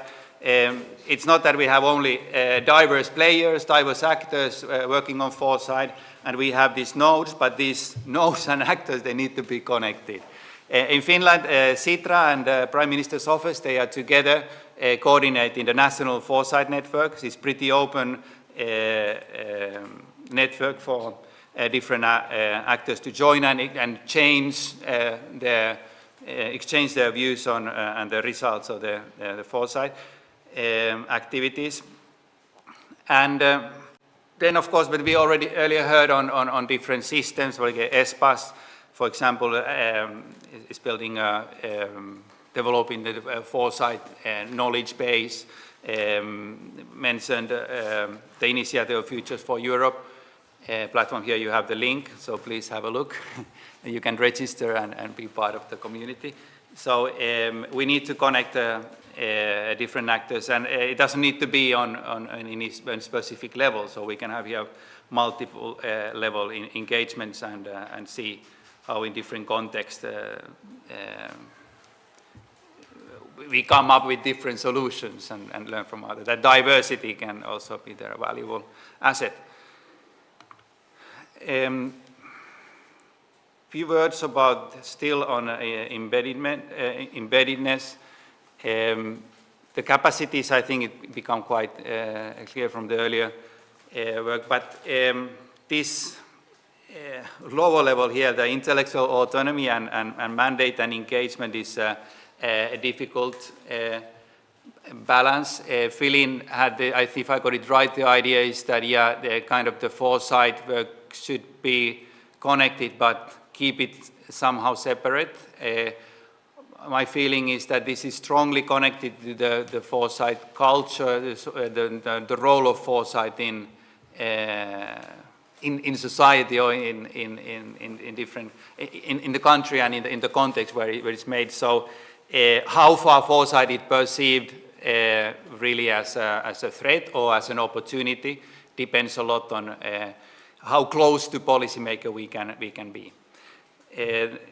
In any case, I see the engagement of policymakers, individual level, and the process is extremely valuable for both for the exercise and for the participants. So that a transfer from foresight exercise to policy making, it may happen through some results, the reports, and then are taken up, and there's a recommendation, and then you go and implement, or we have participants learning through the foresight exercise, and then they take up those lessons learned when they start implementing the policy. So both can be very viable, let's say, reasonable pathways. And all that, it's, yeah, indeed important that foresight remains also the challenger. So that's why the intellectual autonomy. So it's not co-opted by the system too far. And final slides. Well, you should finish. Okay, so just final 3 points, striking the balance. I see it often, the relevance of insights we provide for policy making or decision making more in general. More probable we are, more we are listened, but, and more it's perceived relevant, but maybe those alternative visions are more relevant to bring on the table because others may not be saying that, so that balance is difficult.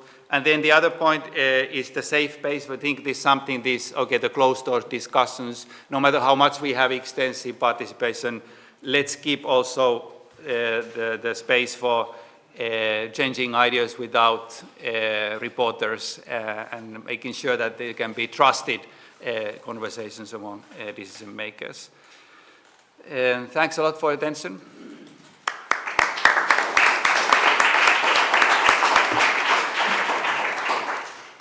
Okay, I now invite the other members of the panel if they want to comment on the presentation. Who wants to break the ice? I'll break the ice. No, just before I comment on, I react on the presentation, let me say one thing is a little bit uncomfortable in an all-men panel nowadays. I know we discussed policy, so just apologies for the ladies in the room to be part of this panel. Okay. No, second, I just want, I mean, I'm the head of strategy at the Port of Barcelona, so no, I feel reflected on some of the things you said. I'm just going to mention one to leave other people, room for the others to react as well. No, when we, for instance, did our latest strategic plan that covers the period 2020-2025, we did it, we had one option, which was to do it alone with a foreign consultant, with a consultant and help us, and we decided to do it together with 200 different people, no? Diverse, what do you say, to give some legitimacy to the plan, okay? Which had to be approved by our board of directors. But more than 200 people involved, more than 100 institutions involved, both from the private sector, from the public sector, local, international. So I think strategic planning is something very specific, no? But having this diversity and so many actors involved gives a lot of legitimacy when you do something like, in this case, a strategic plan of a port for a certain period that has to be approved by its board of directors. So that's... Thank you. Peter, you want to go next? Thank you. Peter de Smet, Flemish government. What I liked in your presentation was also you have been giving a lot of examples pointing out on the diversity. And I think that's really the value of foresight. It's a lens that can bring support to policy makers, but it's important to be quite open and to listen what is really needed, what is happening, and how foresight can bring insights that are really supporting policy making. So what I appreciated was the diversity. You had visions, you had pathways, you had different tools, and I think that's a key element of foresight, bringing diversities in ideas, diversities in approaches to policy making. Thank you. Okay. Mark? Yeah, I think that if we can try to foresight future, but if we want, we can try to do it, but if we want to be useful for society, or to translate this vision into something useful, I think we need a political will, or the will of the society to know what society wants. No?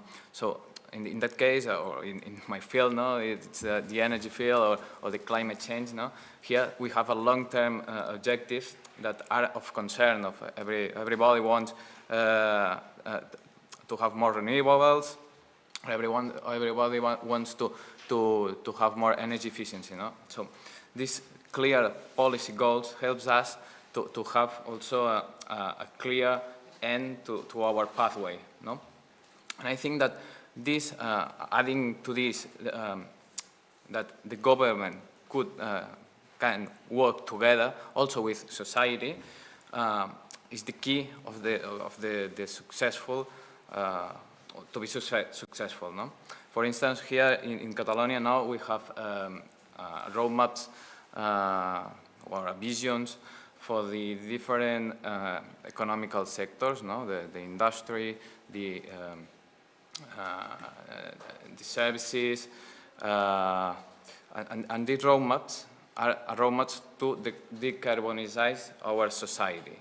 So these roadmaps must be implemented, and during this implementation must be accepted for all the society and all the stakeholders who will have to adopt the objectives. No? So I think this is the key, or one of the most important things,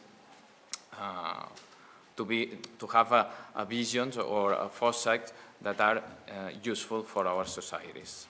Thanks. Okay, thank you. Well, abusing of my position of chair, I also like to make some comments. Because looking at the audience, I think I'm probably the one that has been doing foresight or future studies, it was the name back in the day, for the longest. I think complexity is really the key thing. Back in the day, when I was starting, complexity was like an option, something that could choose to add or not to projects.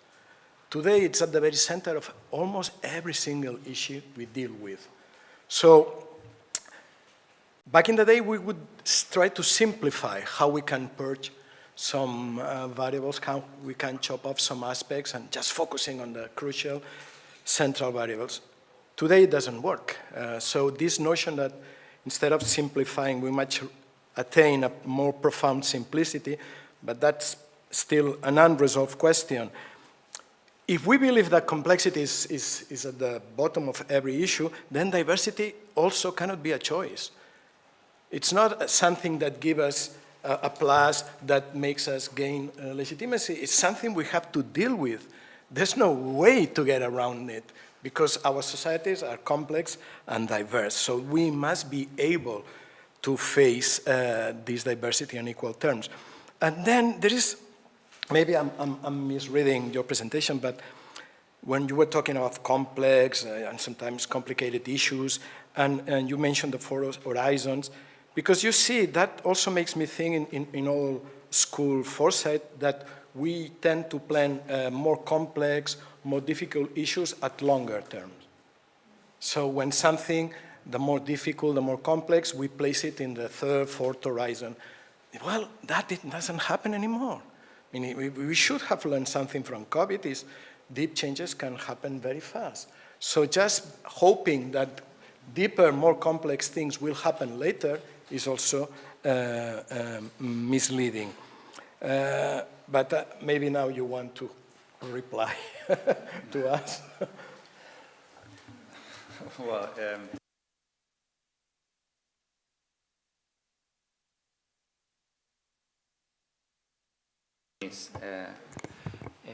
road mapping work, and so there is this buy-in of the actors, and it's connected to the legitimacy. But it's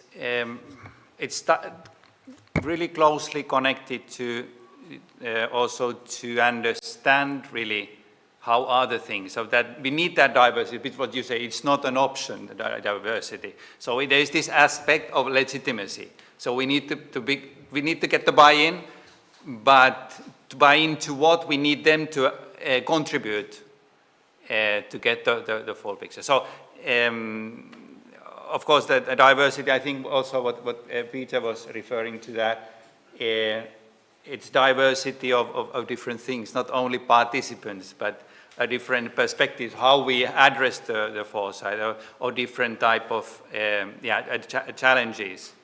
And keeping this in mind, keeping this in the portfolio, I think that's important. So not to go with the kind of a silver bullet idea that, okay, we just set the vision and then we go there with all the means we have, but rather to come to the humility. So basically the whole humility of, is Europe still the center of the global development? So with those earlier conversations that we need to kind of in a way see what China, US are doing, and we need to in many ways accept that in richness, and not accept that we are not always in the driving seat. No? And that methodologically it's way more challenging to kind of question all that. Okay, so what if it's all actually complex, and they can the figure what Philin had, the complex system, the ball can go from one end to another very quickly, and it can change the state of the game. So I think for foresight work, it's just a massive challenge to accept that we need to be faster, we need to be more agile, we need to be more adaptive, and if we manage to do that, then we are also relevant for policy. Because much of the problem from foresight work is that we have a different tempo than policy. And sometimes it's impossible to know what is the tempo of the policy because of the snap elections and different changes. So, but I was trying with that polycentricity thing, kind of also, maybe I didn't emphasize the importance of polycentricity. It may help to create continuity for foresight work. So if we have one unit, no matter how good it is, but if there is a change in elections, there is a wind coming from here or there, what happens? Is there continuity for foresight work? And especially when it comes to more like the quantitative work, where you need to build and develop your databases, your models, your approaches. Maybe with AI we become faster with all that too, so we can get faster results, but do we understand them, so the results? So I think there's difficulty to avoid that. We need to build mechanisms that create continuity for this kind of activity. And one way to do that is to have several poles where you do foresight work. So if one falls, then the other one can raise. No? That's right. Okay, so let's carry on. Now we will have shorter presentations by the other members. So Peter, if you want to go ahead. Yeah, thank you. The clicker. You need to change the presentation. Yes. Now it's that awkward moment that we all get to see the guts of the different presentations. Okay. Yeah. This is yours.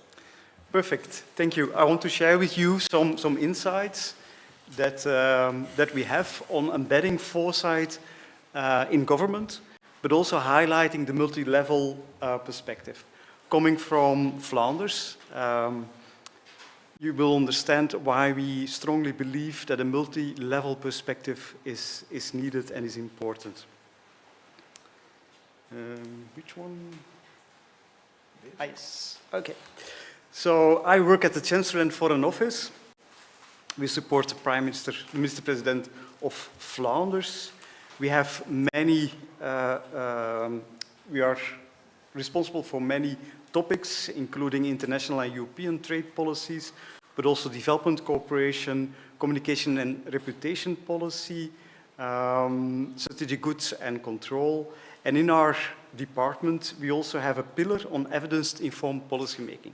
So it's true that on the future we don't have any facts, but by being structured, by using scientific methodologies, we can create some insights, and in a way, insights that has a label of being evidence-informed. And that's what we do. Flanders has delegations not only in Europe, but also outside the world. And therefore, we believe that foresight is really an interesting approach to connect insights, to connect people, ideas, to understand the global challenges, understand what of the global challenges we have in common. Last year, we did a really nice project with 10 other regions, including the Catalan region. And I would also pay special thanks because we worked with 3 regions more closely to better understand how we can do that. So last year in June we were here, and it was really, that was the first, it's kind of the first experimental workshop that we did. So it was really nice, and we really appreciated it. And then in the end, did we really achieve some impact? Yes.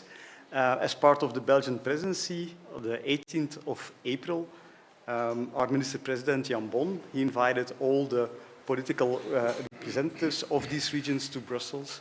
And it was an interesting discussion on these global challenges, but also opportunities for interregional collaboration.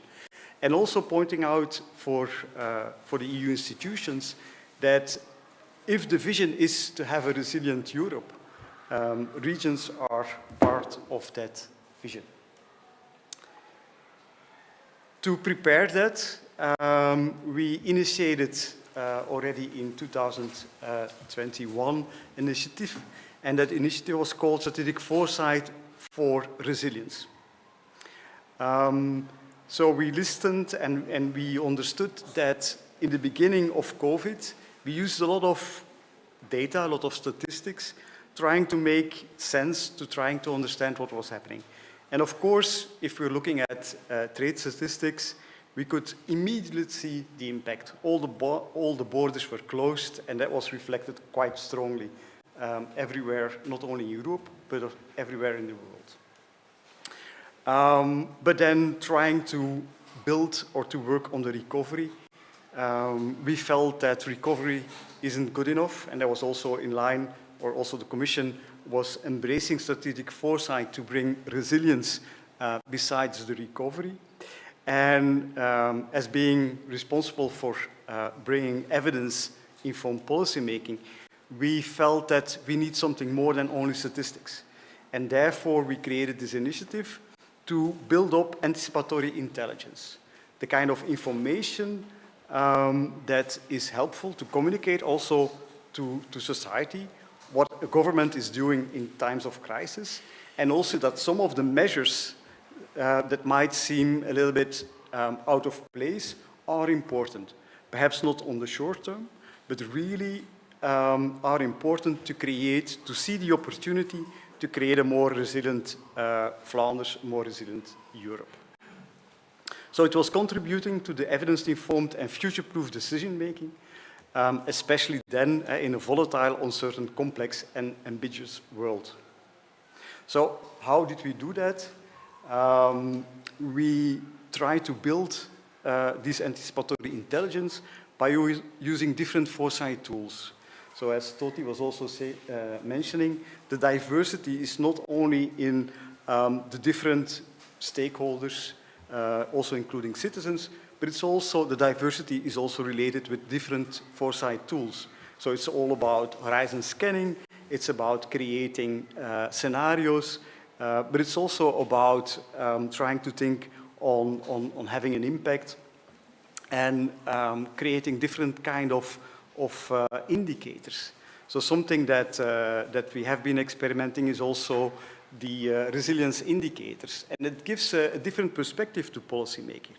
The resilient indicators are not developed to have an image of the past or sometimes the present, but they are designed to give strategic insights on what is happening, what are the possibilities, what are the capacities of a region or a country or Europe as a whole to anticipate changes, to anticipate crises on one side, but also to be quite honest in times of crisis, what are the weak spots?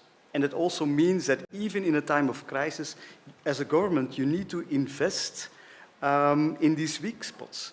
And perhaps it will not help on the short term, but definitely by building and working on the weak spots, for the next crisis, we will be more prepared. So that's all about being more anticipatory. We haven't been doing that on our own. As mentioned, doing foresight is getting out of your silo. So you can see some examples. We had a pleasure to work with different organizations, including also some of the federal organizations in Belgium, and also including CITRA and other initiatives.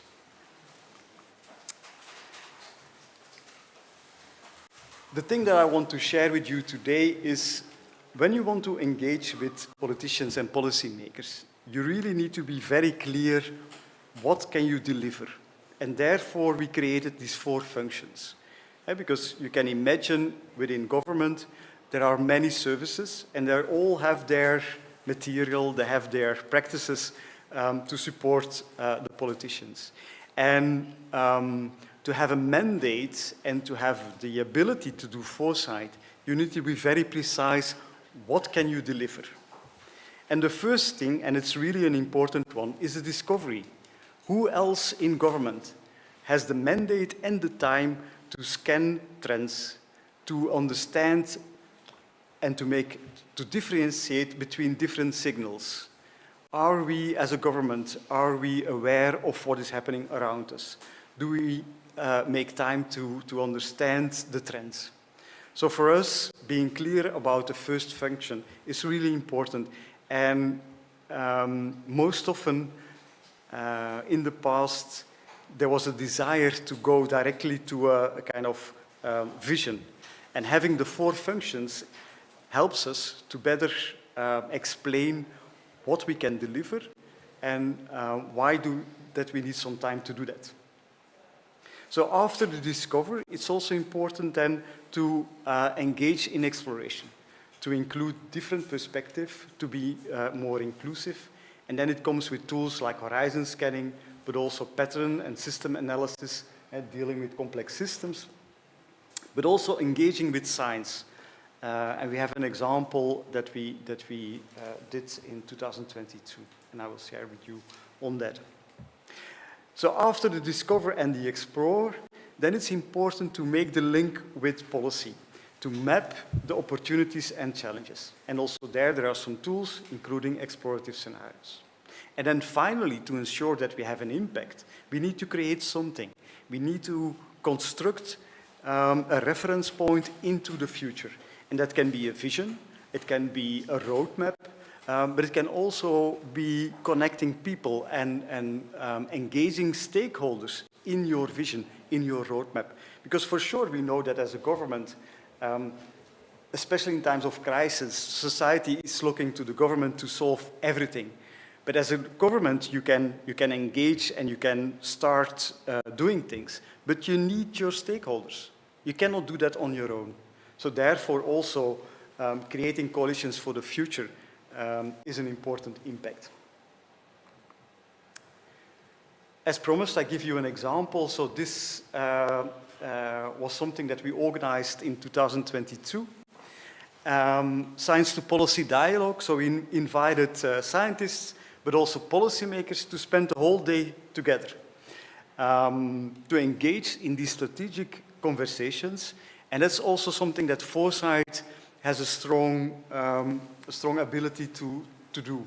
And most often, if you read how business is doing Foresight, they are pointing out that the strength in your Foresight is all about the strategic conversations. So bringing people together, getting a better understanding on the challenges, think and learn about possibilities, and then create visions on how you can work together with the stakeholders to engage in the change.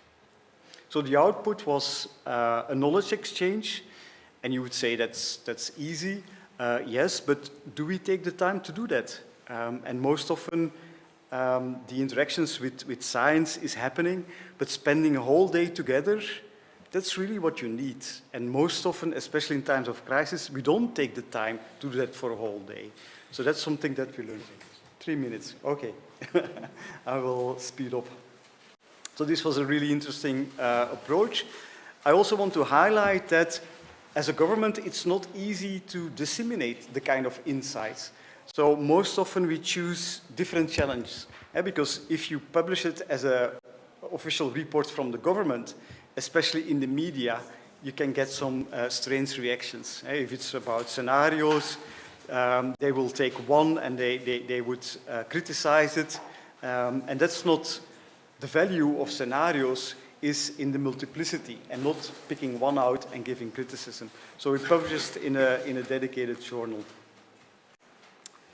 The second example I want to give is the scenario project that we did with the 10 regions in Europe.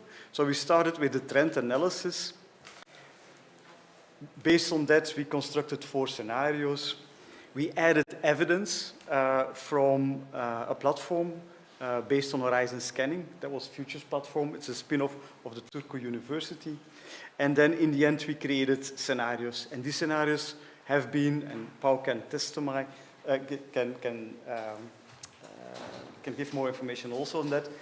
In one day, we were able to present and emerge the colleagues in 4 different worlds. And that is really important. The diversity of the scenarios is a key feature. And then in the end, the leaders meeting came up with a declaration and an engagement. Next week, I will skip this information. Next week, there will be an UCD blueprint, a lunch seminar presenting the blueprint. So if you're interested, please let us know. We send you the link, and then you can participate in there. The blueprint is giving guidance if you're in government and you want to work with Foresight. That's also for next week. Thank you. Thank you.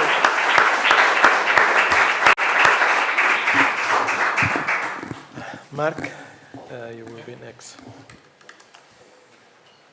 Well, do you want the clicker? No, I think you use a computer.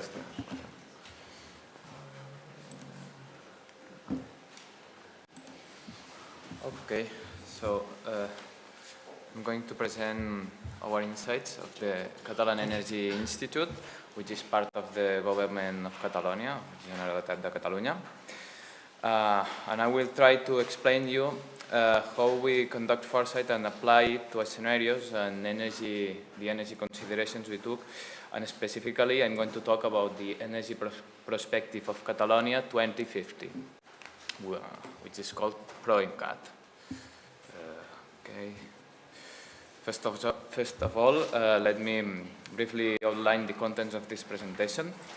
Initially, I will explain who we are and what we do at ICAEN, at the Catalan Energy Institute. From there, I will present the energy perspective in Catalonia, and I will yes, at the end I will talk about the baseline work and the methodology we use apply it to this energy perspective 2050. Okay, very fast. Catalan Energy Institute, ICAEN, is a body of the government of Catalonia, belonging to the Department of Climate Action, and it was established in 1991. Currently promotes the energy transition in Catalonia to achieve the decarbonization of our country. Here you can see the main objectives and functions of the Catalan Energy Institute, and I have selected especially the ones that are related to prospective, to foresight. And I want to talk about one of them, which is that we are responsible for the energy statistics of Catalonia. This provides us with valuable historical data designed specifically to inform energy planning. So it's very important for our department to have this data because then allows us to make the stage of the art, but how the energy sector is here in Catalonia. No? Moreover, the Energy Planning Division is aware of the various sectorial policies that impact the energy field, and thus enable us to adopt a holistic approach that we strive to apply to the development of foresight and planning or energy planning. Here is, well, our department is organized in this way. You can see that, first of all, we have the short term, the programming, or we call them the programming, which is specific or strategic plans that are applied in the following 3-5 years, such as the strategy of biogas. This is one example. Then there's the planning, which is 10 years from now. And in that case, we have the example of the plans of the energy and climate plans. And finally, perspective, that is related to this foresight to, in this case, is 2050, so it's more than 15 years. And, well, the more recent exercise of perspective is Energy Perspective of Catalonia 2050, which was approved a year ago for the government of Catalonia. But this is not something that we have started to work for the last plan. This started in the early 90s, in 1989 with SPREC, which was one of the first programs carried out in terms of energy here in Catalonia. Then the PROENCAT 2030 was another exercise, but this one it was not approved by the government.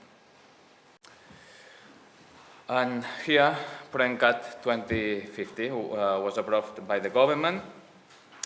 This document presents a vision of Catalonia's future energy system with the goal of establishing strategies to achieve a renewable or 100% renewable energy-based system by the year 2050. To achieve this, the document sets out the guiding principles of the target scenario. We had a target scenario, and I'm going to explain how we selected that target scenario, and the energy strategies. But in this document, or this foresight exercise was based on certain premises and a very clear objective, outlined in the law on climate change and in the national agreement on energy transition. The objective or this goal was to achieve a 100% renewable energy system by 2050. So we had a premise, or we had this goal, and PROENCAT 2050 had to draw the pathway to achieve that goal. No? And the baseline works, well, first of all, as you may think, it was not an easy task. Regarded, we started ProENCAT 2050 in 2017, and it was approved after 6 years of developing different works. And these works, here you have four, a classification of the 4 baseline works, and then I will explain a little bit more, and if you want to talk about some of them, we can speak them. Okay. First of all, the first one is a structural analysis, which consisted on establishing and analyzing the various variables that impact the energy sector in Catalonia.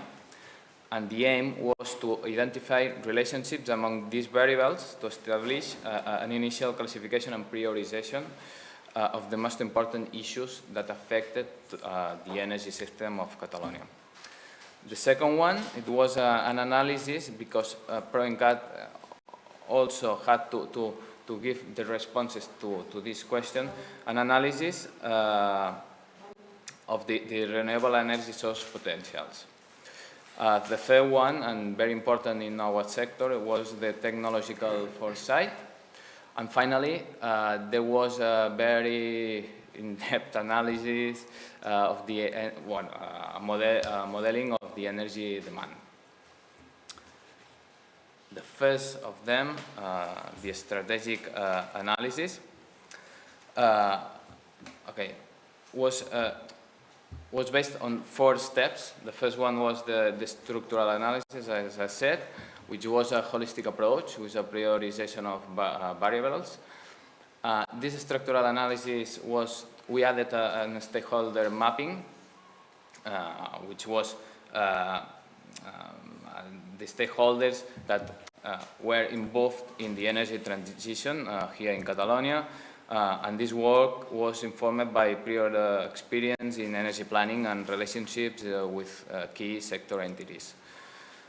Thirdly, the scenario definition, we analyzed different alternatives, but in that case, and this is the 4th target, or the 4th the target scenario, that was the choice of this target scenario, including the strategies for achieving it, and we contrasted with a reference scenario consisting primarily of a trend-based scenario, but incorporating some major changes anticipated by 2050. These scenarios are very, very, well, here you have the guiding principles of the target scenarios. I'm not going to speak about them, but because you have very, very defined in the document of ProENCAT 2050. Okay. The second task, or the second baseline work, was the analysis of renewable energy source potential. As I said, ProENCAT 2050 had one of its main goals to demonstrate the feasibility of this scenario, no? Which was based on Catalonia's energy and climate goals by 2050, the decarbonization of the entire economic of the entire Catalonia economic system, no? In this regard, one of the major challenges anticipated in the energy transition is the implementation of a 100% renewable energy system. And to achieve this, an electrification of energy demand and a shift in electric generation technologies toward renewables, especially photovoltaics and wind energy. So we had to demonstrate that it was possible to make this energy transition in Catalonia, and it was possible, and the land use was not impossible to achieve it. This was demonstrated with the ProENCAT 2050. Then, similarly, and in collaboration with IREC, which is the Energy Research Institute of Catalonia, we developed a prospective or technology prospective documents of the key technologies to anticipate the main the main changes that there will be in the future energy system in Catalonia. And finally, the number 4, the energy demand modeling, which is something very, very, very specific, was part of this baseline works, and this energy modeling was conducted to quantify all the qualitative work that we had been carrying out in the other phases. Broadly speaking, this modeling was separated into the 5 energy-consuming sectors, each of one with its unique characteristics and its specific energy technologies. But if you want to talk about them, then we can explain some more details about this modeling. And finally, to conclude this explanation, I would like to present some of the main results of ProENCAT 2050. Typically, we focus our presentations more on this part, on the results, but today I think that it was important to explain the methodology, or to give some ideas about the methodology, because I think it's more appropriate to this seminar. And finally, some ideas, some conclusions. Well, first of all, having an energy foresight is a valuable tool at all levels of public administration. And I think that, and ultimately for society as a whole, because it helps to define the necessary strategies to achieve the set objectives. The second one is that the foresight exercise must involve the entire society, as I said before, as it's the way to engage all affected stakeholders and make them reflect on the energy transition from their own specific perspective, and to be more involved then to achieve the specific goals. Third one is that the energy perspective could not have been carried out in the same manner without the extensive knowledge and methodologies developed over many years. It's not about 2 years. We need a very extensive knowledge to develop a perspective or a foresight of this kind. And finally, I think that one of the things that, important for us is that we had a clear national objective, facilitated, and thus facilitated the establishment of a reference scenario, and definitely the development of the Catalonia's energy perspective. And it's not always not always happen that you has a clear objective, but yes, we had in this case, and this helps us to develop this perspective. And that's all. Thank you.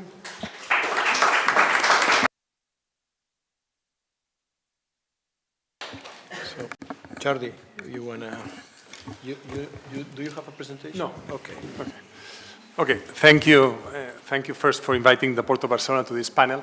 I guess a couple of reasons why we are here and why Victor and Paul invited the Port here is that because foresight work, and in particular demand forecast in a port is extremely important. Why? Because normally when we take a decision, for instance, to develop a new container terminal, for instance, from the moment we take the decision till the moment this terminal is put into operation, it might last 10 years, even more. Okay, so demand planning, foresight is extremely important, not to take wrong decisions, and often ports take wrong decisions. This is one reason. The second reason, I guess, is, and we were discussing this with Victor before, during lunch, ports, international ports, Antwerp, for instance, Barcelona, Valencia. I always say, for me, it's a privilege to work at the port because these are probably the best observatories we have in our countries of international economic relations, of trends in macroeconomics. And it's a place where things happen a little bit earlier than other places. So we can anticipate, So we can anticipate a little bit sometimes certain things. And I'm going to put you 3 examples in months, not in years. Sometimes in years as well, okay? I'm going to put you 3 examples. I started working at the port at the end of 2006. After 30 years of double-digit growth of maritime transport in Europe, no? Both in maritime transport, containers, etc. No? And this is what all my colleagues used to know, no? For the previous 20 years. Then suddenly, 2007, a few things started changing in the traffic flows. We saw how cement and consumer goods suddenly plummeted traffic, no? But the economy, everything was going fine, no? At the port, we started seeing, I was new, and I said, okay, what is happening? No, you say we have certain traffics that were going down dramatically, no? Then 1 year after, all the crisis came, etc. No? This is one example. Second example, I remember when the invasion of Ukraine by Russia started in February 2022, I think, not 22. I remember in that spring and summer, everybody was saying, when we come back after holidays, this is going to be a disaster. There's going to be economic crisis. Some people say like in 2008. No? I remember my president at that time, Damien Calvet, were discussing, how do you see the statistics at the port? I said, no, I'm not seeing anything very strange happening here. No, we don't see what we were seeing in 2007, 2008. No? And no, effectively, when we came back after summer, at least in Catalonia and Spain, nothing happened. No? Okay, the economy didn't go down. A third example, very small. Every year in the port, you can more or less plan how the touristic season is going to be. Why? Because from Barcelona, from Valencia, the companies that rent cars send their cars from the ports to the Balearic Island, for instance. No? And depending on how many tens of thousands of cars they send to Majorca, Ibiza, etc., more or less, you can have an idea on how the touristic season is going to be in the Balearic and elsewhere in the country. Okay, so we can more or less anticipate sometimes a few changes, trends in a few months in advance, or even sometimes one year in advance. The problem is, as I said at the beginning, that we have to plan things that become a reality, because we are not Chinese, unfortunately, let's say, because they do it in 1-2 years, what we do in 10-15 years, okay? And that's the problem we have as ports. If we think of shipping lines, which are the main customers of ports, foresight is extremely important as well. They have shorter periods of production, let's say, okay? When a big shipping line orders a book to a shipyard in Korea or in China, no, they do it. When they do it, the book is, the vessel is delivered after 2, 3, 4 years, okay? But also they have to do a lot of foresight in order to plan or forecast demand. And this produces very often lots of imbalance. No? It happened in the financial crisis. No? Till 2008, shipping lines were ordering for the last 20 years vessels and vessels and bigger vessels and bigger vessels, because we had seen 30 years of double-digit growth of maritime transport. And suddenly, in 2008, this changed, and it hasn't been as it used to be, never again. And it's not, I don't think it's going to be never as it was in the 90s or in the beginning of the 2000s. But demand forecast, as I said, is very difficult. And foresight is very, I'm the head of strategy and my president is not here. So otherwise, maybe he would have to fire me, because I think it's extremely complicated. And nowadays more than it used to be 20 years ago or 10 years ago, because changes happen very often. At the same time, when we think about forecast and foresight, in our sector, we always say there have been 3 major changes or changes of paradigm, no? And almost nobody planned that this would have the impact that they had. These were the 3 following. 1, Toyota, okay? A company that lost from a country that lost the Second World War, like Japan, changed completely the way supply chains were designed all over the globe, okay? It's true that they had started in the 30s, no? But Toyota, no, made the, no, pull instead of push, or the opposite, I don't remember ever, no? Just in time, no stocks, etc., etc., no?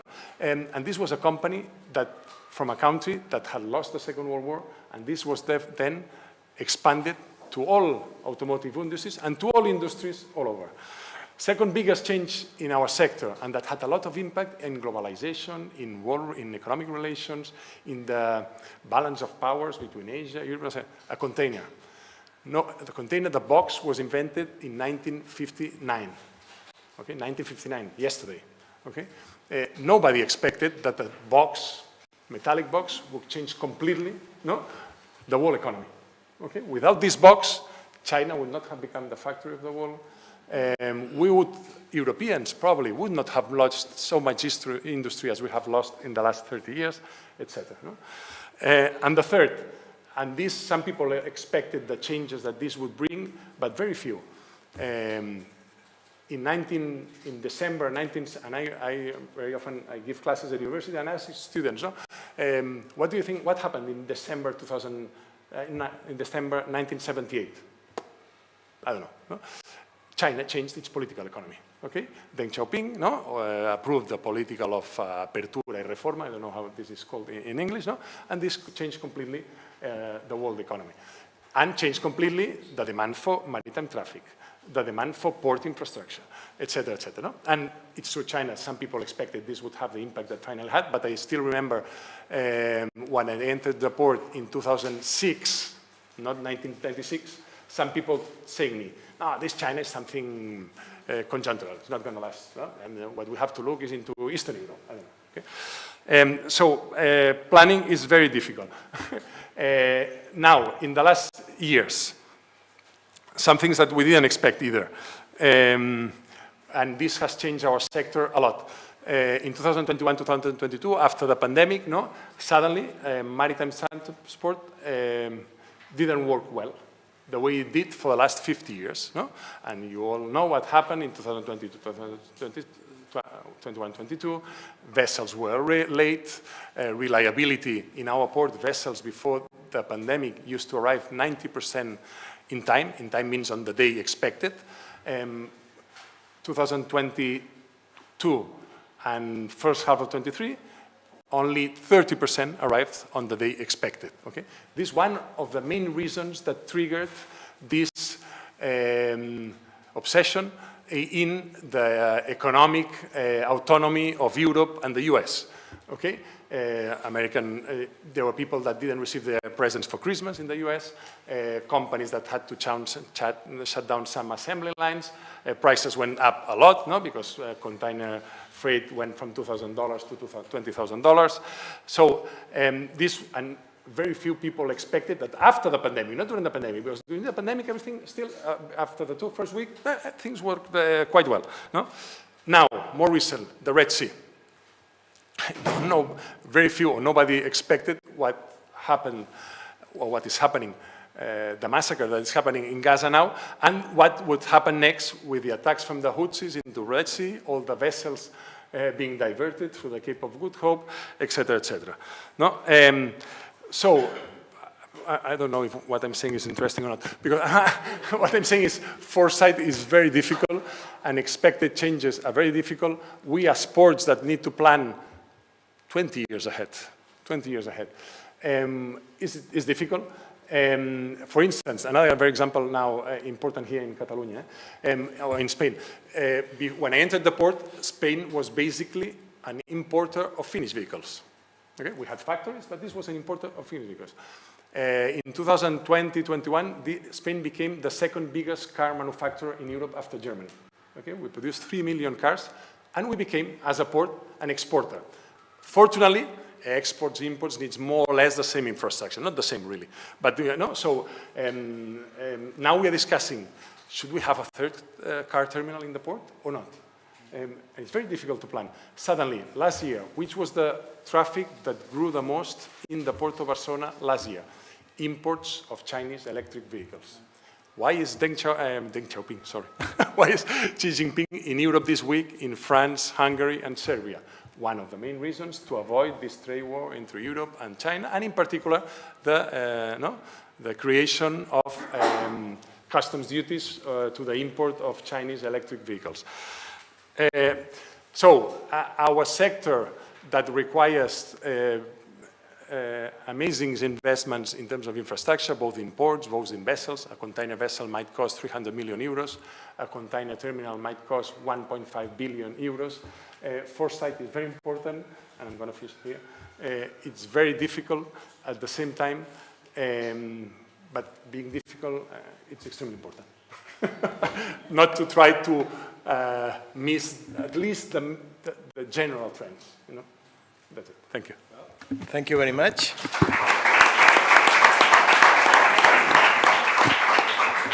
Actually, I couldn't agree more. It's very important, very difficult, and we futurists should be better paid. I agree. Of course. So let's open the floor for general discussion. Yeah, I remember you, don't worry. Let's take some questions. First round, the panelists will answer, and then if time's allowed, we'll do a second one. So please. Okay, so first for Mark. Do you feel like there's cooperation with government in what you're doing? Because it seems like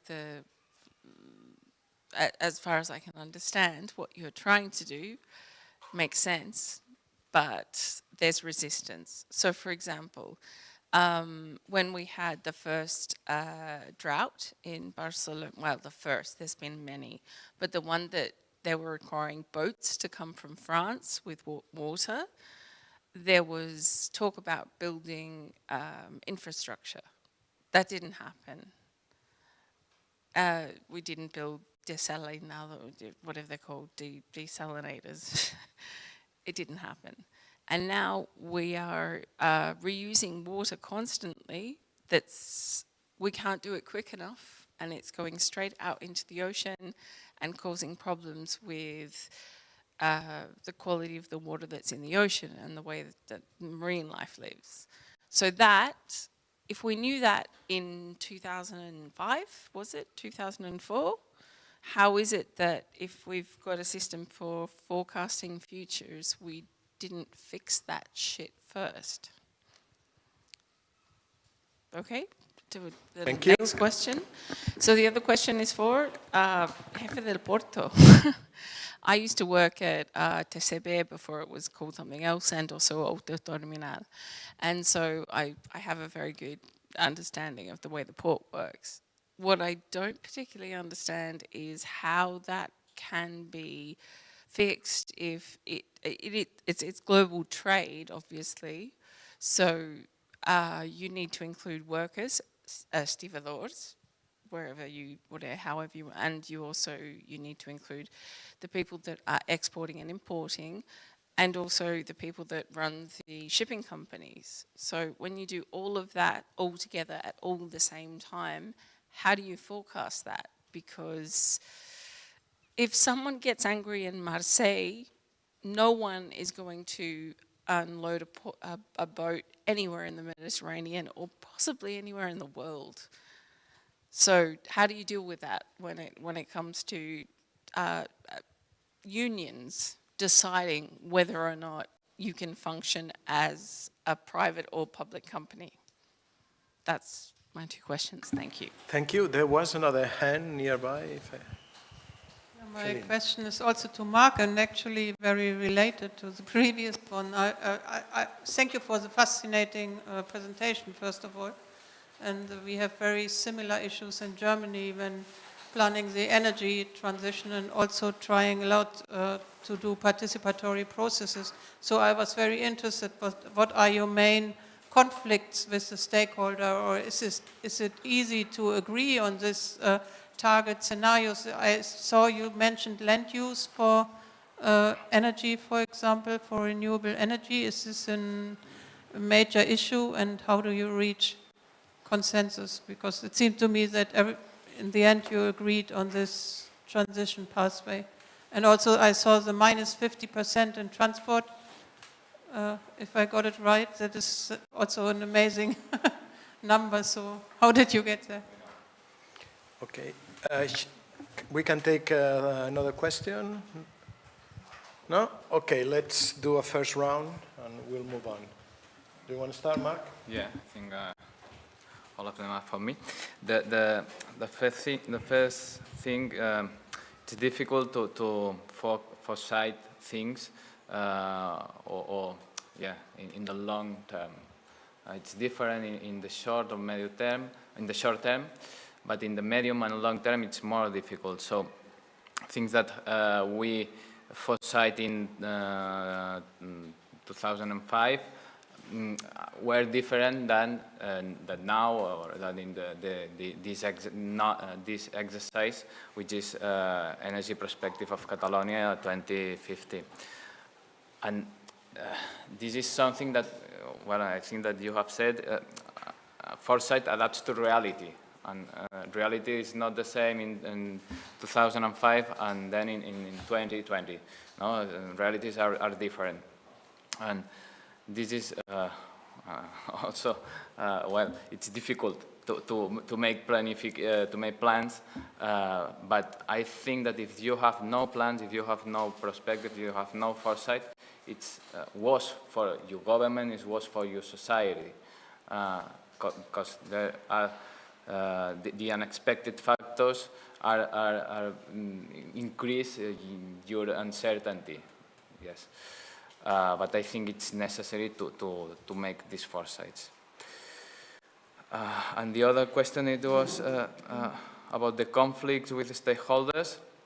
Yeah, the main one is the land use of renewables. No, 100% renewable energy system requires at least, or more or less, 1.5% of the land of Catalonia dedicated to photovoltaics and wind energy. So that this is, well, it's not a lot if you say 1%, but then when you try to apply to the land, you see that it's a lot of infrastructure, or new infrastructure, no? So this is the major difficulty. How to solve that? It's difficult, but PROENCAT establishes the feasibility of this system, and now we are developing a plan, which is a plan to implement renewables in our territory in Catalonia, to implement specifically photovoltaics and wind energy, and also the networks that it's necessary to connect all these facilities. So I think that this will be the major difficulty to develop a renewable energy system.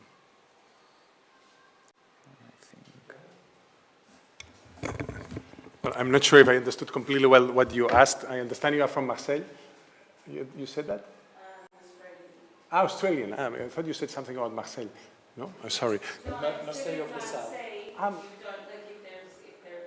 If there's a strike here in Marseille, if you change the number on the container as you reported, they won't be able to. Okay. They can't unload it in Marseille, as in unions, people, which are one of the factors that has been talked about quite a lot here, is very important in shipping. Yeah. Very, and especially who works on the boats, who unloads the boats, where they're unloaded, how they're numbered, and who does it. And mostly, Barcelona doesn't have a very good reputation. And my question wasn't that. It was just, how do you think it's going? I'm perfectly aware how our workers are organized in Barcelona, how the system works. Everywhere in the world. No, I know. I mean, I'm perfectly aware, as you can understand, about the stevedores world in general and dockers in general. Let me just correct you. Barcelona is known in Europe as a port where there is very little unrest when it comes to dockers. I'm sorry to contradict you. No, let me contradict you. But anyway, we are, on the contrary, I mean, we are now in a place where very few social unrest has happened in the last 20 years, okay? in particular with you compared to Marseille, which I have extremely good friends at the Port of Marseille, so I'm not going to speak bad about the Port of Marseille at all.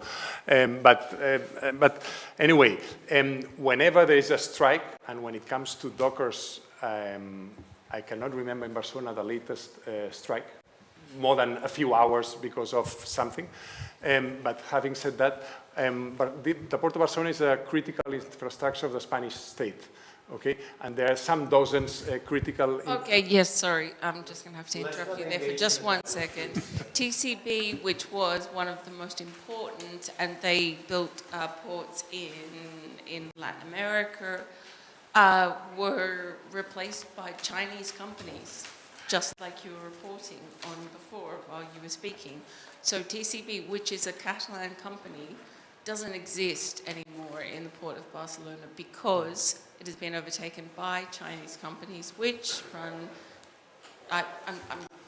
It's a statement. I'm asking your. No, can sorry. Say whatever you sorry, want. Because sorry. TCB doesn't belong to a Chinese company. TCB belongs to Maersk. TCB belongs to Maersk, which is a Danish company. And it was bought a few years ago, and TCB used to run around 15 different container terminals in South America as well, in the port of Buenaventura in Colombia, and it was bought by Maersk, which is a Danish company. But anyway, answering to a question, we as a critical infrastructure, obviously, we have to have, and I don't know if the name in English is correct, un plan de contingencia, contingency plans, and we have contingency plans in case of climatic disasters, in case of strikes, that from the docker side almost never happens. We have had strikes of transport, of truck drivers quite often in... Can I finish, please? Please, stop. No, so we have contingency plans that we apply whenever there is big disruption. We had the Gloria, for instance, storms a few years ago. We had truckers' strikes 2 years ago, I think it was, all over Europe, here in Spain as well. So then, for instance, when there is a strike, we have a plan to use more rail infrastructure and to be able... Okay, please, I need you... Rail, trains, okay? Trains. So, for instance, there are trains that are sent to Zaragoza for companies that need critical spare parts, for instance. So we have contingency plans for disruptions that affect the day-to-day of the port, which is obvious that we need to have because we are critical infrastructure of the Spanish state and obviously of Catalonia. Okay. Anyone else wants? Yes, please.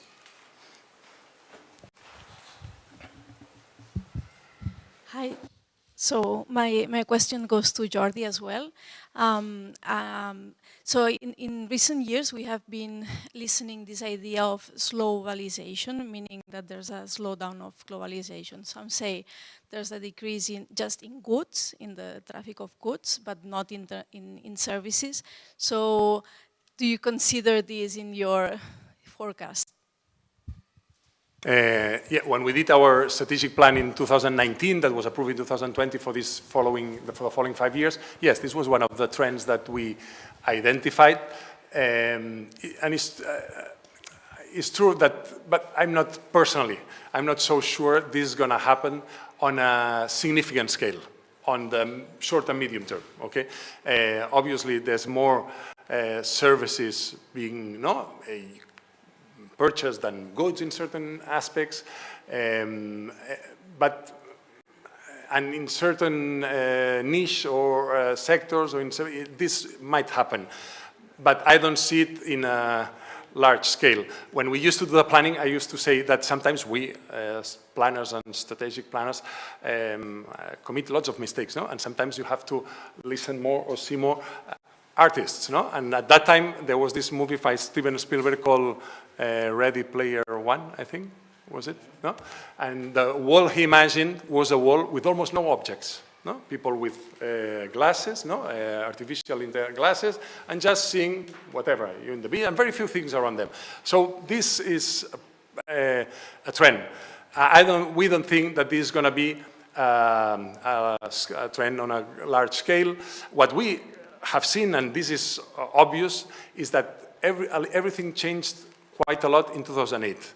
And what I said at the beginning, what we had seen from the 70s to 2008, double-digit growth of foreign trade, maritime transport, and containerization, we don't think is going to come again. And we haven't seen it. We saw double-digit growth of both foreign trade, maritime transport, and containerization, and now we see 1%, 2%, 3% growth every year.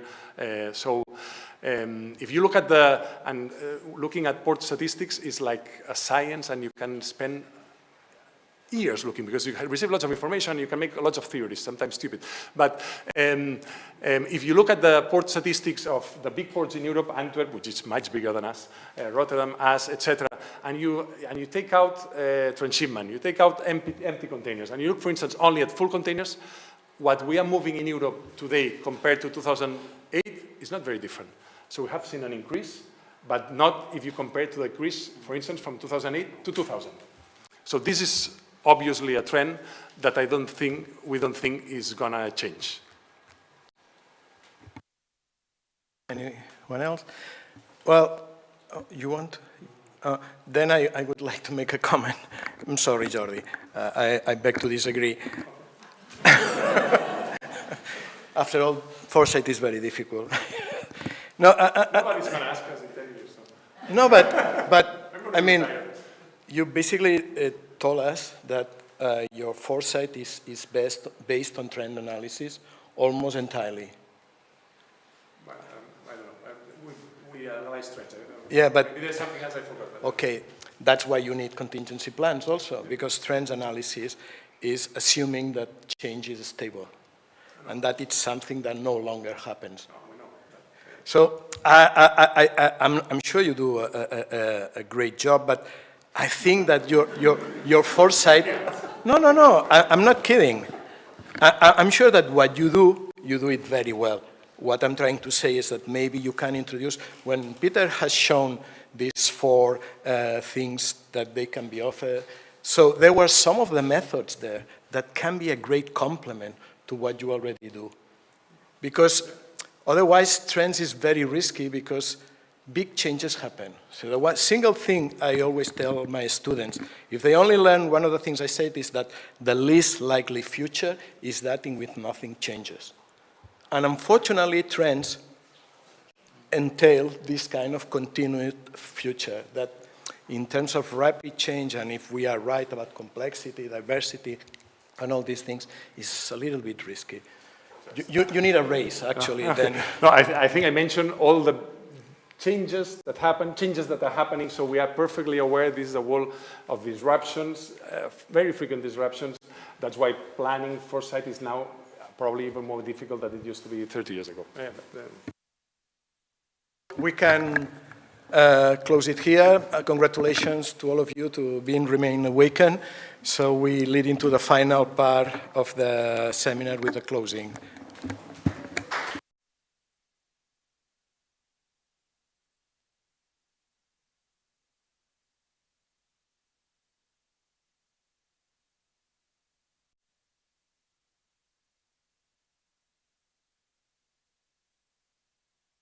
Introduce myself. I'm Meritxell Serret. I'm the Minister of External Action and European Union of the Catalan government. And please, President, Director, all the members of the panel, amigues i amics, molt bona tarda, moltes gràcies per convidar-me i poder fer avui la cloenda d'aquest seminari, d'aquesta bona col·laboració entre el CETC, que depèn del Departament d'Acció Exterior i Unió Europea, i el CIDOB, amb qui treballem també molt estretament des de la Generalitat, des del Departament d'Acció Exterior i Unió Europea, sobre aquest tema apassionant que és la perspectiva estratègica. I ha quedat claríssim que dona molt de sí. So thank you very much all the speakers for your contributions, for your reflections, and about these strategic perspectives, why the dissemination of good practices in this strategic foresight and these methodologies that are more concerned about the will to change or define the future than the way that we predicted, probably. and that we have also seen, and after your speeches, that it requires the involvement and the engagement of the institutions, the civil society, and of course the academia and the whole experts. Your analysis then reaffirmed the need to ensure the quality of the public policies, and then we need your work, and that the policies have the ability to anticipate, but also to help to adapt to the changing context, what we have said about the crisis, the uncertainties, and the challenges that our society and our planet are facing. And we have to be able to then to anticipate and to adapt to the ones that we already have in mind, that we have been able to identify, in our policies, in our goals, but also the ones that we still don't know. And that is, of course, very difficult, but it is necessary. And that's why then it's also so important, things like we are doing here today, to keep this open mind, this capacity to keep connected, and also to be ready always to change. Because the more anticipation, the greater capacity to face global challenges, and the more capacity to turn these challenges into opportunities in this highly complex world and moment that we are living. And at the heart of this strategic foresight lies a recognition that the global challenges are not impossible obstacles, but rather potential catalysts for progress and innovation. If we take a forward-thinking approach, global challenges can be better anticipated and reframed as opportunities. And I would like to highlight that this is both in technological approach and also in social approach, because I think, and regarding the energy, we know that we cannot separate these both spheres. I don't know the word now. Therefore, anticipatory governance has become a key instrument for success of public policies, and that we want to pursue in the future, because we need to be more adaptive, we need to be more resilient, and balancing immediate operational needs with this transversal, comprehensive approach and this long-term foresight is demanding but essential. Governments, we must develop tools and processes to ensure short-term decisions are informed too by these long-term insights with this long view and adaptive premises. From Catalonia, we have always faced the world and our place in the world with an ambition and highlighting the promotion of human rights, highlighting the contributions for the constructions of peace, democracy, and cohesive societies, and also addressing these great global challenges. And today we are still insisting on pursuing these goals and contributing with alliances with other friends and colleagues and partners to achieve these goals. Thus, the government of Catalonia has already assumed these strategic foresight tools, as we have seen with the ICANN, but also some colleagues that we have here from other departments of economy or the CETC itself. So we want to support this orientation of our government decisions through these different areas of the government, and try to have a broader view of the different challenges and how we approach them. Strategic foresight can also contribute then to refining our policies by incorporating this multi-level perspective that the colleagues from Flanders have already explained and that we fully support. Tackling global challenges and the particular consequences they have in our communities, in the local level, is urgent.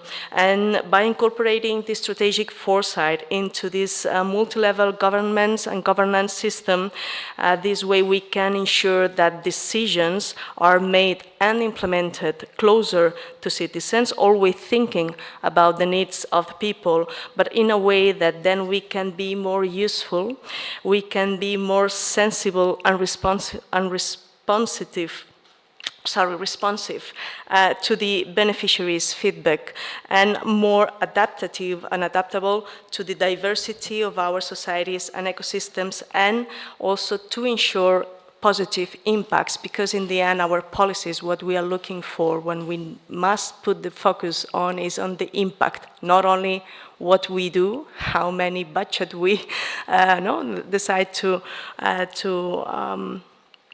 give to any project, but which is the impact of our policies. And then it's why we need also these tools. So in this ever-changing environment, policymakers, we can adapt to uncertainty and use the power of change to address big issues like climate change, technology, and also, as I said before, social and demographic changes.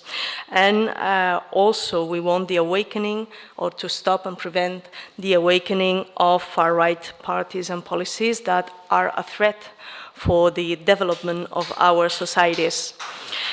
All of them being challenges which are constantly evolving, requiring this foresight, adaptation, and talent, and therefore we must take advantage of every tool we have at hand, such as, in this case, this strategic and prospective foresight, to make our societies stronger, more resilient, to push for opportunities and both global and local solutions. And overall, I insist to increase the quality of our policies in favor of people and ecosystems, making them, all these policies, more effective, successful, leaving nobody behind, and loyal to the democratic values and human rights. Finalment, us encoratjo, doncs, a continuar, tots els aquí presents, que esteu implicats directament en aquesta perspectiva estratègica, continuar estimulant aquesta creació d'un futur que volem poder-lo fer amb polítiques i amb aproximacions que siguin rigoroses, útils, fiables, que tinguin innovació i creativitat, però que siguin sempre lleials a uns principis i a uns valors lligats a la democràcia i als drets humans aquí i arreu. Moltes gràcies i molt bona tarda.